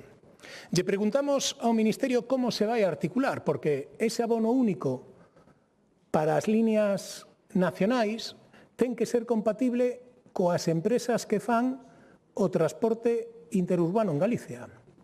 Entón, lle preguntamos como vamos a facelo compatible, cal é a tecnoloxía que van a utilizar, como se van a ler eses abonos. Significa que entón os rapaces de Galicia que pagan 0 euros, vostede di que hai un abono único para os rapaces de 30 euros, en Galicia non pagan. hai moitas preguntas que sabe vostede que nos contesta o Ministerio. Nada. Pedimos unha reunión sectorial ás comunidades autónomas, a maior parte das comunidades autónomas, e teñen a obriga de convocala. Pero sabe que fai ese ministro que é moi bon, non? Millor que moi bon? Pois non nos convoca. Teremos que acudir á xustiza, como nos pedía o deputado antes do bloque para estas cousas. Se o fixemos para a conferencia de presidentes. Pero esos son os seus socios, Os que non convocan, e hai que acudir á xustiza para que convoquen as reunións que veñen reglamentadas que se teñen que convocar, son os seus socios. Pero vostedes encantados que os seus socios se comporten así. A culpa é súa. Os meus socios non fan caso e pasan todos os reglamentos e todo por donde poden, pero a culpa é do resto. Bueno, pois é unha maneira curiosa de velo, non? A verdade é que eu non veño aquí como decía o señor Fon, que me encantaría que a semana anterior houvese un montón de problemas. Non, os problemas, créame, que xa lle chegan a Renfe. Cos que houbo nos últimos anos xa lle chegan. Está sobrado de problemas, pero non en Galicia, señor Fon. Ten problemas por toda España. Non é un problema único de Galicia, non sei como tratan os gobernos autonómicos noutras comunidades, pero a situación de Renfe e das infraestructuras e dos servicios é un problema en toda España. E créame que lle chega ben con todo o que ten. Mais que ben, non? E decía tamén que nos viñamos aquí a confrontar única e exclusivamente. Non, hai algunha parte do Ministerio coa que estamos traballando e vamos tendo avances. Estamos traballando con AENA no que ten que ver na coordinación, pese a que algúns intentan tirar cada un polo seu lado, pero nós estamos traballando con AENA e pronto teremos, creo que, noticias boas. Non teño nada que decir, máis aló de reclamar o que lle reclamamos a AENA no seu momento. Pero non teño que criticar a todos os departamentos do Ministerio. Ahora, aos que non cumpren e aos que non nos contestan, os que non se nos poñen ao teléfono, os que non nos dan as reunións, os que non nos dan un plan director, aí comprenderá que eu teño que decir algo. E remato porque decían, oiga, de onde salen esas datas da conexión con Portugal? Pois permítame. O 28 de decembro de 2022, porque máis antes dixen unha data, eu dixen a mal, o 28 de decembro de 2022 o Ministerio de Transportes, Mobilidade e Axenda Urbana anunciou no BOI a licitación do estudio informativo da saída sur de Vigo. O contrato se asinou en xuño do ano 23 e eu dixen outra data, pero agora quero dicilo ben. Para finalizar en decembro de 2024. En abril do 25, xa cando tiña que estar finalizado, o secretario de Estado de Transportes, o señor Santano, afirma que se retrasou, como era evidente, e que o estudio vería a luz antes do verán do 25. A inicios do mes de xullo, o comisionado do Corredor Atlántico, o señor José Antonio Sebastián, anunciaba a súa publicación para finais do 25. Isto xa supuña un ano de retraso co inicialmente previsto e 2 veces incumprir o prazo máis aló da licitación. O 19 de novembro do 25 se amplía o plazo de redacción ata outono do ano 2026. 2 anos do que tiña estar firmado. Despois de, cando este rematado en outono do ano 26, si se cumpre ese prazo, ven a información pública, que son 6 meses. Vaya botando conta, se quere. 6 meses. E ven despois a tramitación ambiental, que son 18 meses. Vamos xa polo primeiro trimestre do 28. Despois ven a redacción do proxecto construtivo, que son aproximadamente 3 anos. Estamos no primeiro trimestre do 31. E despois veñen as obras e a homologación, entre 5 e 6 anos. Polo tanto, estamos no 2037 ou 2038. Isto para un tramo de 12 kilómetros. Por lo tanto, cando nos desconfiamos, non é porque non fagamos un exercicio de fe no ministro que mellor xestiona o mundo mundial. É porque Estamos acostumados a xestionar, sabemos como son este tipo de obras e sabemos o tempo que é necesario e sabemos cales son os prazos legais. Polo tanto, cando escoitamos algún responsable político defender cousas que son a todas luces imposibles, o único que fai, eu llo digo por vostede, como dicía outro, é desacreditarse. Por iso nos pedimos que nos axuden a que o Goberno do Estado tome conciencia da importancia desta conexión e que en vez de aplaudir o que fai o gran amo de todo o Partido Socialista, que é como se comporta, de vez en cando nos axuden e pensen nos galegos e nas galegas. Nada máis e moitas grazas. Moitas gracias.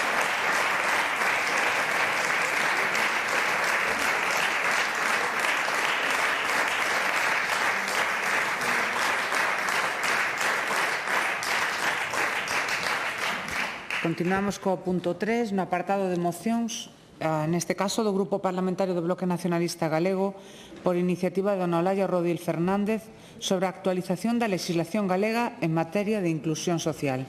A esta iniciativa non se presentou ningunha emenda e para a súa defensa ten a palabra a señora Rodil.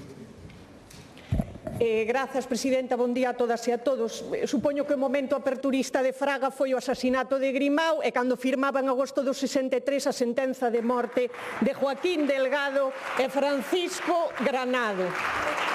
A garrote vilos mataron, Que importante é combater a desmemoria nun momento onde se quere revisar a historia para facer pasar por demócratas a quen participou activamente nunha ditadura fascista que oprimiu o conxunto do Estado español durante 40 anos. Logo, levámonos as maus á cabeza porque a chavalada dice por aí que se vivía mellor con Franco. Pois son discursos como os que acabamos de oír agora mesmo os que levan a xente nova a facerlle crer que nunha ditadura sin dereitos nin liberdades, donde o goberno manda executar estudantes, se podía vivir mellor. Aperturismo, lle chaman. Hoxe, señorías, desde o Bloque Nacionalista Galego traemos esta moción para falar do que está pasando aí fora, hoxe, en 2026. Da realidade que atravesa case 600.000 persoas neste país, galegas e galegos que viven por debaixo do limiar da pobreza ou en risco de exclusión social. Traemos unha batería de propostas cun obxectivo que é o de reformar a Lei de Inclusión Social do ano 2013, co obxectivo de evitar que ningunha persoa que resida neste país caia ou fique en situacións ou risco de exclusión social para promover o desenvolvemento integral das persoas vulnerables e a mellora das súas condicións materiais de vida a través da garantía duns ingresos suficientes para poder enfrontar o custe da vida diaria. Para iso defendemos a reforma da Lei de Inclusión como levamos reclamando desde hai anos desde o Bloque Nacionalista Galego e como sinalábamos na interpelación de hai 15 días, como leva anunciando reiteradamente desde o ano 2020 o Goberno do Partido Popular sen ansia ningunha por levar esas promesas a ningún sitio. Propoñemos adaptar esa Lei de Inclusión Social do ano 2013 ao marco normativo actual e especialmente a realidade xerada pola creación no ano 2022 do ingreso mínimo vital, acabando coa incompatibilidade que existe actualmente destas dúas prestacións para adecuala á realidade socioeconómica de Galiza hoxe, introducindo mudanzas que permitan atender máis e mellor a precariedade e vulnerabilidade que atravesa a sociedade galega.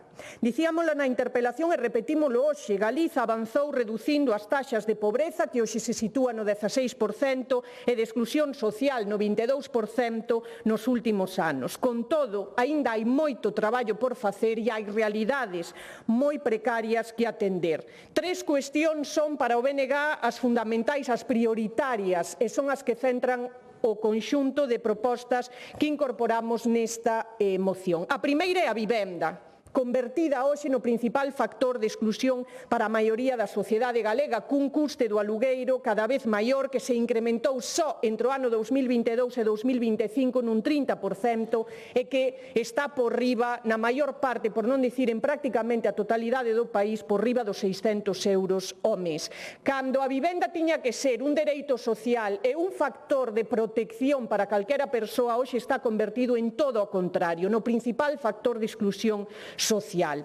Que é o que di a Lei de Inclusión de 2013, a de hoxe, a que está en vigor actualmente en Galiza? Nada sobre esta cuestión, porque nin sequera chega a desenvolverse, a aplicarse no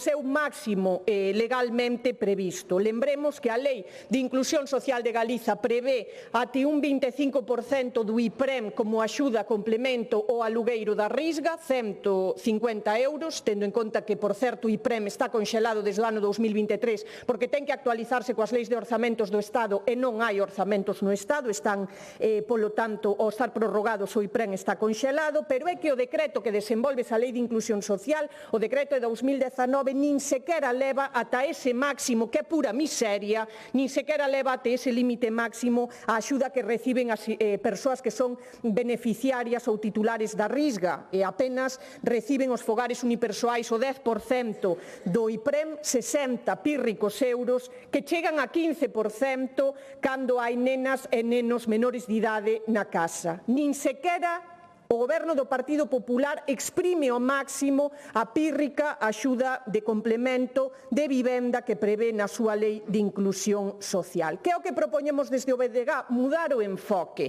cambiar a política e fixar a axuda en base ao custe real da vivenda das persoas que se atopan nesta situación de vulnerabilidade a través da creación dunha prestación complementaria de vivenda. Garantir, polo tanto, que podes cubrir o custe de poder ter un teito debaixo do que meterte.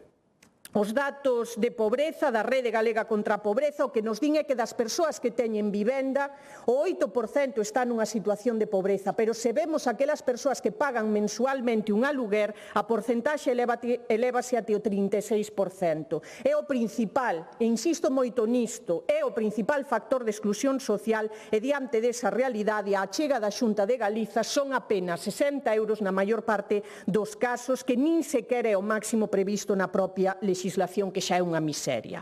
O segundo elemento, a segunda prioridade que entendemos debe centrar esa reforma da Lei de Inclusión Social é establecer unha contía mínima que garanta que podes vivir dignamente, que podes enfrontar o custe diario da vida nos seus elementos máis básicos. O custe da vida é cada vez maior e a Risga sitúase, se collemos todos os complementos que contempla, de media, cos datos da memoria que publica anualmente a Consellería de Política Social, en apenas 502 euros. Sitúase, polo tanto, por debaixo do que se considera o limiar da pobreza. Que é o que propoñemos desde o BNG? Determinar a contía mínima en base precisamente a cal é a cantidade mínima que considera o Instituto Galego de Estatística, que é o ingreso básico e infranqueable para poder facer fronte aos gastos diarios. Outro exemplo máis, insisto, da necesidade, da urxencia de reformar esa Lei de Inclusión Social para que poida, cando menos, establecerse un límite mínimo que che permita vivir dignamente. E, por último, atender os factores de desigualdade, as múltiplas desigualdades e situacións de exclusión que xeran pobreza ou empobrecen a poboación do noso país. A Lei do ano 2013, se vostedes a leron, o único que prevé, por exemplo, son plans territoriais de pobreza, de maneira específica ou individualizada, cando hoxe en día o que nos din as estatísticas, o que nos din as entidades sociais do terceiro sector que traballan con persoas en situación de exclusión, é que o que determina ese risco de caer na pobreza ou na exclusión é demográfico, é social, non é territorial. É a orixe, a poboación migrante ten unha porcentaxe elevadísima de pobreza moi superior á de calquera persoa que teña nacionalidade española. O xénero, as mulleres, logo falaremos ao longo desta sesión plenaria da situación de exclusión social e laboral que teñen as mulleres galegas. O tipo de familia no que vivas, familias en crianza, onde hai menores a cargo e, sobre todo, as familias monoparentais concentran taxas e porcentaxes de pobreza absolutamente inadmisibles, ou a etnia, cidadás e cidadáns galegos do pobo xitano que se atopan nunha situación de exclusión precisamente pola súa etnia. O BNG, con todo isto remato, que propomos son deseñar programas específicos para colectivos e persoas vulnerabilizadas. O PP nin sequera cumpre as súas leis, porque quero lembrar que a Lei de Impulso Demográfico aprobado polo Partido Popular no ano 2021 exixía que no prazo máximo de 6 meses había que aprobar un plan de loita contra a pobreza nas familias monoparentais. Van 5 anos e ainda estamos esperando que aproben o primeiro. Moitas gracias.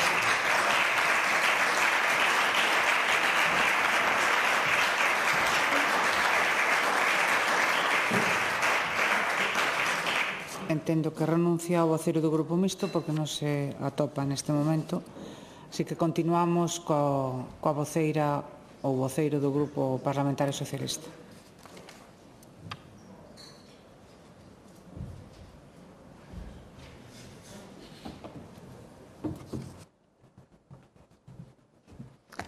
Gracias, presidenta. Bo día.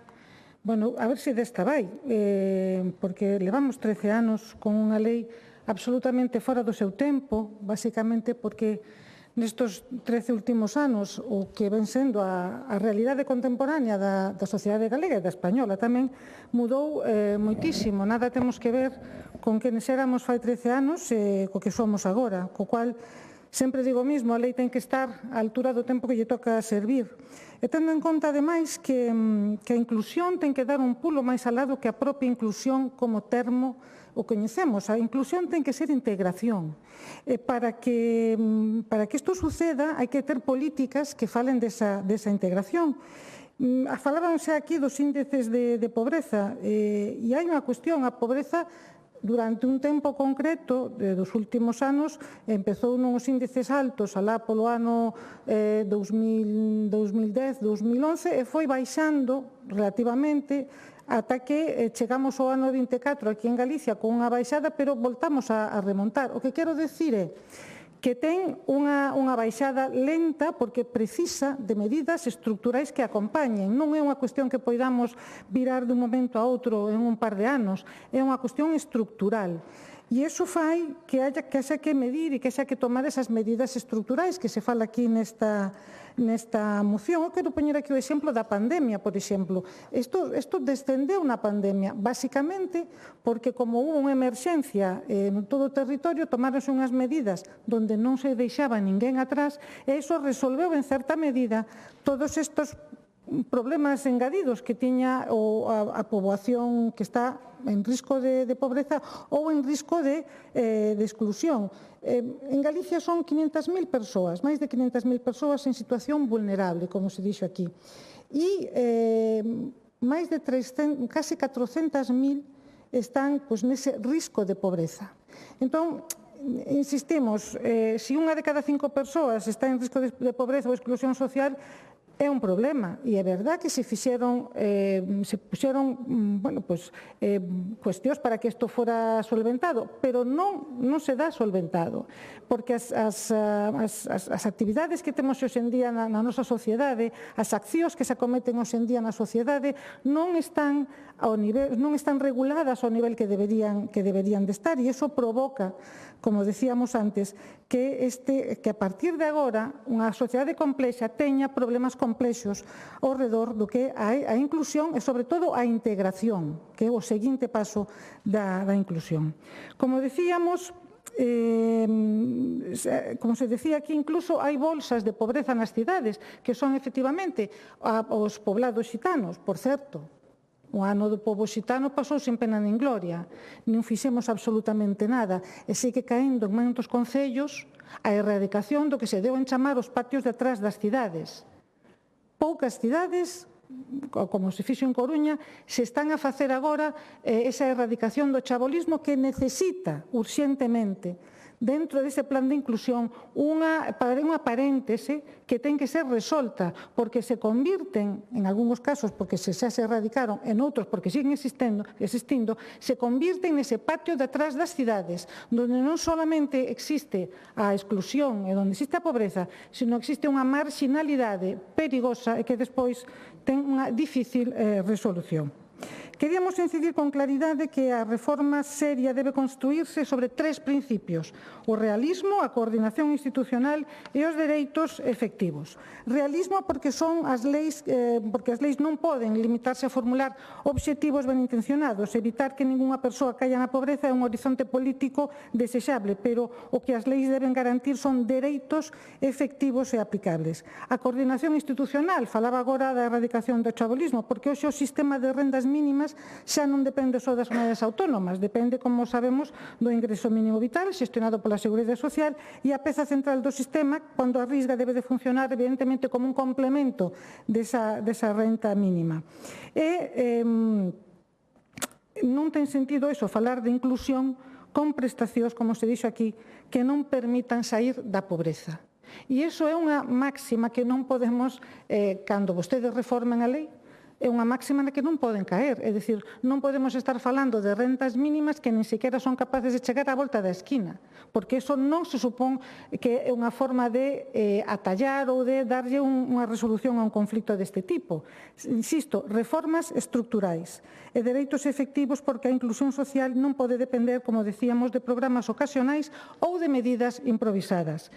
Queremos que se vencellen os ingresos mínimos á realidade social, tomando como referencia esos datos que se dixeron aquí do Instituto Galego de Estadística, porque non tería sentido falar de inclusión social se estas prestacións, insistimos, non permiten vivir con dignidade. E, sobre todo, compatibilizar co emprego, porque traballar debe de ser sempre unha vía para sair da pobreza e non un motivo para perder a protección social. Ten que haber unha compatibilidade co emprego. Europa está agora impulsando modelos de renda mínima activa que incentivan traballar e, sobre todo, evitan a chamada trampa da pobreza. E iso é perfectamente defendible. E converter a tarxeta básica nun recurso permanente tamén ten sentido. É un recurso de emerxencia, non estrutural, porque é unha resposta rápida da emerxencia, evita a burocracia e, sobre todo, moi útil para os concellos. Pero, insistimos, é un mecanismo, é unha ferramenta que non pode substituir os dereitos estruturais. E aquí, como xa se falou, entra a peza fundamental a hora de eliminar a situación da pobreza que ten as orixines no custo da vivenda. E isto é un problema, señores, que efectivamente xa falamos aquí por activa, por pasiva, e non hai política social se non hai unha política real de vivenda. Posiblemente haya niveles de pobreza que estén encubertos, porque hai moita xente que está a compartir as vivendas cas súas familias ou cos seus amigos, e esos niveis de pobreza nin siquiera afloran como na parte desos estudos, pero é a realidade. Somos máis pobres porque non podemos pagar a vivenda. Somos máis pobres porque aquilo, como xa se dixo aquí, que nos ampara agora significa un monstro contra o que temos que pelexar. E iso recae nunha política non só de anuncios, como xa se teñen feito aquí, sino dunha coordinación cos concellos, dunha coordinación con institucións que están a traballar, sobre todo para a inclusión social, e que a día de hoxe non é efectivo. Non son pezas soltas, non son anuncios soltos. Trátase de facer unha política en común. E, sobre todo, eu quería facer aquí unha reseña. Evidentemente vamos a apoiar que esta moción vaya para adiante, porque efectivamente traballa no eido no que sempre traballou o Partido Socialista, sobre todo no eido en que traballaron os concellos socialistas, que tuveron que lidiar a maior parte das veces absolutamente solos frente a estes problemas, porque os plans concertados ca Xunta de Galicia nunca chegaron a tempo e mesmo desapareceron, e foron os concellos os que traballaron nos programas en todos aqueles programas de inclusión social, traballando cas traballadoras e educadoras sociais que eran contratadas exclusivamente por os concellos. Pero eu quería falar aquí, a partir ao marxen do que xa dixemos, dese materialismo reduccionista que se deu hoxe aquí neste hemiciclo. E eu entendo que se vamos pola vida tratando somente de dar de comer e pouco máis, e non parándonos en que unha inclusión supón tamén un dereito á educación, un dereito á cultura, vamos a caer no chan da pirámide de Maslow. E nós non vimos aquí para facer unha política de materialismo reduccionista. Claro que temos dereito a coñecer o que pasou no 23F. Claro que temos dereito a enterrar os que morreron na nosa familia nos lugares que teñen que están enterrados. Claro que temos dereito a coñecer a historia, porque isto é parte da inclusión. Non somos reduccionistas. Non somos reduccionistas. Non é a donde ten que ir a sociedade. Nin en inclusión, nin en outros tipos de materias como é a cultura e a educación que van da man. Porque aquí estamos todos moi ben sentados ca calefacción central e podemos dicir as barbaridades que se nos ocurran ou a que nos escriban, porque eu creo que moitas veces son a que lles escriben. Pero a realidade é que os que están aí fora, que a veces votan e a veces non votan, e outros nin siquiera se achegan a votar porque xa non teñen nada que perder, teñen dereito Ten que rematar. Remato agora. Teñen dereito a ser coñecedores da realidade social e teñen dereito a escalar nesa pirámide para decidir aquilo que lle vai facer máis libres e mellores persoas. Moitísimas gracias. Moitas gracias.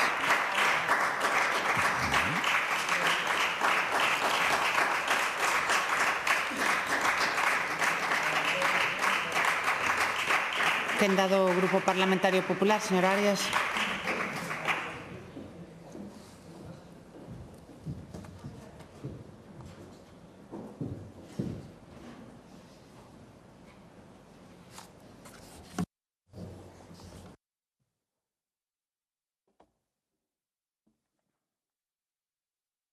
Grazas, presidenta, señorías, bos días.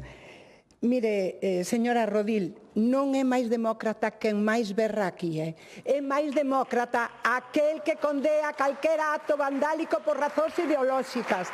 Eso que vostedes aínda non fixeron hoxe.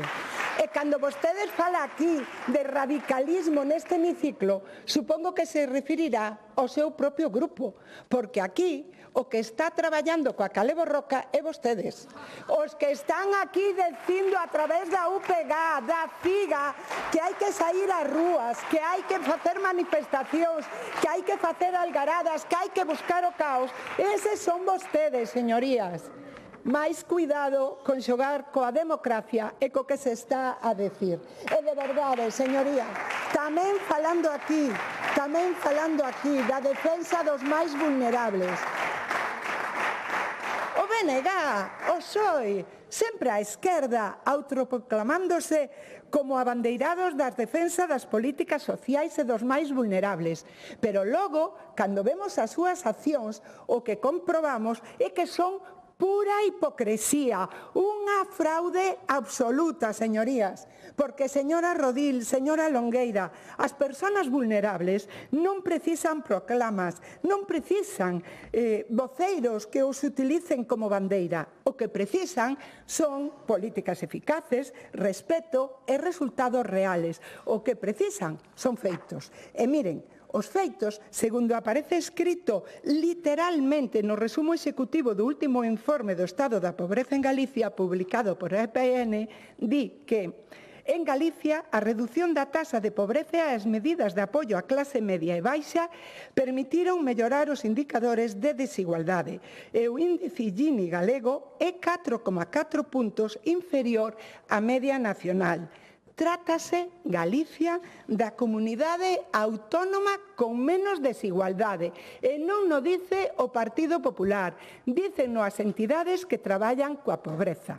E, por suposto, non estamos satisfeitos, pero os datos veñen a confirmar que as políticas postas en marcha polo goberno de Alfonso Rueda funcionan, que o modelo Rueda funciona, aínda que teñamos que loitar cada día coas pedras no camiño que nos vai poñendo o outro modelo, o modelo Sánchez, desde Madrid, coa complicidade sempre do Bloque Nacionalista Galego.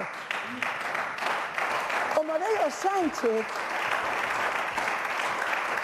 señores do BNG, que puxo en marcha o ingreso mínimo vital que só chega ao 20% das persoas en risco de pobreza.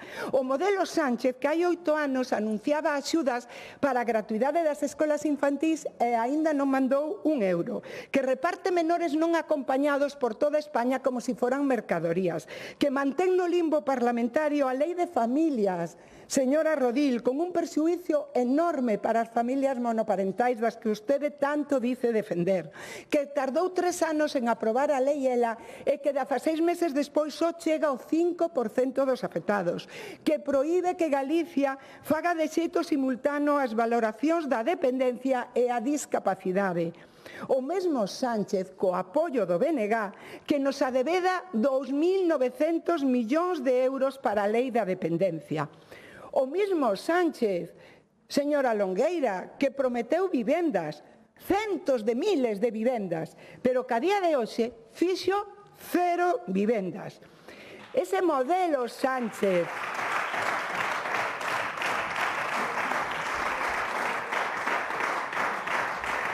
ese modelo Sánchez, señora Rodil, señora Longueira, que fai que en España a mocidade non viva, sobreviva. E non nos dice tampouco o Partido Popular, senón que o ven de recoñecer o Consello Xeral de Economistas de España. E o BNG encantado, o BNG sempre tan manso en Madrid e tan bravo en Galicia, sempre igual.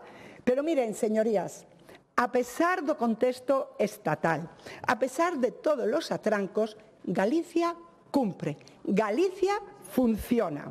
E a última enquisa do INE revela que a situación de Galicia sigue sendo mellor que na media de España.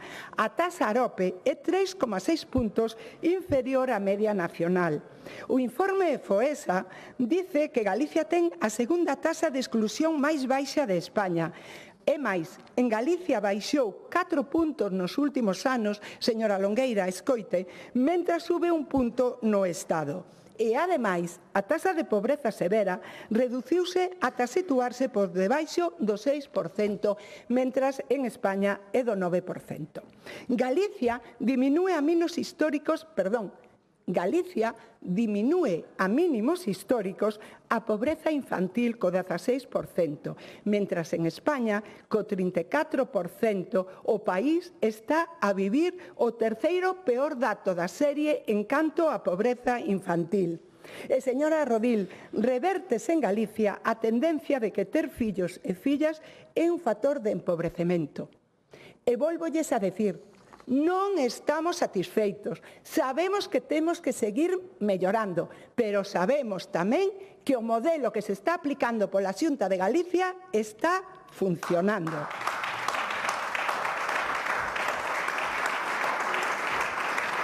Está funcionando con medidas que se desenvolven de xeito planificado, blindando os orzamentos destinados á inclusión social con preto de 130 millóns de euros neste ano, os que se suman medidas transversais noutras áreas como o emprego, a educación ou a vivenda. En Galicia, sí, señora Longueira. En España, facemos co bono alugueiro social, témolo feito no ano 2021 e desde aquelas hasta agora, e xusto este ano, duplicouse o orzamento adicado ao mesmo. Un bono que, ademais, foi copiado polo Goberno estatal no Plan de Vivenda 2022-2025. E facémolo ca vivenda co compromiso de duplicar nesta legislatura o parque público de vivendas, pasando de 4.000 a 8.000 e de chegar ata 10.000 nos 2 anos seguintes. Mentras, Sánchez fai cero. En Galicia, señorías, temos plan e temos orzamentos para leválo a cabo. Facemos, sendo a primeira comunidade coas escolas infantís gratis de 0 a 3 anos, co feito de que aquí asista a Risga e a posibilidade de que sea compatible co ingreso mínimo vital. E vostede sabe, señora Rodil, que isto poñen de manifesto todas as entidades que traballan coa pobreza como algo positivo.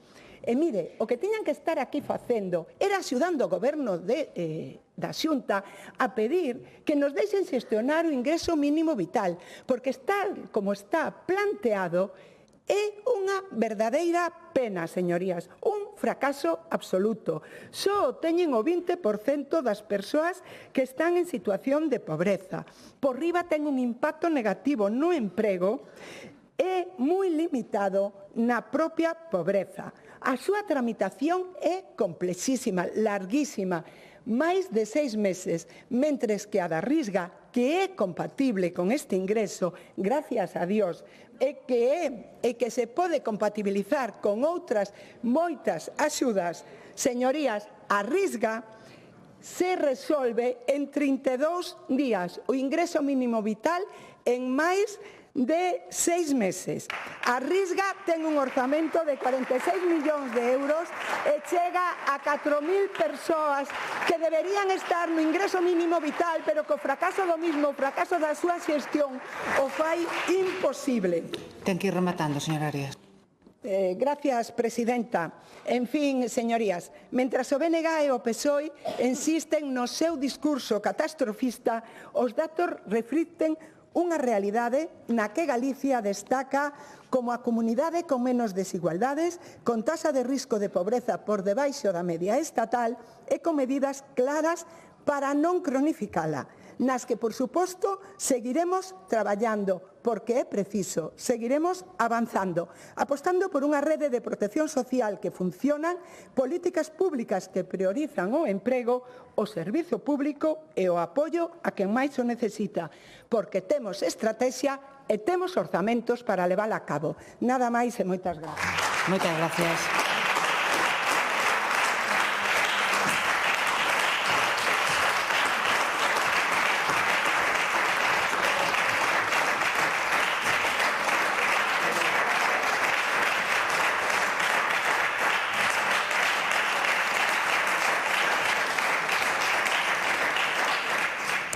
Turno de peche para a autora da moción.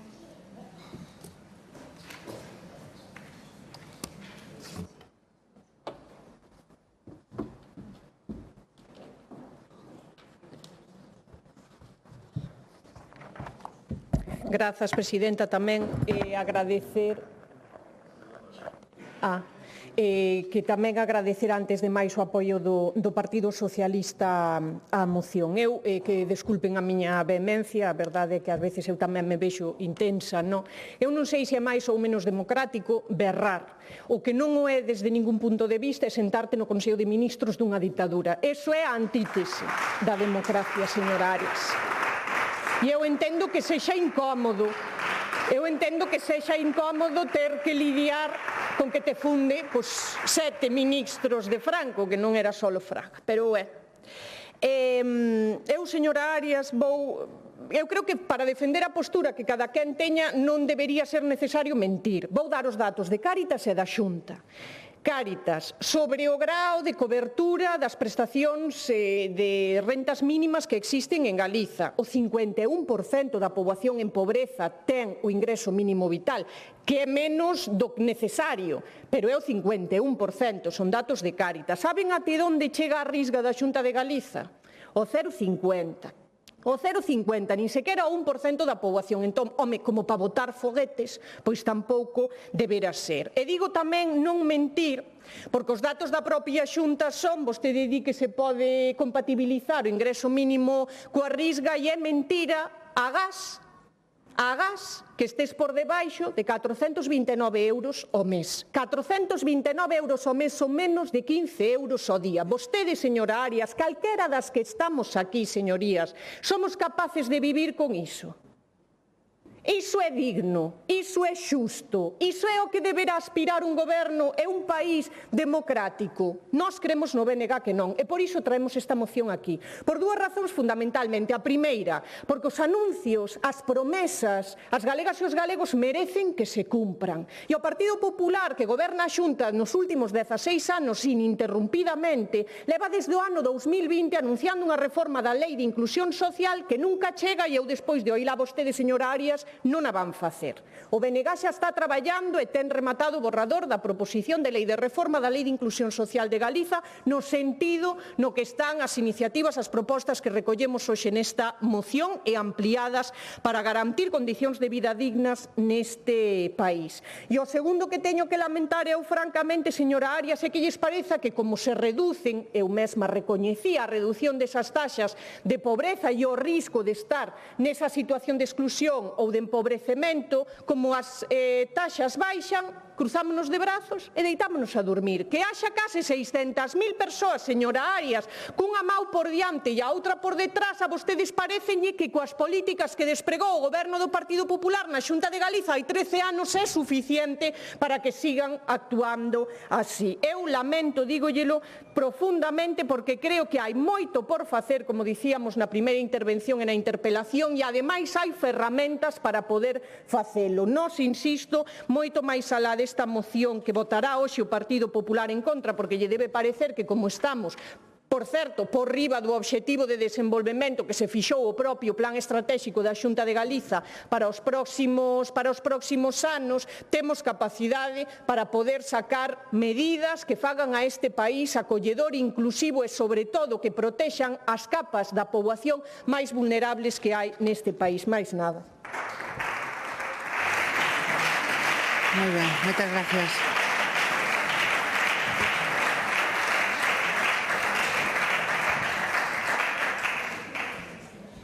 Como saben, esta era a última moción que estaba anotada na orde do día para a sesión de mañá e vamos a proceder á suspensión ata a tarde, reanudándose ás 16 horas. Bo proveito a todos e a todas.